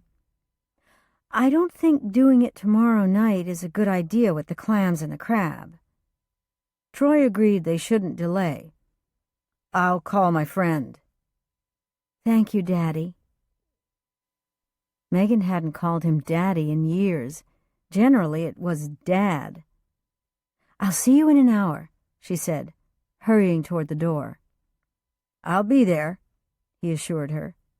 Then, remembering his manners, he asked, Do you want me to bring anything? No. Oh, Dad, please don't let on that you know about the baby. Craig's parents are coming, and I don't want to ruin the surprise. I wouldn't dream of it. So the in-laws would be there, too. Funny Megan hadn't thought to mention that earlier. Not that it would have mattered. She had no reason to think he might have made other plans, since he rarely did anything outside of work. There hadn't been room for anyone in his life except Sandy and, of course, Megan, until now. Troy watched Megan pull out of the driveway and head down the street before he walked over to the phone. Without needing to look up Faith's number, he punched it in. Hello? She answered after the first ring, her voice cheerful. Hi, he said, bracing himself to tell her the unhappy news. Troy, don't tell me you're in the neighborhood already. Not that it's a problem. I'm as ready as I'll ever be. I'm afraid I went overboard with dinner, she said with a laugh. I baked fresh rolls from a recipe that was my grandmother's. I can't remember the last time I used that recipe. Thanksgiving, I think. Faith. All he could do was blurt out the truth. Listen, Do you remember the chocolate cake I made before you left for basic training? She asked, not letting him finish. You baked a cake, too? Yes. I hardly ever bake these days. There doesn't seem to be much point when it's just me. I'd nearly forgotten how much I enjoy it. He felt dreadful. Faith, he said, unable to hide his disappointment. I can't come. The line went silent. I'm sorry, he added. Sorrier than I can say. Something came up? He wasn't sure how much to tell her. Yes, Something important." She paused and seemed to regroup. "These things happen, Troy." "So much for the best-laid plans," she said lightly. "We'll do it another time." "It's Megan, my daughter," he explained. "She just found out she's pregnant. She's invited me to dinner to celebrate." "Troy, that's wonderful news." Yes, it is," he said. "The invitation came at the last minute." "I understand," she said. "Of course you have to join your daughter and her husband." "Will you give me a rain check on dinner?" he asked. "With pleasure." "I appreciate how kind you're being about this," he told her, and meant it. Faith had apparently spent the entire day cooking in anticipation of their evening together. "Troy, have dinner with your daughter tonight. I understand completely. Don't worry about it for a second." "Thank you." His gratitude made him feel light-hearted and almost giddy. Faith was every bit as compassionate, as good, as he remembered. He looked forward to seeing her again, seeing what the future held. "It's fine, really." "About those rolls." "Yes?" "Do they freeze well?" Her soft laugh was like a balm on a wound. "They do. I'll put them in the freezer now." "And the cake?" "I'll take it to a sick friend of mine," she said. "Neither of us needs to be indulging in sweets anyway." Troy would have given just about anything to be with Faith tonight. Instead, he'd smile and make polite conversation with his daughter's in-laws. It wasn't how he'd imagined this evening, but Megan was his child. She had to come first. Besides, there'd be other nights for him and Faith. He was counting on that. Chapter 15. Bobby Polgar knew one thing for sure. He wasn't going to risk losing his wife because of a chess match. Vladimir had done his best, but Bobby was unwilling to fall in with the Russians' plans. Bobby had to give the other player credit. Alexander Vladimir understood that Teri was Bobby's weakness. Nothing on this earth, not his titles, not his money, was worth putting the woman he loved in jeopardy. "Bobby!"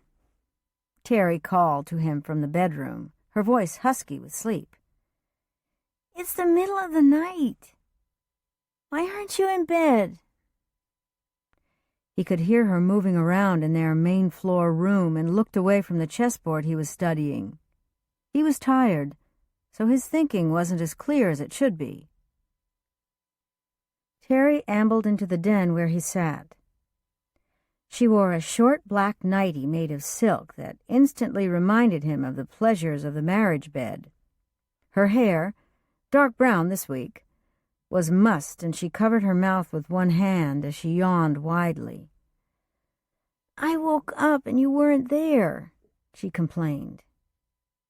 Her gaze fell on the chessboard and she shook her head. "How can you play like that?" She sounded perplexed. "Without chess pieces, I mean."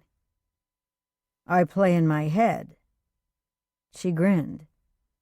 "Who's winning?" she asked. Bobby frowned, not understanding her question. "Never mind." She held her hand out to him. "Come back to bed, okay?" Nodding, he abandoned his chessboard and returned to the bedroom with his wife. He doubted he'd be able to sleep. The moves in his head continued whether he was in front of the board or not. Once under the sheets, Teri nestled close to his side. "Can we talk for a minute?" she whispered. "Of course." "I think dinner with my sister went well, don't you?" He did, but they both knew it wasn't the meal that had brought Christy back to their home. The real attraction was James Wilbur. He'd been with Bobby for nearly 10 years. Although James was employed by Bobby, he was also his friend. A true friend, one of the few. They'd always maintained a professional decorum, but they understood each other. However, when it came to the subject of Christy Levitt, James had remained suspiciously silent. "Did you see how long it took him to get back to the house after he dropped Christy off last night?" James lived in roomy private quarters above the garage. Bobby hadn't noticed. "That's good, right?" "I think so." His wife giggled. "James and my sister." She sighed expansively as she rested her head on his chest. "He's certainly not her usual kind of guy." "That's good, too." He felt Teri's nod. "James told me there's an important chess match this weekend," she said after a moment. Bobby knew all about the match, which was being held in Los Angeles. He'd already made his decision. "I've declined." "Bobby!" The organizers were pressuring him to take part, but much as he wanted to play, as much as he needed the challenge, he couldn't. "Bobby, there's got to be a way," Teri insisted. "I won't let Vladimir steer your title by threatening me." It didn't matter. Bobby refused to comply with the Russian's demands. He knew he was the better player, and Vladimir knew it too. That was the reason he'd gone to such lengths to ensure victory. Alexander Vladimir had given Bobby his instructions. The next match in which they competed, Bobby was to lose. It couldn't appear deliberate. He had to fall into a trap known as the black hole. Once the 11 moves had been played, the game was over. So far, no one had ever escaped that trap, but Bobby believed it was possible. He spent day and night reviewing those first 11 moves, looking for a back door, a way to win despite Vladimir's threat. The solution was there. He was close to finding it, which was why he couldn't sleep, why he'd spent hour after hour staring at an empty chessboard. "James said," Teri continued, "that unless you play in this tournament, you'll lose your ranking as the top international player." At one time, his ranking had been of supreme importance to him. This wasn't true now. "I want you to attend the tournament," Teri said, snuggling up to him.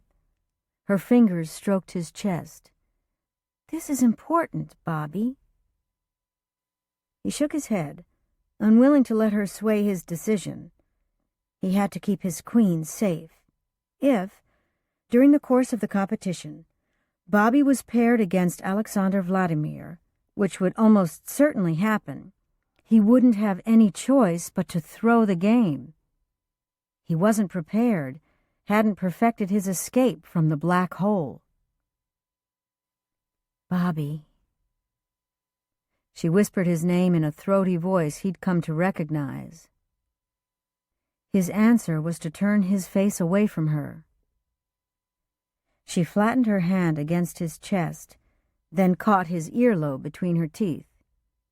Sparks flew down his back and he closed his eyes.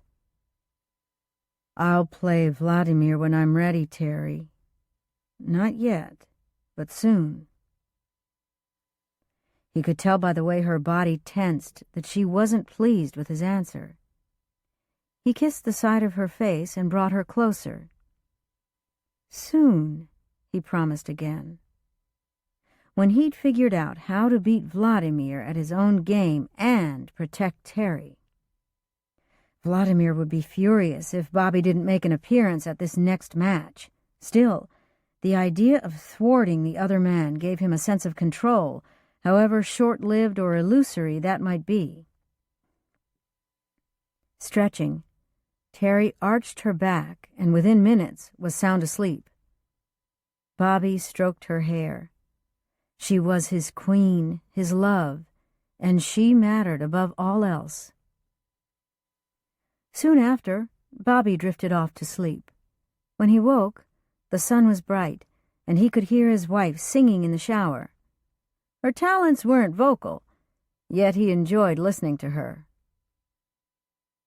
Waltzing back into the bedroom, still singing, Teri had the towel wrapped around her as she opened their walk-in closet.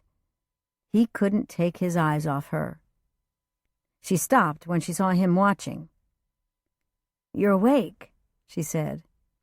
"I suppose my singing's responsible for that." He loved the fact that Teri's moods rarely fluctuated.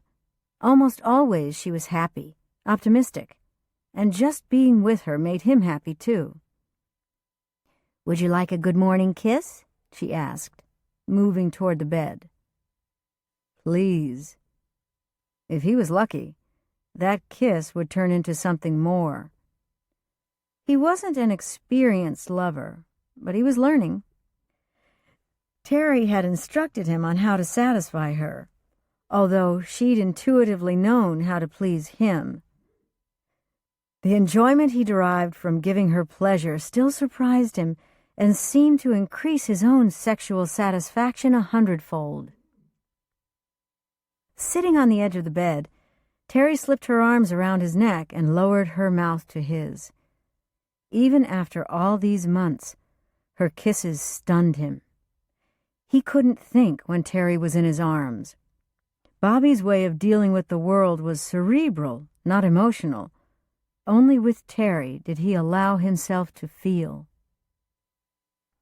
When they'd finished kissing, Teri released a deep sigh. "No one told me married life would be this good." "It's not the sex," she said earnestly, "although that's terrific. Don't get me wrong. It's the being together, trusting each other, you know?" Bobby murmured, "Yes, I know." "Well, I'd better get ready. Rachel and I—" She stopped abruptly, and Bobby felt her anxiety. "What's wrong with Rachel?" Teri raised her head. "Nothing. Why do you ask?" "You're worried about her." "Well, I guess in a way I am." "Why?" Bobby wished he could think of something more useful to say, but most people simply confused him.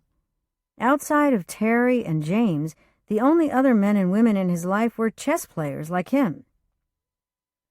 "Rachel's seeing Nate soon," Teri went on to explain.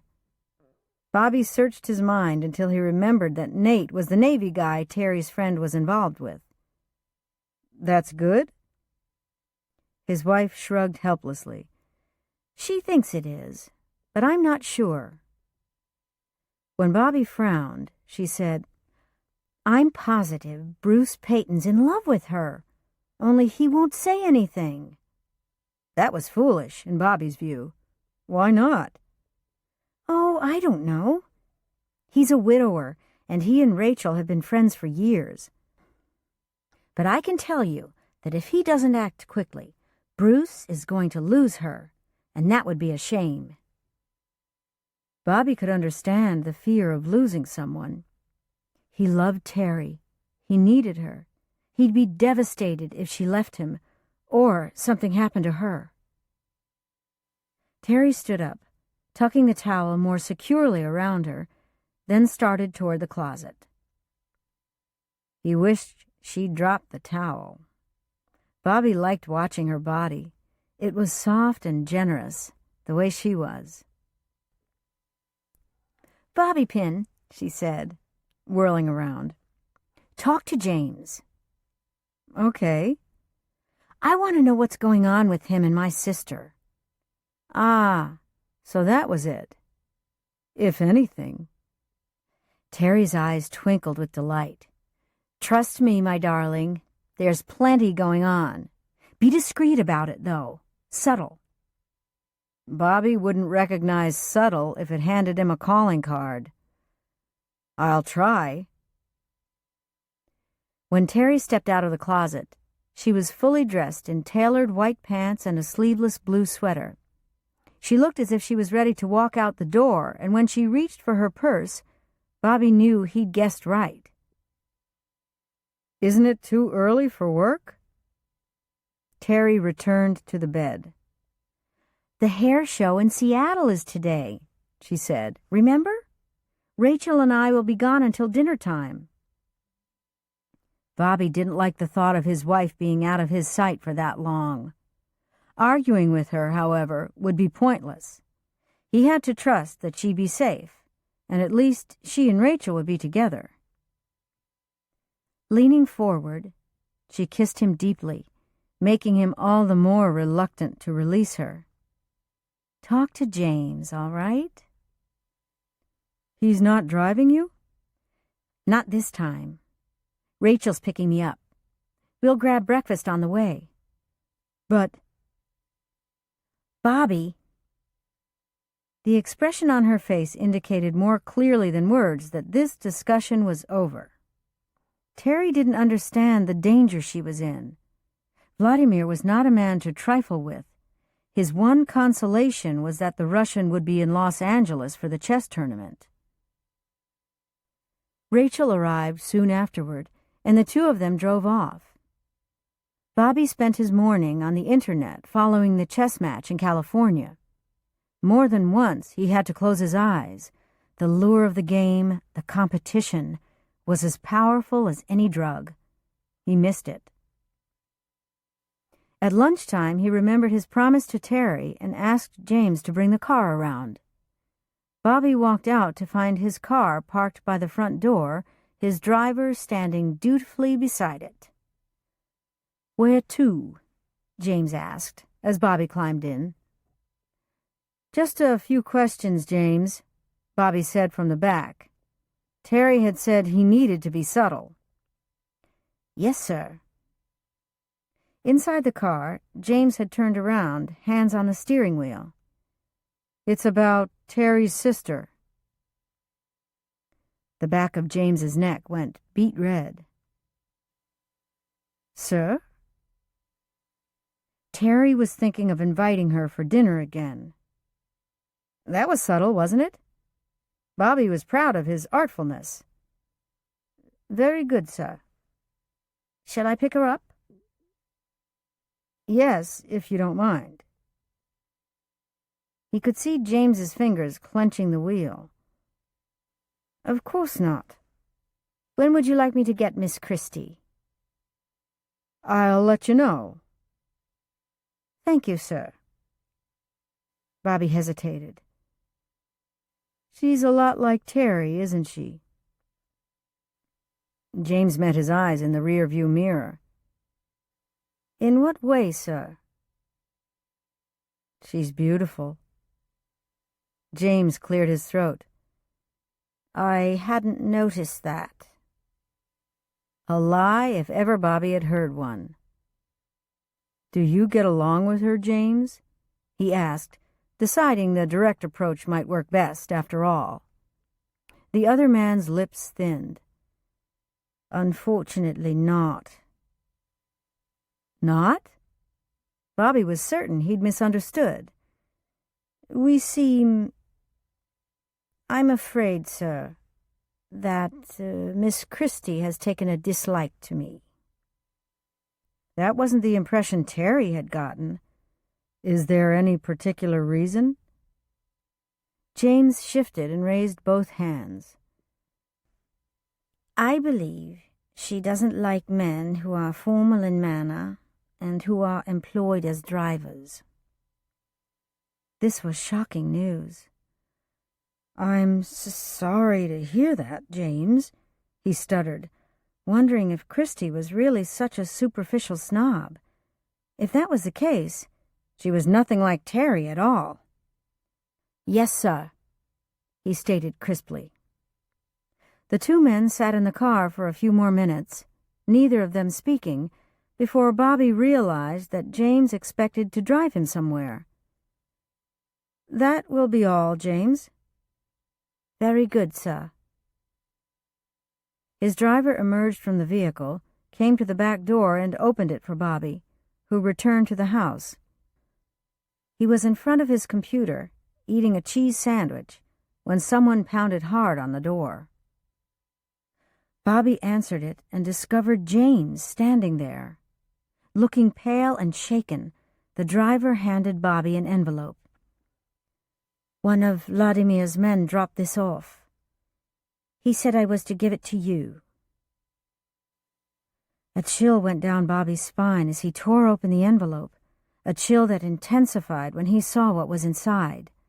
A gold medal imprinted with the image of an angel similar to one Teri owned. All at once, Bobby's breath caught in his throat. It wasn't similar to Teri's. This was hers. For a moment, his vocal cords refused to work. When he finally managed to speak, he looked at James. "We have to contact Teri. Now." Uttering those few simple words required monumental effort. James fumbled for his cell. It seemed to take him an inordinate amount of time to press the appropriate number in the speed dial function. Bobby held his breath while he waited for Teri to respond. As soon as she did, he was able to breathe again, to speak, to move. "Bobby!" Teri sounded excited to hear from him. "Did you talk to James about my sister?" "Where's your angel necklace?" he asked, ignoring her question. "Oh, Bobby, for Pete's sake, I'm wearing it." She muttered something he couldn't understand. He could hear some rustling, and then she gasped, "Bobby, I seem to have lost it. I can't believe I'd misplaced that. I distinctly remember putting it on." "This morning?" "Yes, right after I got out of the shower. I wear it quite often. Did you find it? Is that why you're calling?" The chill he'd experienced earlier became an icy blast that froze his blood. Bobby understood the message. Vladimir had expected him in Los Angeles, and Bobby's efforts to thwart him hadn't gone unnoticed. This was his way of telling Bobby that he could get to Teri whenever he wanted. "Bobby, you're not answering me." He couldn't. Instead, he passed the phone to James. The only option he had was to await further instructions. When the time came, he would do what was asked of him, even if it meant walking away a loser. Chapter 16.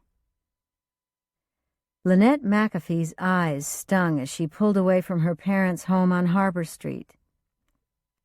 The farewell with her sister Gloria earlier in the afternoon had been just as hard. They'd all kept her with them as long as they could. Her mother especially didn't want her to leave Cedar Cove, but in the end had accepted Linnette's decision. It might be an unreasonable one, but it was hers to make. Linnette had listened to all of her family's arguments, and she understood what they'd explained over and over again. Okay, so she was running away. Okay, so leaving town wouldn't work, wouldn't solve her problems. She didn't care. Linnette didn't know anything about Will Jefferson other than that he was Charlotte Rhodes's son and Olivia Griffin's brother. Will had sublet her apartment, and she'd felt like kissing him in gratitude. Even if he hadn't taken over her lease, she would have left Cedar Cove. His opportune appearance meant she wouldn't lose a chunk of her savings paying rent on a place she wasn't living in. What particularly distressed her parents was Linnette's lack of a destination. She'd drive until she was tired of driving, tired of being on the road. As her mother had repeatedly pointed out, this was the most irresponsible action of her life. Linnette agreed, but the thing no one seemed to grasp was how freeing that felt, how liberating it was not to answer to anyone. All her life she'd been Ms. Responsibility. She'd gone directly from high school into college and then into the physician assistant program. From the age of 5, all she'd done was study and work. No big vacations, no time off for good grades or good behavior. nothing. Beyond anything else, the painful breakup with Cal had taught her that this would continue to be her lot in life unless she did something drastic. So she had. As Linnette entered Highway 16 past Olalla, her cell phone rang. Normally she wouldn't have answered. She knew it was dangerous to drive and chat on her cell. At any other time she would have let voicemail catch the call. Not this afternoon. "Hi, this is Linnette," she sang out, doing her utmost to sound completely happy and carefree. She wasn't, but there was a lot to be said for pretending. "Linnette, you really did it, didn't you?" Mac? Of all people, she thought her brother would understand. He hadn't been able to attend the farewell dinner at her parents' because of training obligations, and she was pleased to hear from him. "I just got off the phone with Mom," he said. Was she still bemoaning my decision? "Oh, yes." He gave a wry chuckle. "You said you were packing up and heading out, but I didn't really believe you'd do it." That was another problem. No one took her seriously. Even her family and close friends hadn't believed she'd actually follow through. She knew why, too. Linnette McAfee had always been so darned conscientious and dependable, so goody-goody, so predictable. "Yup, I'm out of here," she said, forcing a note of glee into her voice. There was a short silence. "Mom says you don't know where you're going." "I don't. I figure I'll know when I get there." "That isn't like you." "Which is exactly my point." "This sounds more like something I'd do." "Yes, it does." She'd always envied her brother his individuality and his courage. He'd been a nonconformist from the time he was in grade school. For years there'd been trouble between Mac and their dad. Only recently had father and son come to a mutual understanding. Linnette, for one, was relieved that they'd worked things out. "Stop by and see me, will you?" Mac suggested. "I'd like to talk to you before you leave." "I thought you were at the fire training academy in North Bend," she said. "This was our last day. Let's celebrate. I'll treat you to dinner." Mac treat her? That was a laugh. Her brother was constantly broke. Besides, she wasn't even 10 miles out of Cedar Cove, and already her family was weighing her down, pulling her back. I don't think so." "Why not?" Mac demanded. "You weren't on any schedule." "No, but—" "Then what's the problem?" Linnette sighed. "All right, I'll meet you. On one condition." "I'm serious. I'll buy," her brother insisted. "Then you'll owe me." "Mac, if you say a single word about me leaving Cedar Cove or bring up Cal and Vicky, I swear to you I'll walk out of the restaurant. Now, where should I meet you?" Since he'd offered to pay, he'd probably choose a fast food joint. "I promise not to say a single word about the impulsive nature of your decision." "Fine." After a few minutes of discussion, they decided to meet at a Chinese restaurant in old downtown Issaquah.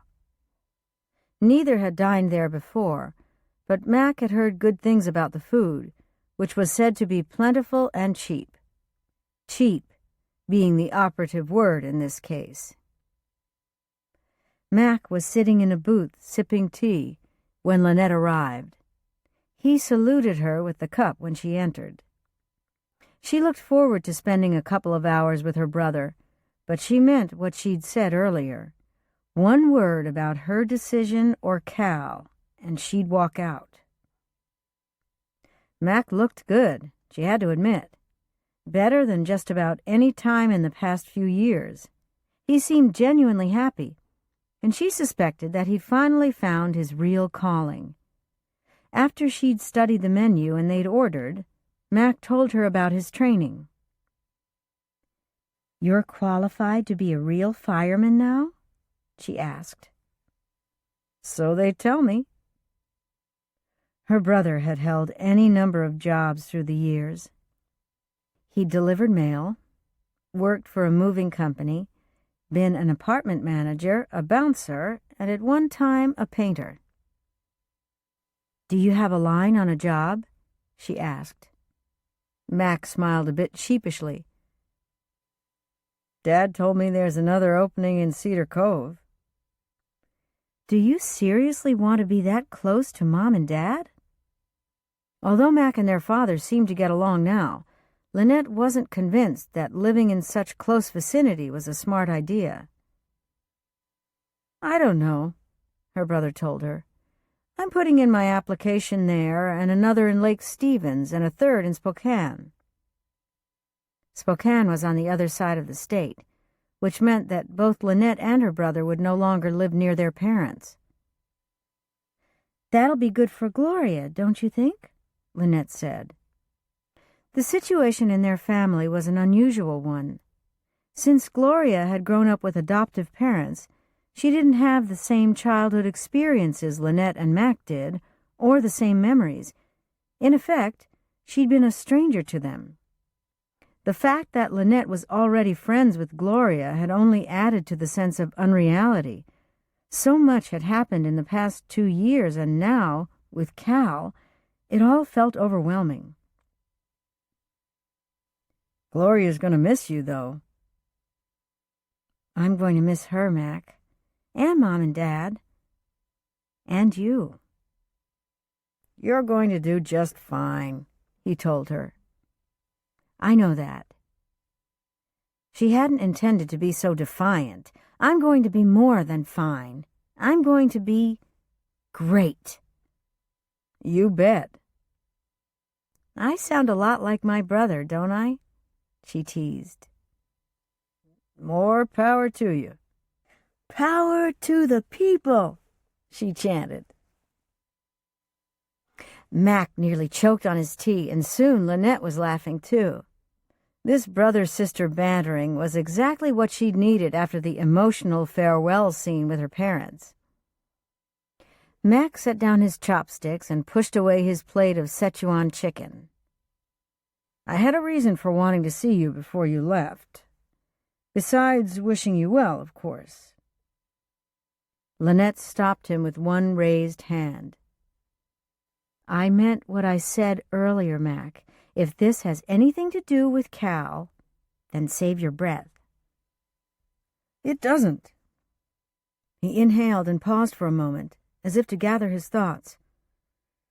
"Listen, I just want you to know that if you ever need help, you can call me." "That's really nice, Mac." "I'm serious, Linnette. Don't brush me off, all right? There might come a time when you're low on cash and you don't want to contact Mom and Dad."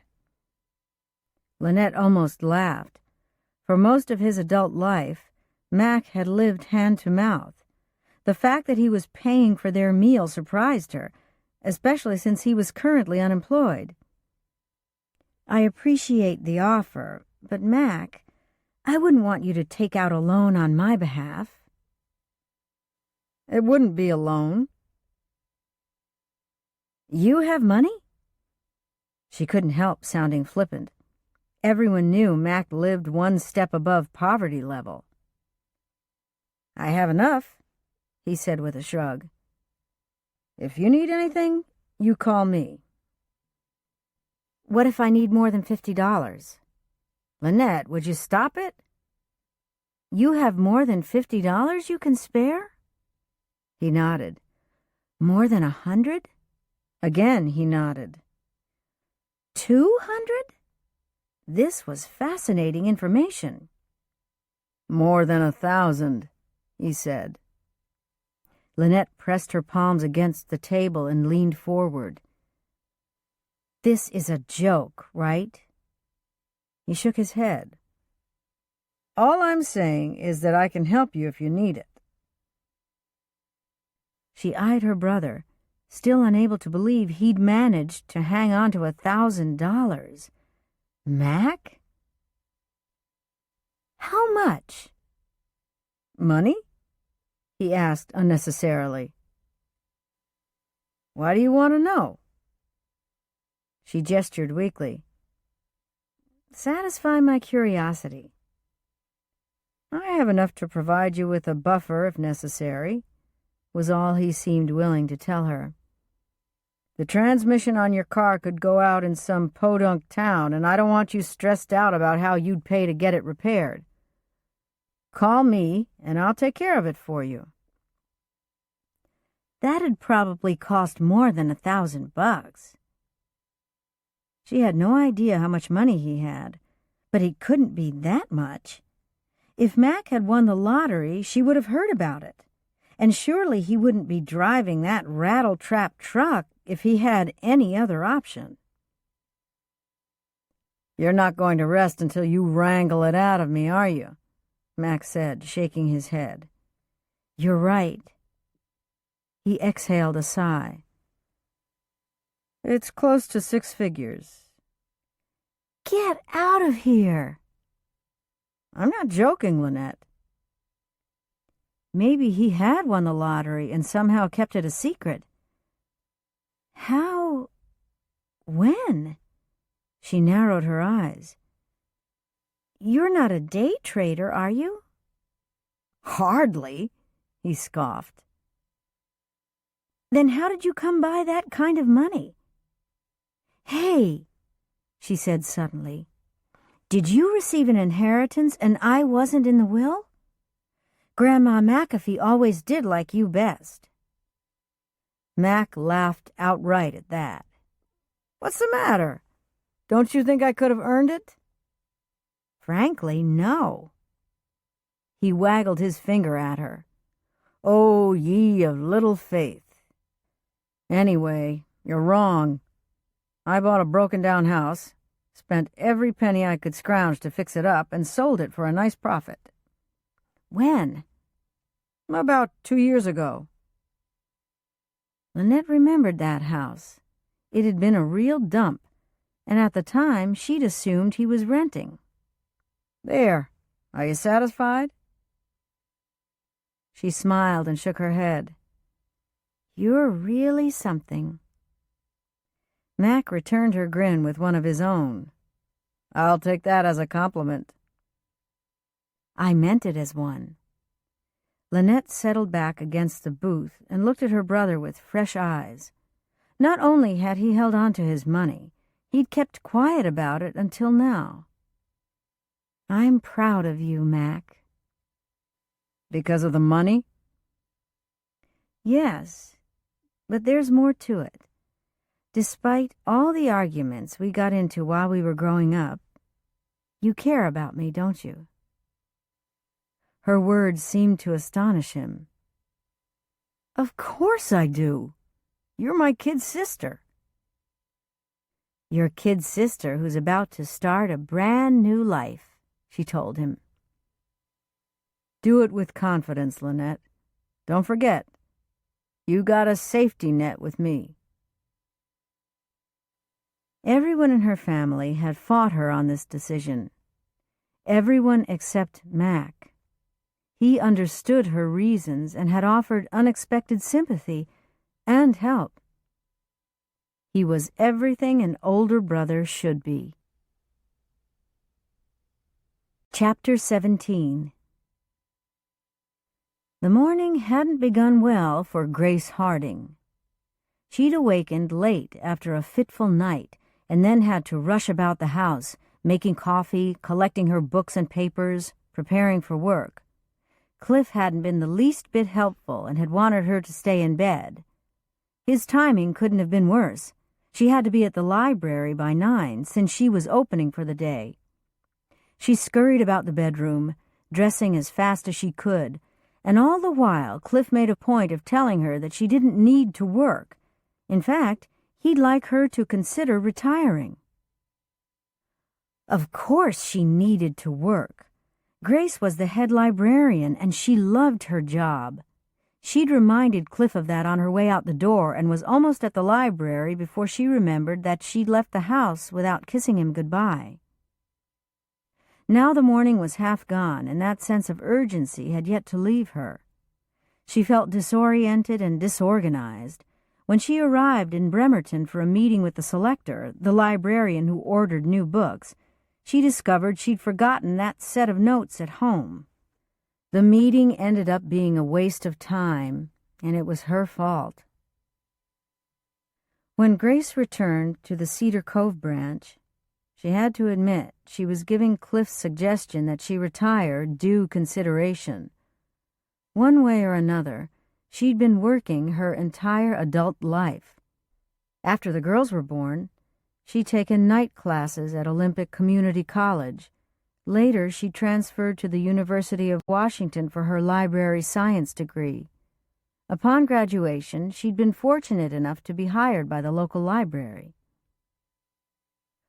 Those early years had been good for her and Dan.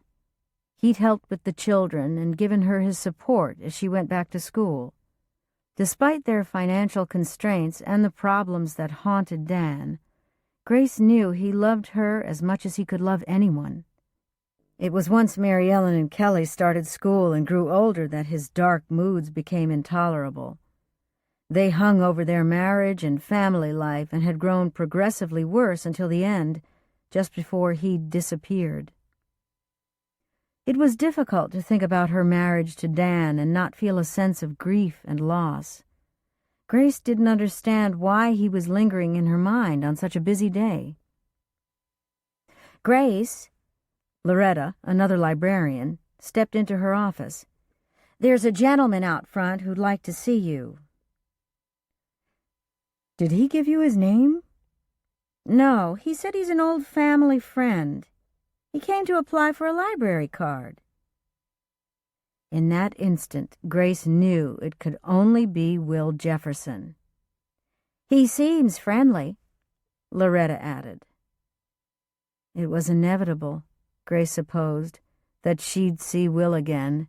It was going to happen sooner or later. Squaring her shoulders, she followed Loretta out of the office. Sure enough, Will Jefferson leaned indolently against the counter, as though he had all the time in the world. When he saw Grace, he smiled and straightened. Olivia's older brother had been a strikingly handsome young man, and the years hadn't changed that. He still had a rakish, self-assured air. As a teenager, Grace had the biggest crush on Will. Back then, he barely knew she was alive, which was probably why she'd been so flattered when he'd shown interest in her after Dan's death. "Grace," Will bestowed on her the warmest of smiles. "You look wonderful, as usual." He was smooth, always had been. "Hello, Will. So you're here to apply for a library card?" She wasn't going to exchange pleasantries with him, nor was she willing to make him feel welcome. If he wanted a library card, he could get one without her assistance. "I wasn't sure if you knew I was in town," Will continued, obviously undaunted by her curtness. "I heard about it." "I assume Olivia told you." Grace didn't respond. "Is there anything I can help you with?" "Yes, as a matter of fact, there is," Will said with all the charm at his disposal. "How about having lunch with me? We've got a few things to discuss, and it would be good if we cleared the air." This was exactly what Grace could never allow. "I don't think so. In case you've forgotten, I'm married." Will frowned. "I'm not asking you to lunch as a date or to upset your husband. It just seems that if the two of us are going to be living in the same town, it might be best to talk about what happened. I know you have regrets, and for that matter, so do I." He sounded sincere, and for a moment Grace wavered. Cliff isn't the jealous type, is he? Of course not, she said, refusing to let him imply that Cliff was possessive and unreasonable. But I have nothing to say to you. Your sister's my best friend, and other than that, we have nothing in common. All right, Will murmured. I can accept that. He seemed disappointed. By the way, I've rented an apartment on the Cove, near Waterfront Park. Somehow she wasn't surprised to learn that he'd be living 5 minutes from the library. I've always been a voracious reader, he said. In other words, he was informing her that he planned to be a frequent visitor to the library. Great. Just great. Let me know if there's anything you need, she muttered, and I'll have someone on staff see to it. She wanted it understood that she wouldn't be at his beck and call whenever he decided to check out a book. It felt satisfying to show Will Jefferson that she was completely over him and had been for a long time. Unintentionally, he taught her some valuable lessons about herself. Painful lessons. Furthermore, she wasn't going to risk her marriage over him, and the sooner he realized that, the better. Nice to see you again, Will, she said casually. I hope you'll make good use of the library. I plan to do exactly that, he told her in a low voice. He stood there as if he had more to say. Unwilling to listen, Grace turned away from the front desk and hurried back to her office. She discovered that her hands were trembling from the encounter. To make matters worse, Cliff still didn't know that Will had moved to Cedar Cove. She hadn't meant to keep it a secret. It was just that the subject of Will Jefferson was such an uncomfortable one between them. That evening, Grace met Olivia for their weekly aerobics class. Afterward, her friend, who knew her so well, almost immediately asked what was wrong. Why do you think something's wrong? Grace didn't look at her as she changed out of her workout clothes. They stood beside each other in the locker room, ignoring the other women around them. Grace bent down to untie her shoe. For starters, you didn't complain once during class. I never complain, Grace said righteously. You're joking, aren't you? From the second we get here, you tell me there's got to be a better way to stay in shape. And when we're out on the floor, you huff and puff as if you're about to keel over. Grace straightened, hands on her hips. I most certainly do not. Do too. Grace couldn't keep from smiling. We sound like we're in junior high. Do not. They both laughed and headed toward the parking lot. Cliff wants me to retire, Grace said as they walked. Retire? Olivia echoed. You're far too young for that. It isn't about age. Olivia stopped beside her car and gave her a questioning glance. Cliff would like to travel, and he wants me to join him, Grace went on. Olivia nodded, opened her door, and tossed in her gym bag. Isn't this kind of sudden? Not really. Olivia paused. This doesn't have anything to do with Will, does it? Funny you should mention your brother, Grace said, unlocking her own vehicle. He stopped by the library this morning. Olivia's mouth instantly tightened. And what did he want? A library card, or so he said. Grace leaned against the side of her vehicle. Apparently he needed my help, because he asked to talk to me personally. Olivia folded her arms. I'll bet he did. Then he invited me to lunch, supposedly to talk over what happened between us. I declined. I pointed out that I'm married now. "He already knows," Olivia muttered. "I said in no uncertain terms that I don't have any interest in renewing our relationship." Grace enjoyed telling her this part. "Good," Olivia nodded encouragingly. Grace felt pleased by her response, but she was still worried about Will and what he might do. "I don't think my being married concerns him." "Why should it?" Olivia said in disgust. "His own marriage vows apparently didn't mean very much. According to Georgia, my brother routinely had affairs. I don't get why she put up with it for as long as she did." Knowing she'd nearly been one of those affairs distressed Grace and embarrassed her. What a fool she'd been. How easily she'd overlooked behavior she'd known to be wrong. She'd so badly wanted to believe Will that she'd ignored every principle she'd been raised to uphold. "He informed me that he plans to be a frequent visitor to the library," Grace continued. "He didn't," Olivia sputtered. "I said that if he needed anything to let me know," Grace added, enjoying the look of confusion that crossed her friend's face. "You didn't." "I did," Grace said. "And then I told him I'd be happy to have someone else see to it." A slow smile came to Olivia. "I'm ready for some pie and coffee now." "Me too." They met 5 minutes later at the Pancake Palace. Goldie saw them pull into the parking lot, and by the time they entered the restaurant, she had their coffee poured. "Coconut cream?" she asked when Grace and Olivia walked in and sat down at their favorite booth. They both nodded. "What's it going to take to convince you to try something other than coconut?" She didn't wait for a response and, shaking her bleached blonde head, returned to the kitchen.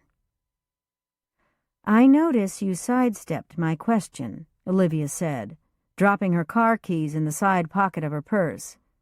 "Is this talk of retirement connected to my brother's visit?" Grace mulled over the question, a little startled by Olivia's suggestion. "You mentioned retiring, and then, in practically the same breath, you said that Will was at the library." Had she? Perhaps those two things were linked, and she hadn't recognized it. The idea that she might consider retirement simply to avoid Will gave her pause. No, she wasn't that weak or cowardly. No, she wouldn't let him interfere with her life, wouldn't grant him that power. Olivia reached for her coffee. "Will has a great deal to answer for," she said grimly. "This has nothing to do with him," Grace insisted, and she realized it was true.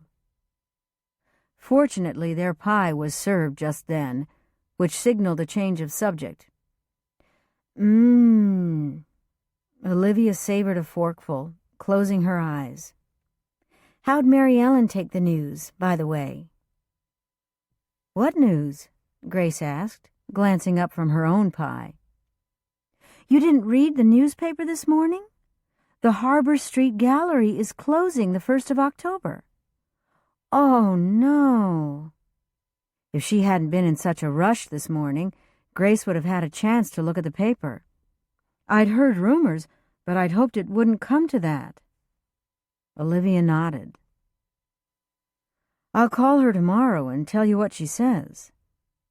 This would be a major disappointment to both her daughter and son-in-law. Mary Ellen had been instrumental in the success of the gallery, and John still sold some of his work there. Grace wished Mary Ellen had the time, energy, and financial resources to buy the gallery herself. But right now, that possibility was completely out of reach. Chapter 18. This time, Troy wasn't taking any chances. He brought a change of clothes to the office on Friday morning, and he intended to leave precisely at 5. Regardless of the Labor Day weekend traffic, he was visiting Faith. At 5 o'clock, as planned, he donned his clean-pressed shirt and slacks, putting his uniform inside the garment bag he had with him. The way people stared, he felt almost naked walking down the hallway outside his office. You'd think they'd never seen him in regular clothes before, he grumbled to himself. Now that Megan was pregnant, she seemed to need her father more than ever. He realized that despite her happiness about the baby, she was feeling vulnerable and insecure. He'd had no chance to have an extended phone conversation with Faith since Megan had made her announcement. His daughter called him several times every evening to talk about her mother, discuss baby names, ask his opinion on all kinds of pregnancy-related questions. He even wondered, almost guiltily, if she knew about him and Faith and was trying to thwart the relationship. But Megan couldn't possibly know about Faith. When he left the office, Troy drove down to Southworth and discovered that the line-up for the ferry was hours long. Too impatient to wait, he drove around instead, which meant crossing the Tacoma Narrows Bridge. Traffic was bound to be heavy, but it didn't matter to Troy. He was going to see Faith. She talked more and more about moving to Cedar Cove, and he encouraged the idea. For reasons he couldn't really explain, he was nervous. Earlier that week, when Faith had invited him to dinner, Troy had decided he'd kiss her. Okay, he'd kiss her if he got the signal that she wouldn't object. He lost track of time as he drove through the steady but unobstructed traffic and was surprised to find himself at the freeway exit she'd instructed him to take. 15 minutes later, he pulled up to the curb outside her house, a 2-story colonial painted white with green shutters. The porch had 2 large columns with a couple of wicker chairs and a glider. The lawn was well cared for and lined with flowering bushes. Sandy had liked flowers, too, and when she'd still been able to, had spent copious amounts of time maintaining their garden. Troy stood there, staring at the house, when the door opened and she came outside. "Troy, I'm so glad you're here." He felt the warmth of her welcome all the way from her porch, and yet he remained rooted to the spot. The night before, they'd talked for a mere 10 minutes, mostly plans for tonight, but now that he was here, he seemed to have nothing more to say. "Hi." He shoved one hand in his pocket and once again felt as awkward as a high school kid. With his other hand, he clutched the bottle of Sauvignon Blanc he'd bought on the advice of a friend. "Come in, please." Faith gestured toward the house. He nodded. His mouth had gone dry and his tongue felt like it was glued to his teeth. Looking around, he walked up the porch steps and into the entry, thrusting his wine into Faith's hand. The first thing that caught his eye was the carpeted staircase. Large framed photographs lined the wall going up the stairs, graduation photos of her 2 children, a couple of formal family shots, and a portrait of her husband. He'd since learned that Carl had died of lung cancer. Troy's gaze didn't linger on the pictures. Instead, he glanced over at the living room, which was to his right. He could see that it was furnished with a sofa and a couple of matching chairs next to a brick fireplace. A few small tables, lots of plants. That was where she led him. "Can I get you something to drink?" she asked. "I have coffee, tea, and soda."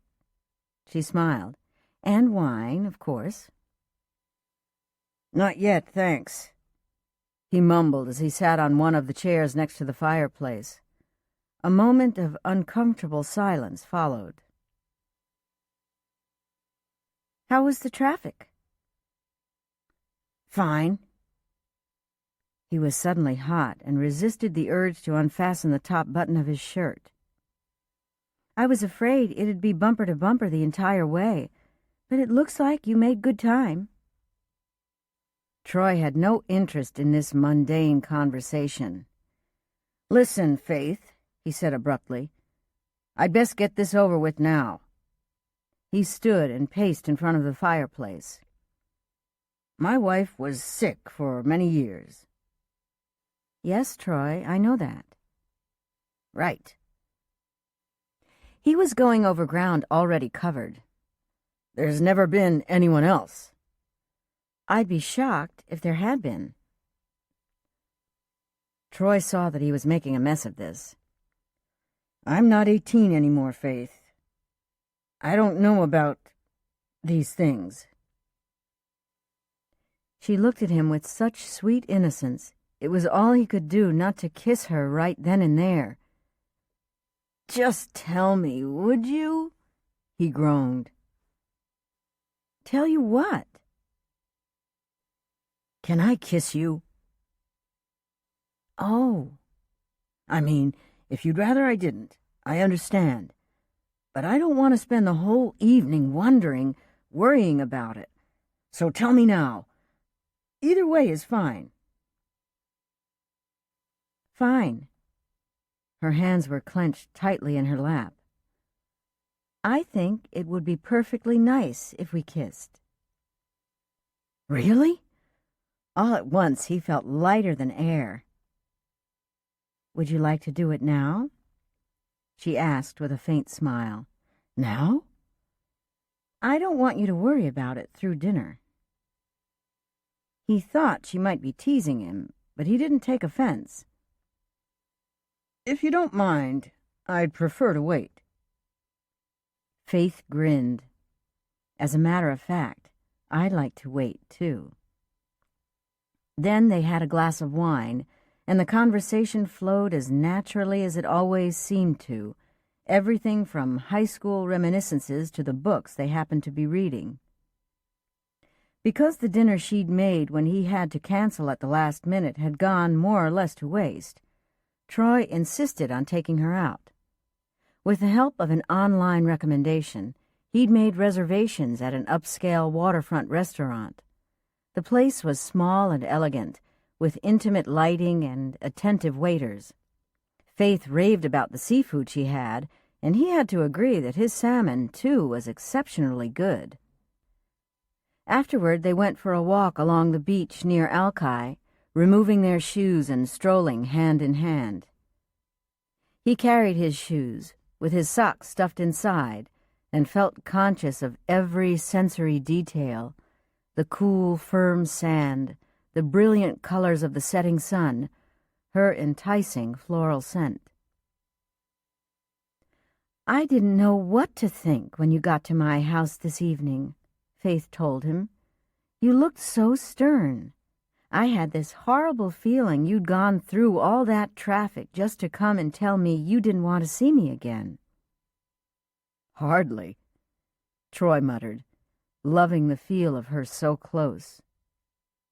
Asking permission to kiss her might not have been his smoothest move, but he was glad he'd done it. Now he could concentrate on her and on the anticipation of that kiss. "Might I remind you that you've already broken my heart once," she said lightly. "You recovered." "So did you." She paused. "Troy, we both loved our spouses, but they're gone. I'm so grateful that you and I have this second chance, grateful and excited." "I feel the same way. Grateful, excited, and nervous." He shook his head. "The truth is, I'm surprised I didn't throw up." "You? Oh, come on, Troy. You've always been so sure of yourself." "Yeah, right." The wind carried the sound of her laughter, and just hearing it made him want to laugh too. "I'm knitting a baby blanket for your daughter," Faith told him. "I hope that isn't too forward of me." "Of course not. I'm sure Megan will be very pleased." Even as he spoke, Troy instinctively realized that the instant Megan learned the blanket had been knit by a woman he was dating, she'd be upset. Megan needed time before she'd be able to accept Faith or anyone else for that matter, in his life. Maybe when the baby was born. He considered sharing his concern with Faith, but decided against it. He suddenly wondered how her kids felt about him. He shook off his thoughts, and together they watched the final moments of sunset. Now. He'd kiss her now. He dropped his shoes on the sand, then gently turned her into his embrace and lowered his mouth to hers. Faith slid her arms around his neck. This was the first time in more than 30 years that Troy had kissed a woman other than his wife. He found Faith's lips moist and warm and, most wonderful of all, inviting. When he lifted his mouth from hers, he saw that she was smiling up at him. "That wasn't so bad now, was it?" she murmured. He frowned at her.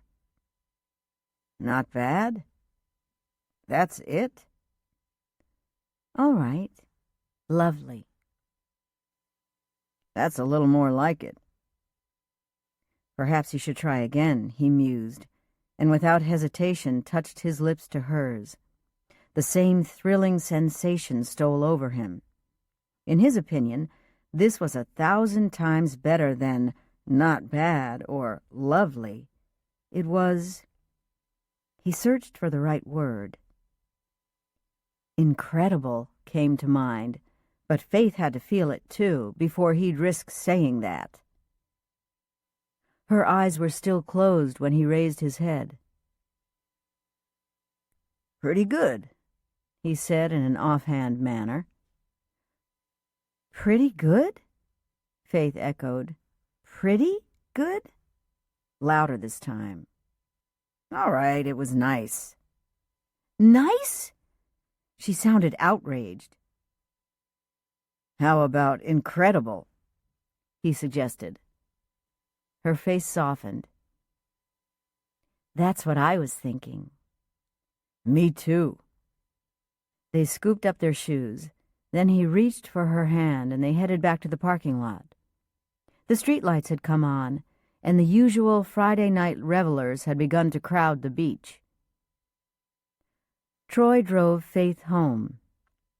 Just as he had when they were in high school, he walked her to the front door. "I had a perfect evening," she whispered.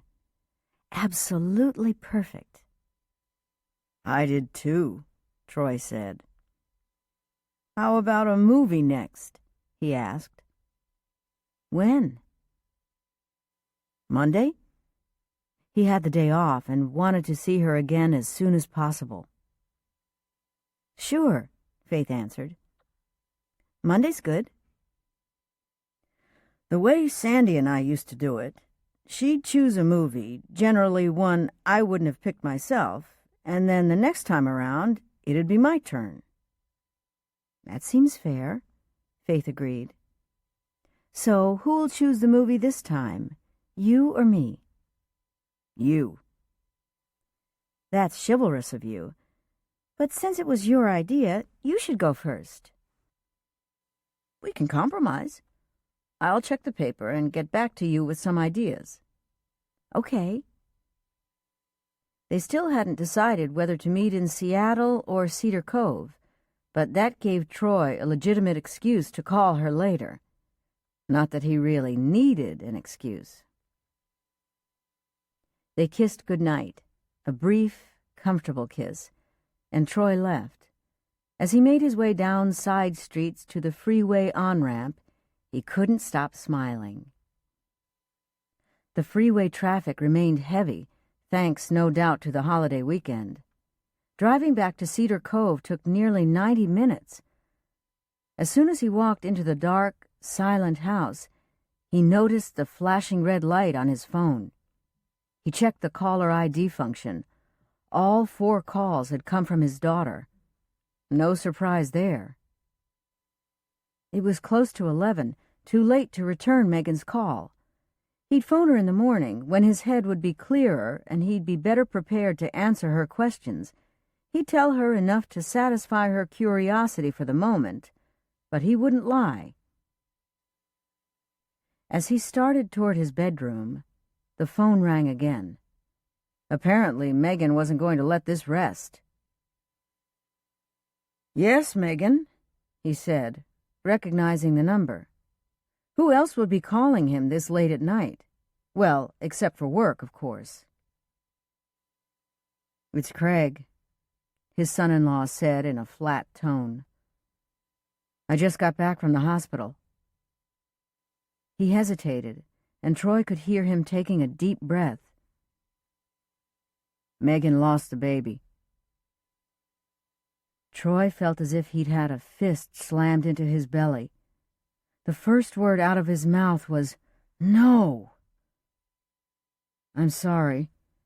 We tried to reach you. Apparently you had your cell turned off." Troy hadn't bothered to check. "I was out. Megan's taking the miscarriage pretty hard."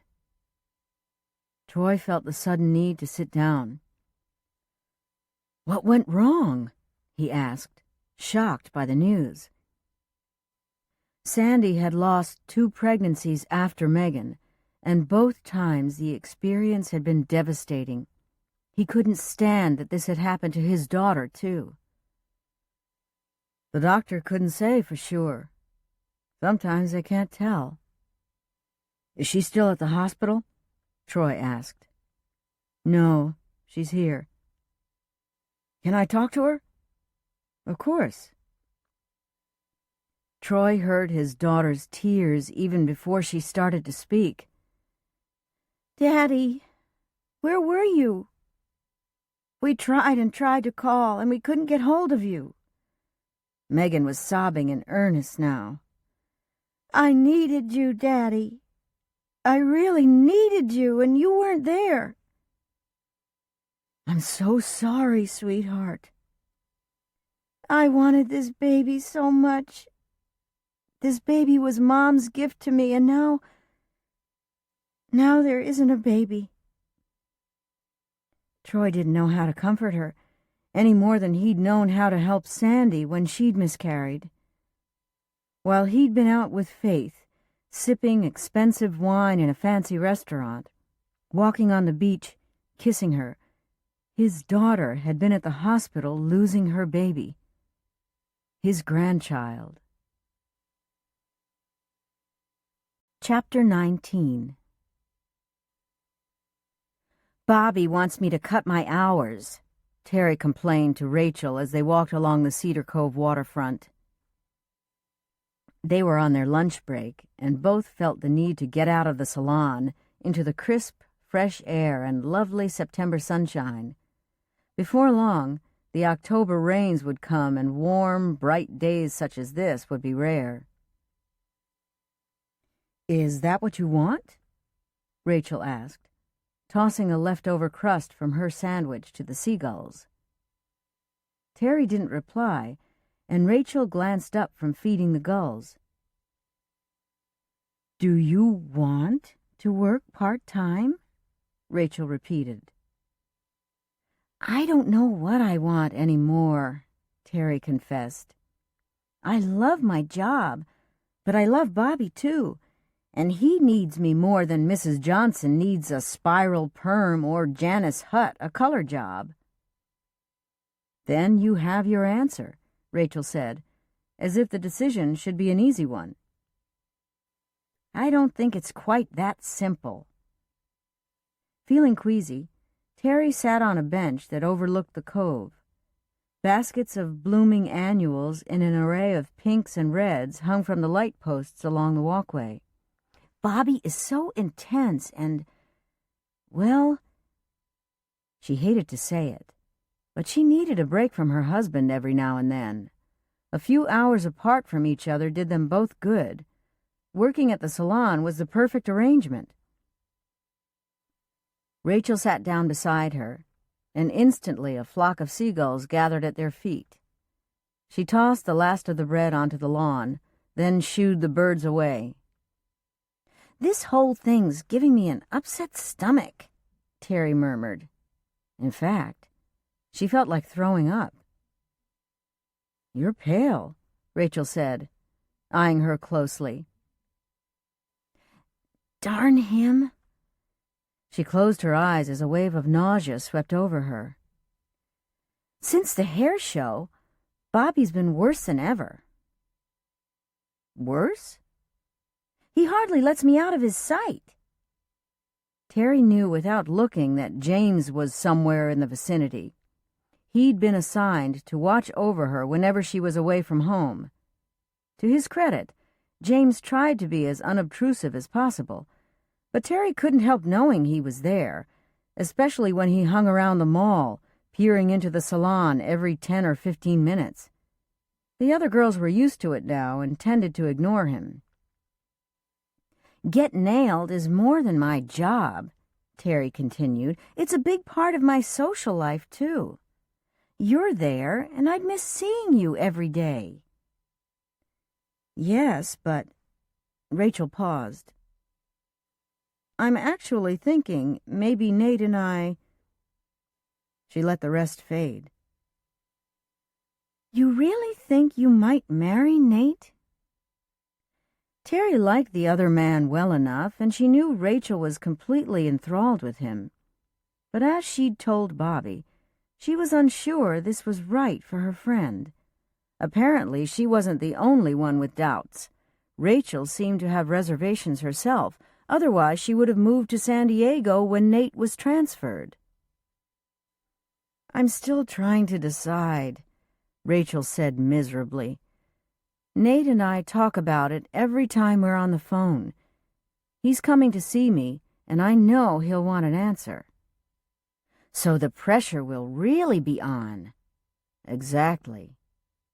If you love him, why the doubt? Rachel sat back against the park bench and crossed her legs, one foot swinging. You're going to think I'm being silly.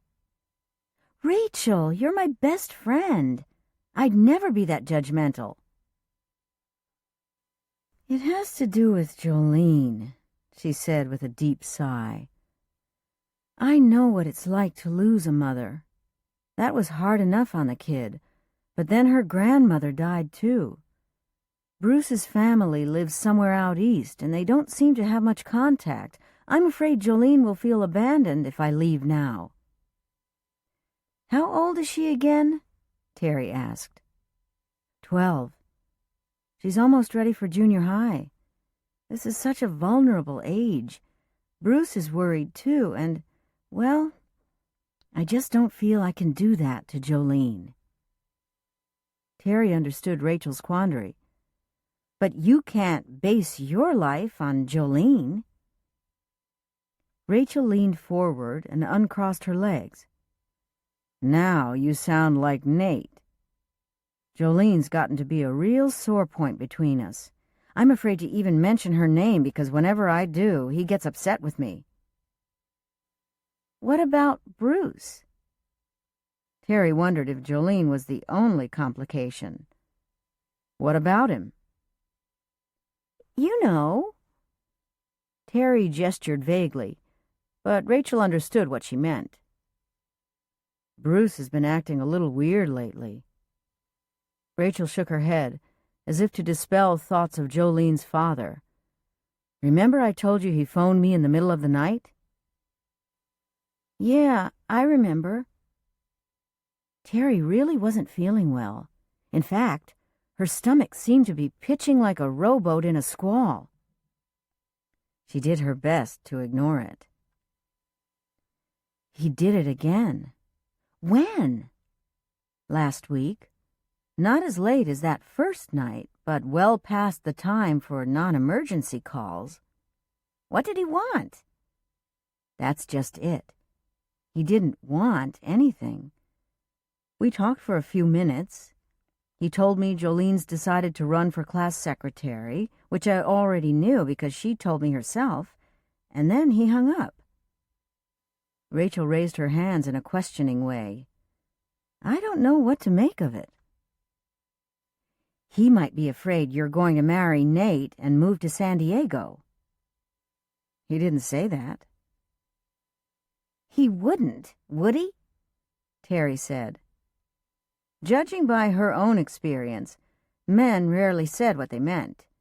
Neither did women, but at least they were more likely to recognize their feelings and desires. They just expressed them indirectly. Most men, on the other hand, didn't actually know what was bothering them. She figured this was the case with Bruce Peyton. He asked if he could come over this weekend with Jolene. I thought Nate was flying in. He is. Oh, boy. See what I mean? Rachel said. Teri nodded. She wanted to ask what Rachel had told Bruce, but suddenly felt lightheaded. No longer did she think she might vomit. She knew it. She leaped to her feet and raced toward the women's restroom. Pushing through the door, Teri barely made it inside the stall before her entire lunch came up. Teri? Rachel followed her into the restroom. Are you okay? No. She staggered out and leaned against the tiled wall. Miss Teri, James called her from the doorway. Everything all right in there? Do you need me to do anything for you? Go away, she yelled as she let her head fall forward. The room had started to swim. I've got the flu, she muttered to Rachel, who handed her a wad of tissues. The flu? Rachel repeated with a giggle. You think this is funny? She asked.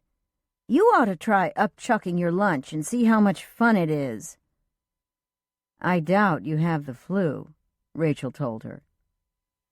Fortunately, Teri had bottled water in her purse. She rinsed out her mouth and wiped her face with the dampened tissues. What do you mean this isn't flu? You've been watching too many episodes of Grey's Anatomy, haven't you? Honestly, Teri, think about it. How long have you and Bobby been married? What should have been obvious from the first suddenly became clear. Rachel was right. The nausea wasn't due to any flu virus. She was pregnant. Her cycle had always been irregular, but now that she considered it, she hadn't had a period in 2 months. That should have been a sign. After all, they both wanted children, and they weren't using protection. Teri, Rachel placed her hand on Teri's shoulder. You look like you're going to faint. Miss Teri? I'm fine, James. Please wait outside. You're sure? Should I take you to the doctor's?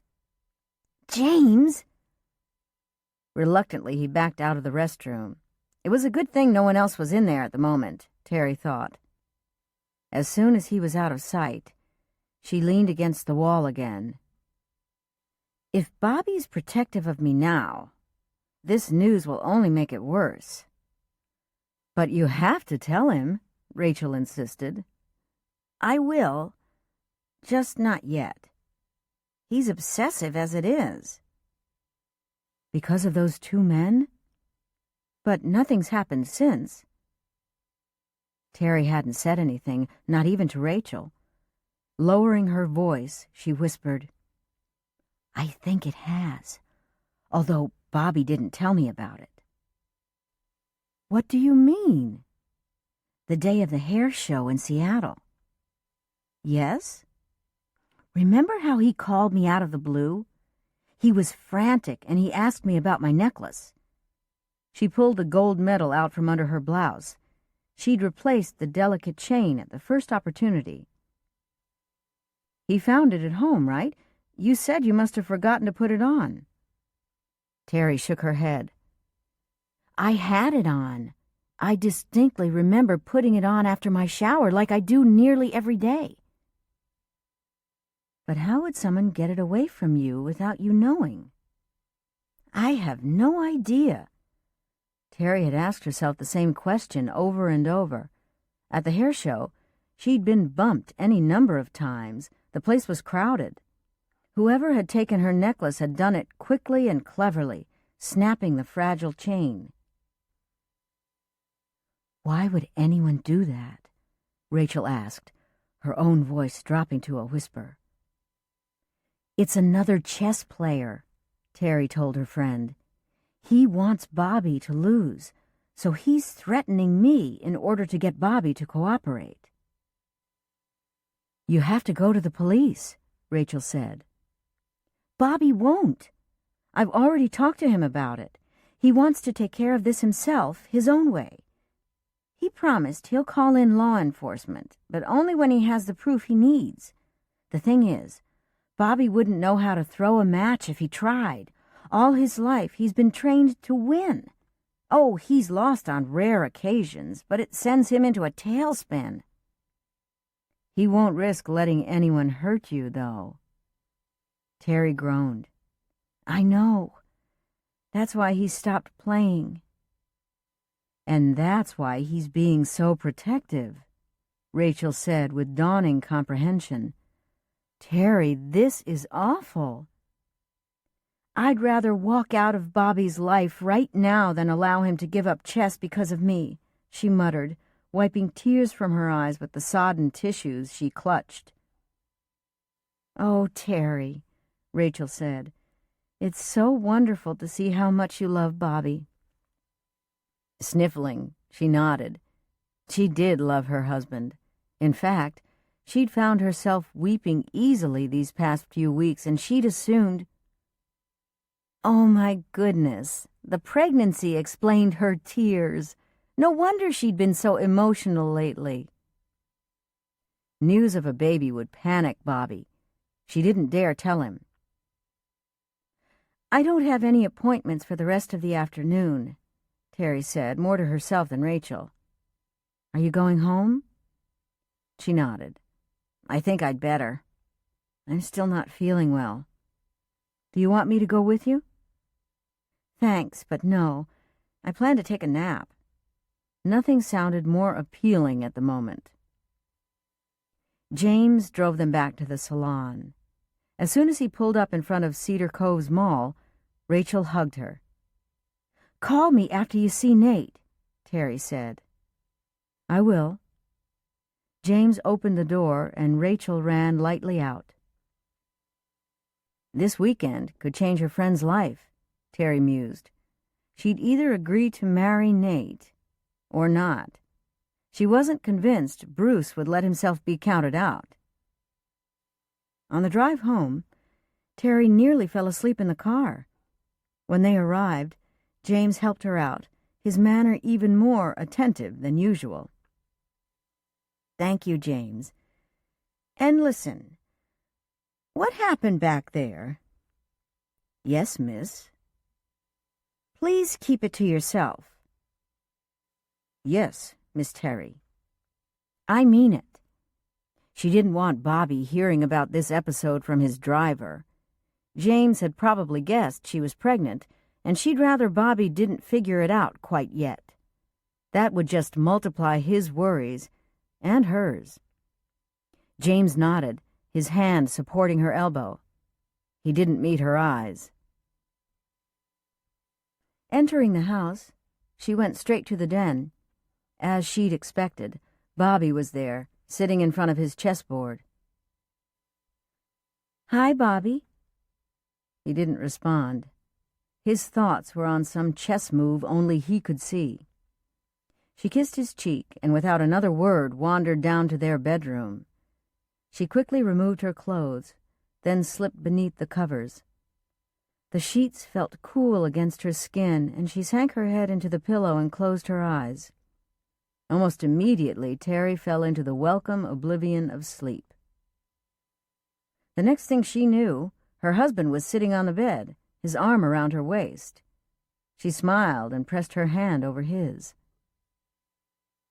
The phone rang, he said quietly. I didn't hear. Was it for me? It was your sister. She got your message and said she can come to dinner next week. Teri rolled onto her back. Did you mention that to James? Her husband nodded. Did he look happy?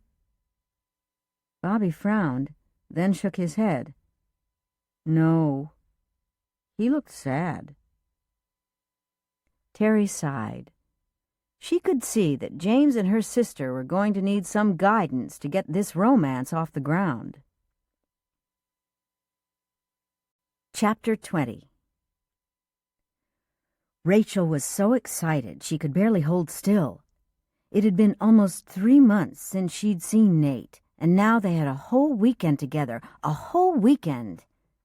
She paced outside the security area at SeaTac Airport, counting the minutes until he appeared. According to the arrivals monitor, his Alaska Airlines flight from San Diego had landed. People were streaming through, so many at a time that Rachel was afraid she'd miss him. Then he was there, standing in front of her. She let out a squeal of delight and launched herself into his arms. Her sailorman wrapped her in his embrace, swinging her around so people near them stepped out of the way, smiling. Then his hungry mouth claimed hers again and again. "Oh, Nate, I've missed you so much." He held her tight, drawing in several deep breaths as though desperate to take in her scent. "I've never been on a longer flight in my life," he whispered. "I kept reminding myself that every minute brought me closer to you." Slowly he released her until her shoes touched the floor again. "I've got a wonderful weekend planned," she told him, laughing.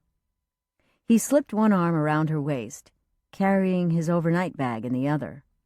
Walking side by side, they started toward the parking garage. "What kind of plans?" He kissed her cheek, as if he couldn't stop touching her now that they were finally together. "The Puyallup Fair's on. You'll love it."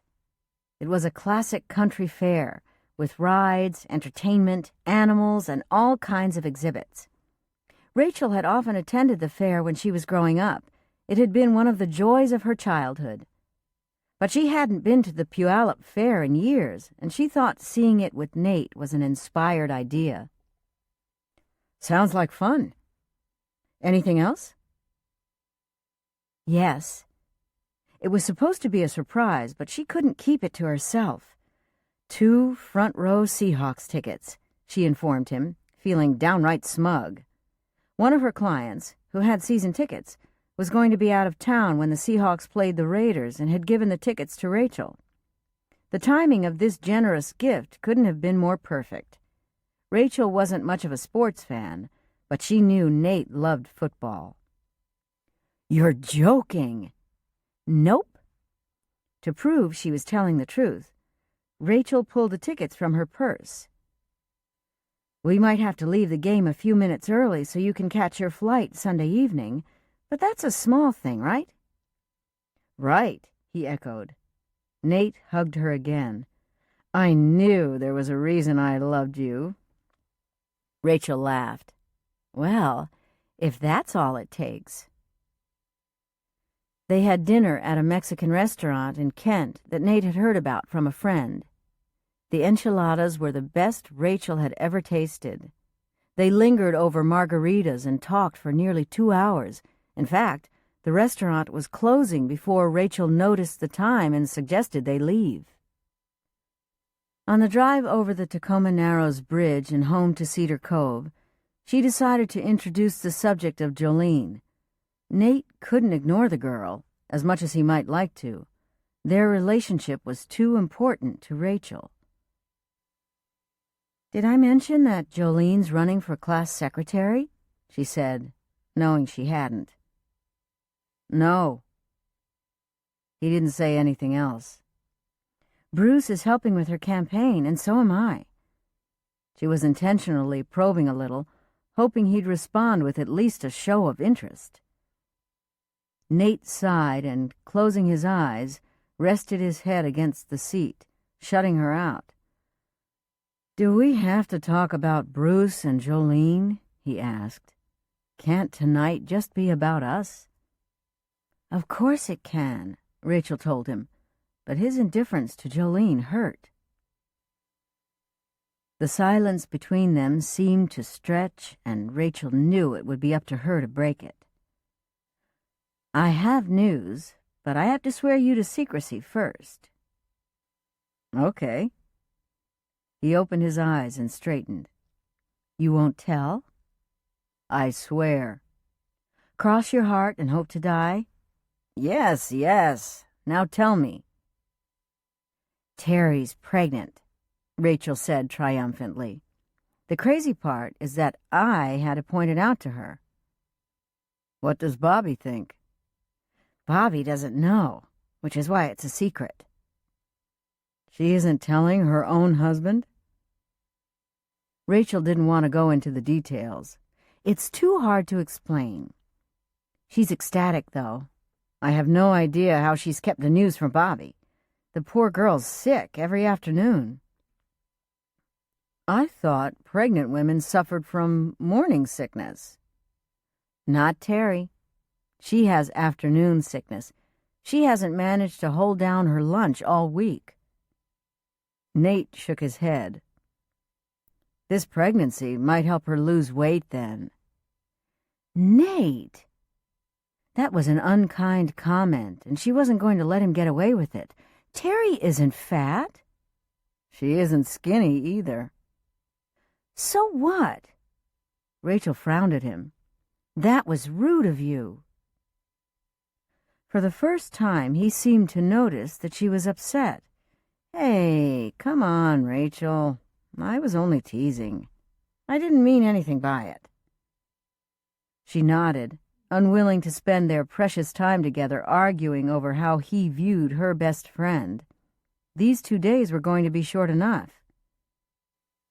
Listen, before I forget, I have a favor to ask you, Nate said, effectively changing the subject.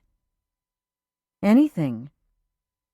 They exited off the freeway to Highway 16 and then over the Tacoma Narrows. In another 30 minutes, they'd be in Bremerton, where Nate was staying with a Navy friend. My father called me about coming home for a big political rally in October. I want you to fly in and meet me there. Nate's father was a congressman from Pennsylvania. Nate had grown up accustomed to living in the spotlight. Events such as campaign rallies, political dinners, meetings with diplomats and dignitaries were part of his everyday life. Dread filled Rachel, and although she tried, she couldn't keep the reluctance out of her voice. If you want me there, then, of course, I'll arrange to join you. I do. This is important, Rachel. I'd like you to meet my extended family and my friends. The initial introduction to his parents, when they'd visited the Seattle area a few months earlier, hadn't gone well. Nate evidently hadn't been aware of his mother's disapproval, although Rachel certainly hadn't missed it. While Patrice Olson had seemed polite and charming, her message was clear. Rachel came without connections, without influential relatives or other beneficial associations. She was from a different class than the politically based Olson clan, and Rachel was afraid she'd never fit into this family. She was convinced Patrice had someone in mind for her only son, and that someone wasn't an orphaned hair and nail tech from Cedar Cove, Washington. The rally would be a great experience, Nate assured her. Really? Rachel knew she sounded doubtful, even though she tried not to. I want you to understand the responsibilities of being part of my family. Oh, that was straightforward enough. Are you thinking of running for office one day? She asked. When they'd first met, Nate hadn't even told her his father was a congressman. He joined the Navy as an enlisted man in defiance of his family. At the time, he'd felt the need to prove himself. Obviously, that was no longer the case. I have been thinking about it, Nate confessed. That doesn't mean I will. But it's in the blood, you know? Just being at one of these rallies with Dad is exciting, and I didn't realize how much I missed it until he called. There's an energy to a campaign. It's contagious. You'll see what I mean. Oh, Nate, I'm not the right woman for you." She blurted this out, feeling close to tears. "I hate being in the limelight. I'd be a detriment to you." "Rachel, how can you say that? I love you. You're everything I want in a woman, a wife." "But I'm not. How can I be? The mere thought of a political life terrifies me." "Don't be so quick to judge. Meet me in October, and you can see for yourself what it's really like. Don't be so willing to give up on us." The possibility of not having Nate in her future was the deciding factor. "I'll do it," she said, her voice resolute. "Thank you, babe." He reached for her hand, then raised it to his lips. The weekend was a whirlwind of activity. Nate and Rachel arrived at the Puyallup Fairgrounds at 11 on Saturday morning and didn't leave until nearly 10 that night. By then, they'd experienced just about everything the fair had to offer, from cotton candy to corn on the cob and rides that terrified her. They'd attended a horse show and dog obedience trials, and she'd watched a baby chick peck its way out of its shell. At Rachel's strongly worded request, Nate purchased tickets to see one of the American Idol winners. "Promise you won't tell any of my friends I actually paid to listen to someone from American Idol," Nate protested. Rachel swatted his arm.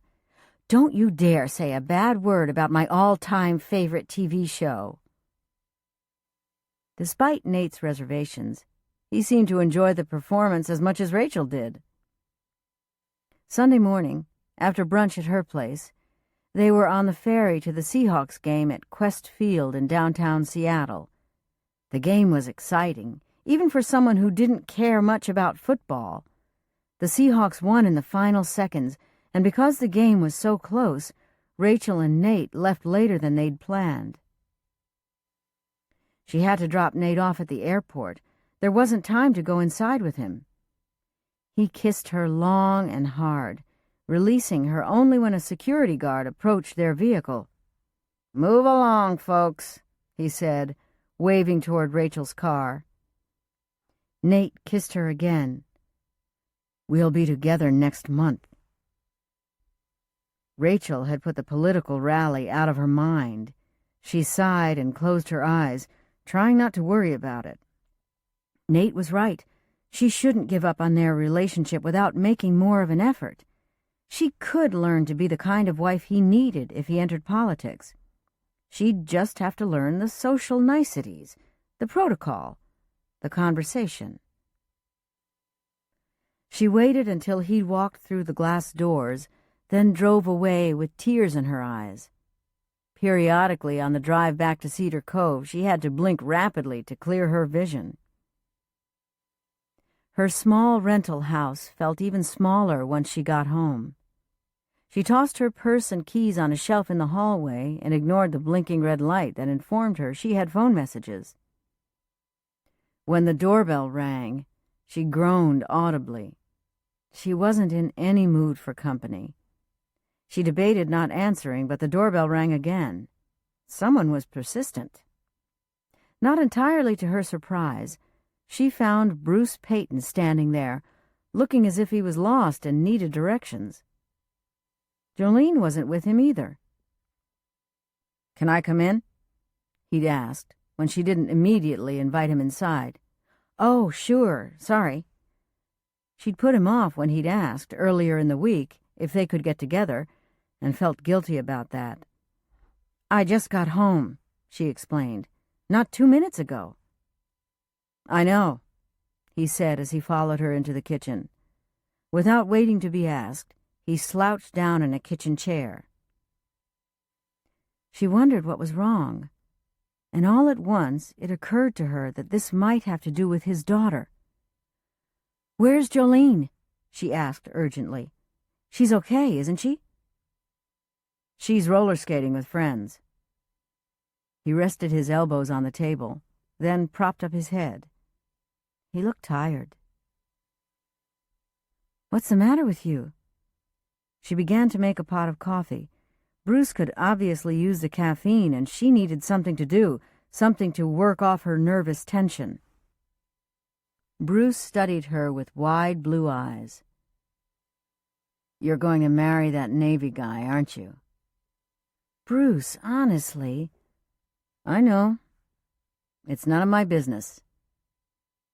The coffee had started to drain into the pot. Rachel waited until there was enough for a cup, then poured it into a mug, which she handed him. "I don't know what I'm going to do yet," she said. "It's too soon." "You love him, though?"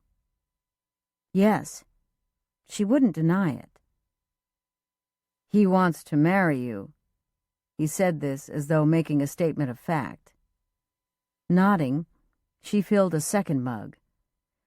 "If I do decide to marry Nate, we'll work something out with Jolene. She can fly out to visit us in California or wherever we are on a regular basis."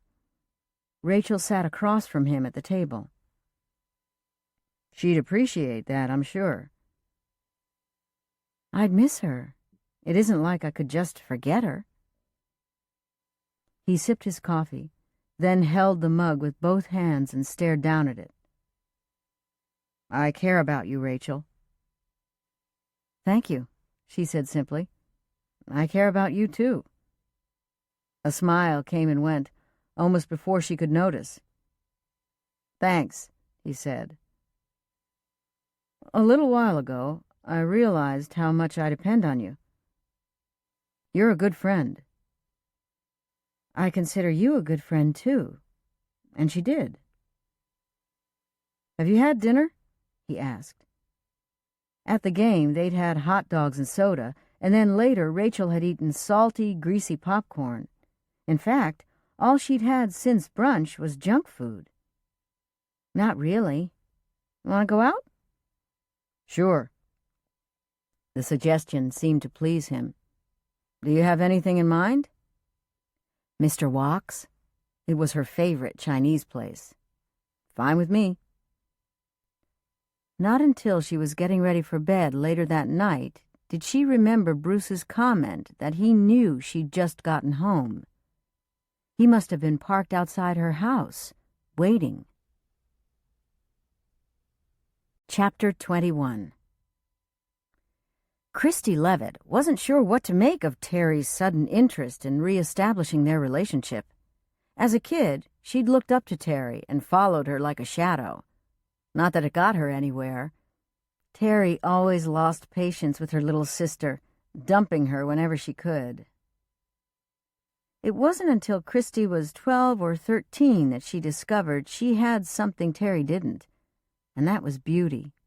Not that Teri was ugly or anything, but Christy had the looks, the classic face and shiny blonde hair, and the body to go with them. She'd quickly learned to use that to her advantage, and then she'd gone about proving she could have anything and everything her big sister did. The sense of power and exhilaration she got from stealing Teri's boyfriends was addictive. Christy wanted her sister to experience a little of the frustration she'd felt when Teri used to exclude her. Rejection hurt.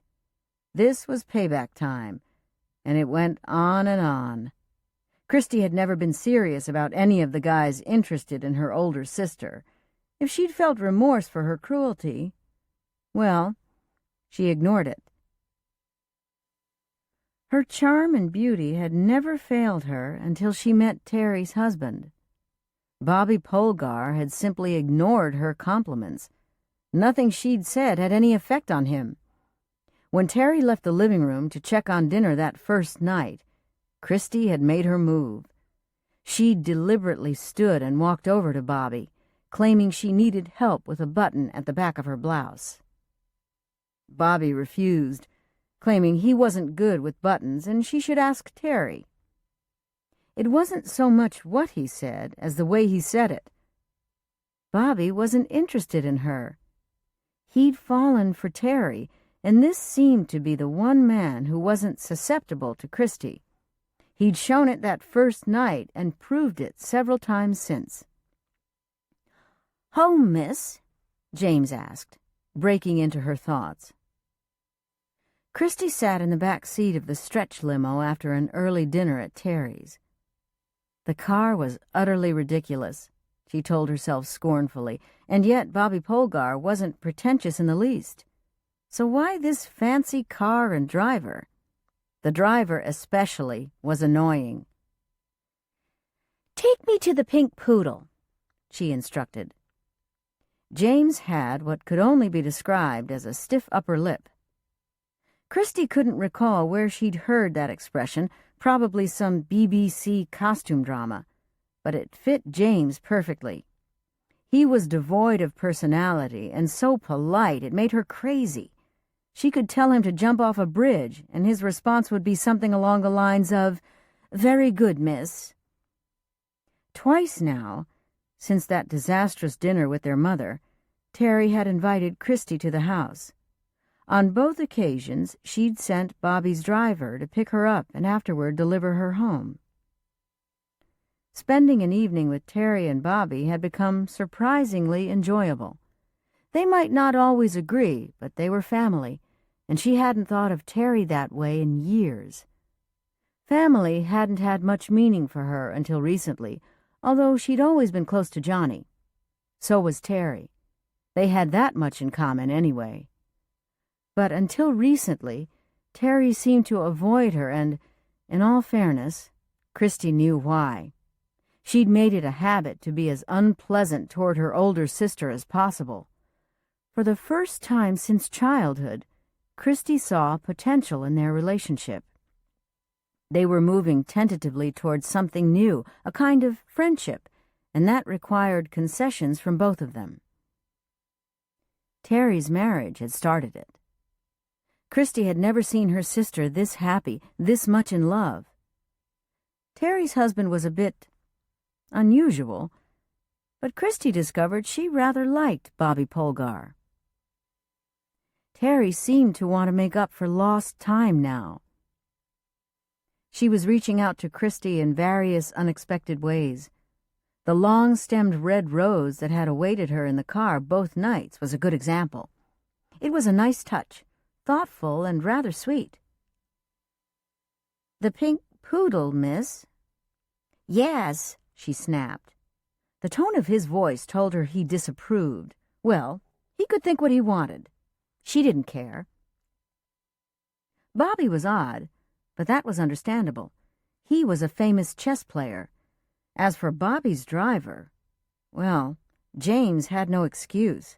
He wasn't even English or anything. He just acted like someone on, what was that old show? Upstairs, Downstairs. Who the hell had a driver in this day and age anyway? Then again, Bobby probably didn't have a driver's license, which might explain why he'd hired James. What didn't make sense was the way Bobby had James drive Teri everywhere she went. Talk about ridiculous. Still, if Bobby was going to keep the man as a full-time employee, James needed something to do. Driving Teri to the mall, waiting around, driving her back. Talk about boring. Without further conversation, James pulled up in front of the local tavern where Christy spent several evenings a week. She tended to go there when she got off work at the Walmart just outside Cedar Cove. It wasn't as though she had anyone waiting for her at home. The Pink Poodle was a friendly place. The music was lively and she could kick back and relax. James came around to the passenger door to let her out. He didn't look at her, which irritated her even more. The real reason she'd asked him to bring her to the tavern was to get a reaction out of him. She should have known she wouldn't. Other than the disapproving tone he'd used earlier, he didn't give the slightest indication of anything. "Thank you, James," she said, drawing out the one syllable of his name. The desire to break through that reserve of his was nearly overwhelming. She couldn't imagine what he'd do if she suddenly kissed him. The thought produced a smile. He'd keel over in a dead faint, or step on the gas and drive right into a tree. Climbing out of the car, Christy headed for the tavern door without a backward glance. Most people in the crowd greeted her. She knew nearly everyone there. Without stopping to chat, she went up to the bar and ordered a draft beer. Larry, the bartender, a middle-aged guy who was also the owner, picked up a chilled mug and automatically filled it from one of the taps. He didn't need to ask which brew she wanted. He knew what she liked. She sat down on a stool and they chatted for a few minutes until Kyle Jameson strolled in the front door. "Say, what's that limo doing outside?" he shouted. What? Christy couldn't believe her ears. James was still parked outside. Half the tavern moved over to stare out the smudged, wavy windows. "Who's he waiting for?" Larry asked, his nose practically pressed against the glass. "Good question," Kyle commented as he slid onto the stool next to Christy. She dated Kyle a couple of times. He was a local plumber and a decent guy. She liked him well enough, but there weren't any sparks, and the relationship had gone nowhere. With most men, it was better just to be friends. She'd crossed the line more than once with guys she knew from the tavern and always regretted it. "Say, can I get a beer over here?" Kyle asked, growing impatient with Larry, who continued to gaze out the window. "Coming right up," Larry muttered. Christy waited a respectable amount of time, then casually slid off the bar stool and walked toward the ladies' room. Instead of going down the hallway, though, she snuck out the door. Her footsteps resounded on the tarmac as she approached the limo, moving quickly. She wasn't halfway across the lot when James climbed out of the driver's seat and held open the passenger door. "What are you doing here?" she demanded. He seemed surprised by the anger in her voice. "I'm waiting for you," he explained, as if that was completely logical. "There's no need to do that." James shook his head. "Miss Teri asked me to see you home." "Go away," she said, dismissing him with a wave of her hand. "I'm afraid I can't do that." Now he was really beginning to annoy her. "I don't want you here." "Shall I move the car and wait for you around the corner?" Christy wanted to groan in frustration. "No, just leave." He declined again with a shake of his head. "A friend will drive me home," she insisted. James remained stubbornly quiet. "I want you to leave." "Yes, miss." Every word out of this man's mouth made her furious. "And stop calling me miss. My name is Christy." "Very well, Christy." There was a silence, and they stared at each other, neither looking away. "You're going to sit here even if I stay all night, aren't you?" she finally asked. "Yes." From the firm set of his mouth, she could tell he wasn't kidding either. He'd sit in that damn car for hours without a word of complaint, patiently waiting for her to reappear. "Oh, all right," she groaned. "You win." She went back into the tavern, paid for her beer, and left. James remained standing by the passenger door, holding it for her. She climbed in and reached for the door handle, jerking it from his hand as she slammed it shut. She glanced out at the tavern, hoping no one had seen her get into the limo. She'd never hear the end of it. Slipping into the driver's seat, James started the engine and turned into the road. "Now look what I did," Christy complained. "I ruined the rose my sister gave me." In her temper, she'd sat on it and crushed the petals. "That rose isn't from your sister." "Bobby gave me the rose?" That didn't sound like something her brother-in-law would do. "No, miss, I did." "You?" She was so shocked she forgot to be upset that he'd called her Miss again. "Yes." "Both times?"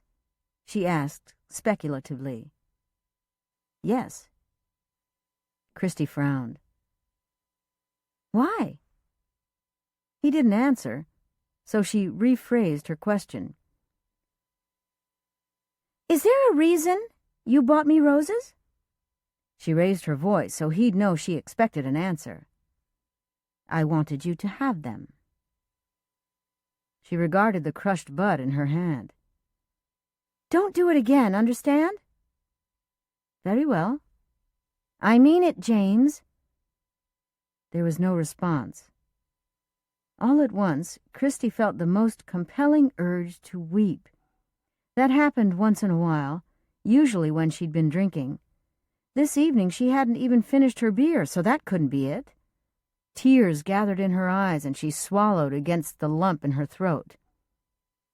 I'm going to tell Teri I don't want you driving me any more. Very well. She didn't know what made her say that. James hadn't done anything to her, and yet she seemed to be looking for ways to offend him. When he drove up to her apartment building, she practically leaped out of the car. She certainly didn't give him time to get out and open her door. She ran to her apartment and hurriedly let herself inside. Her pulse roared in her ears as she leaned against the closed door, breathing hard.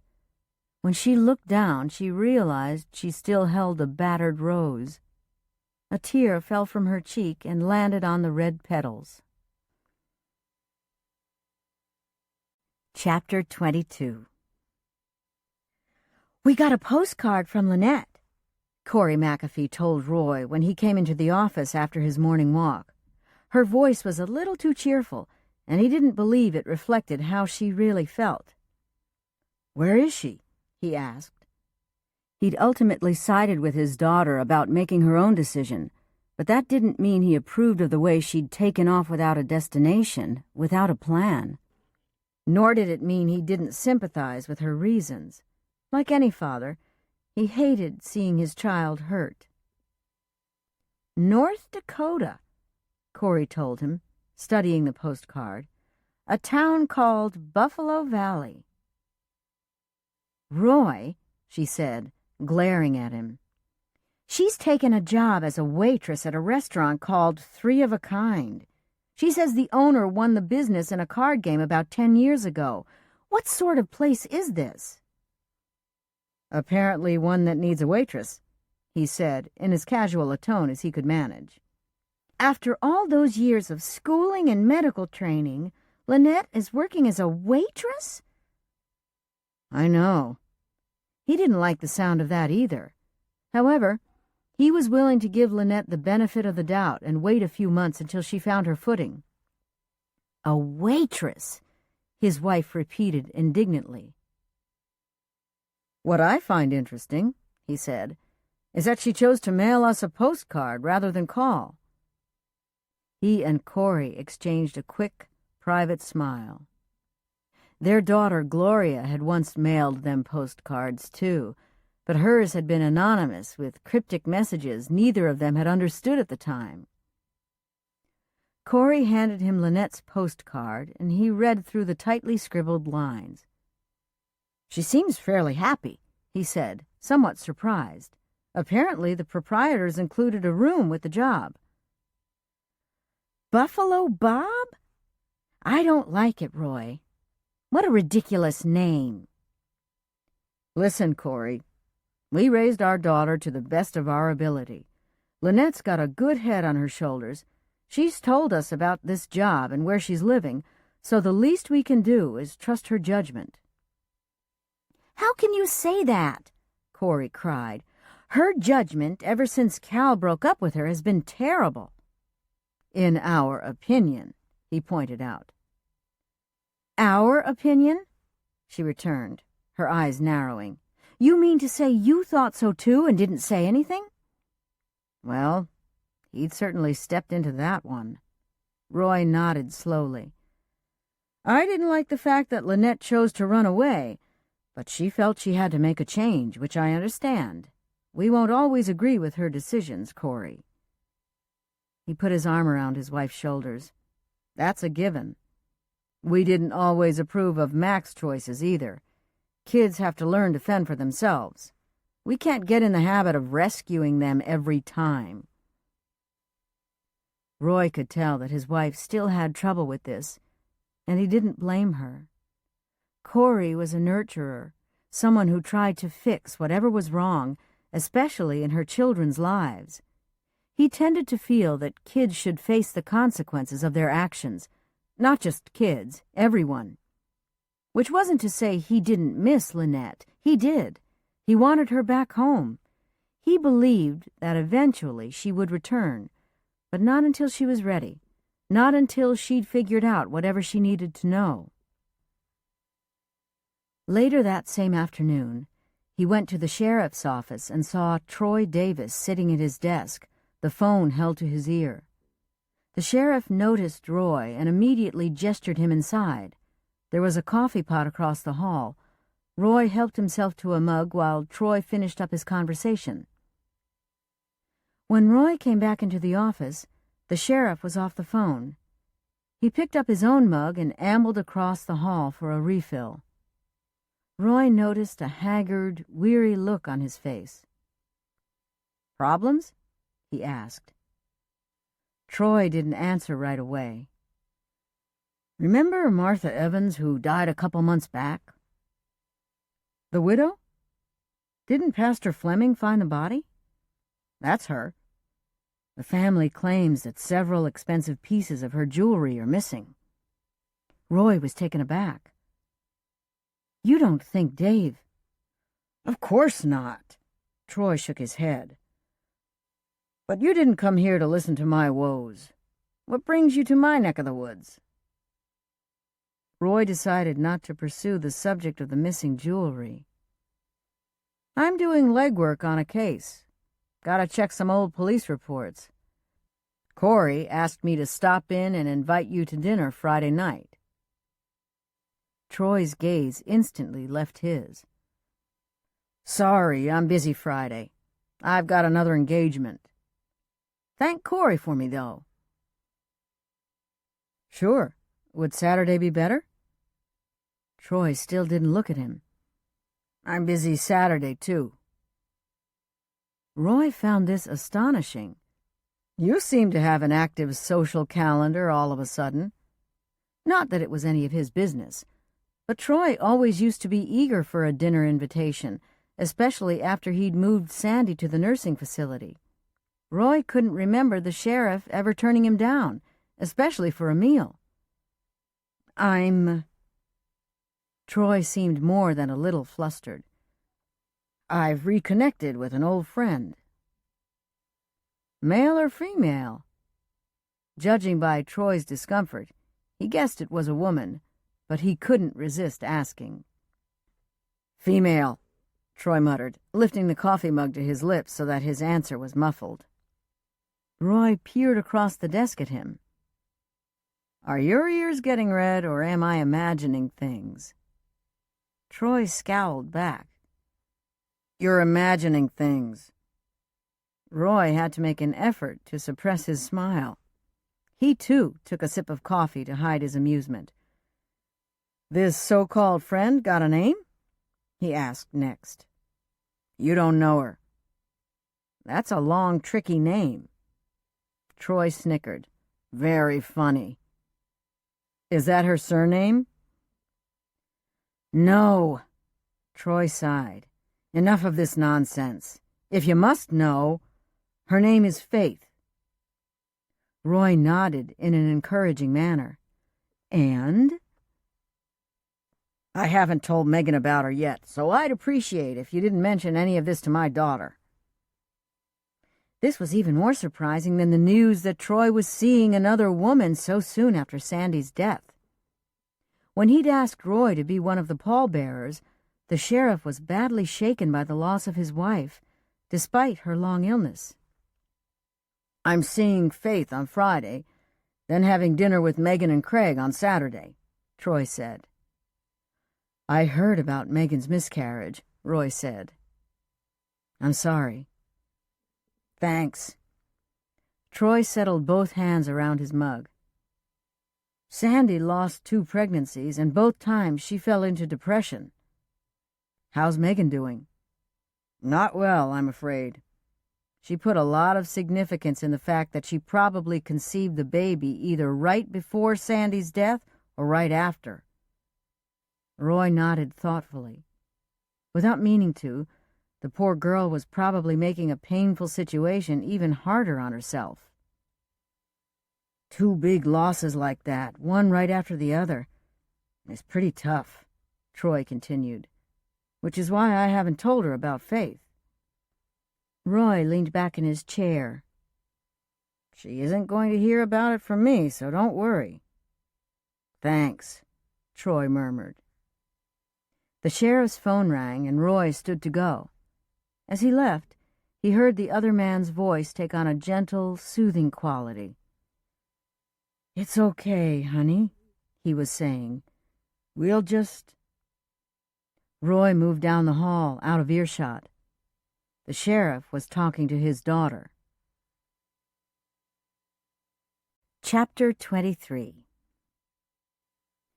Grace and Cliff's wedding reception would be Saturday, October 13th, which still gave them 3 weeks to finish getting everything organized. That weekend, thank goodness, worked for almost everyone. Their families and close friends would all be available.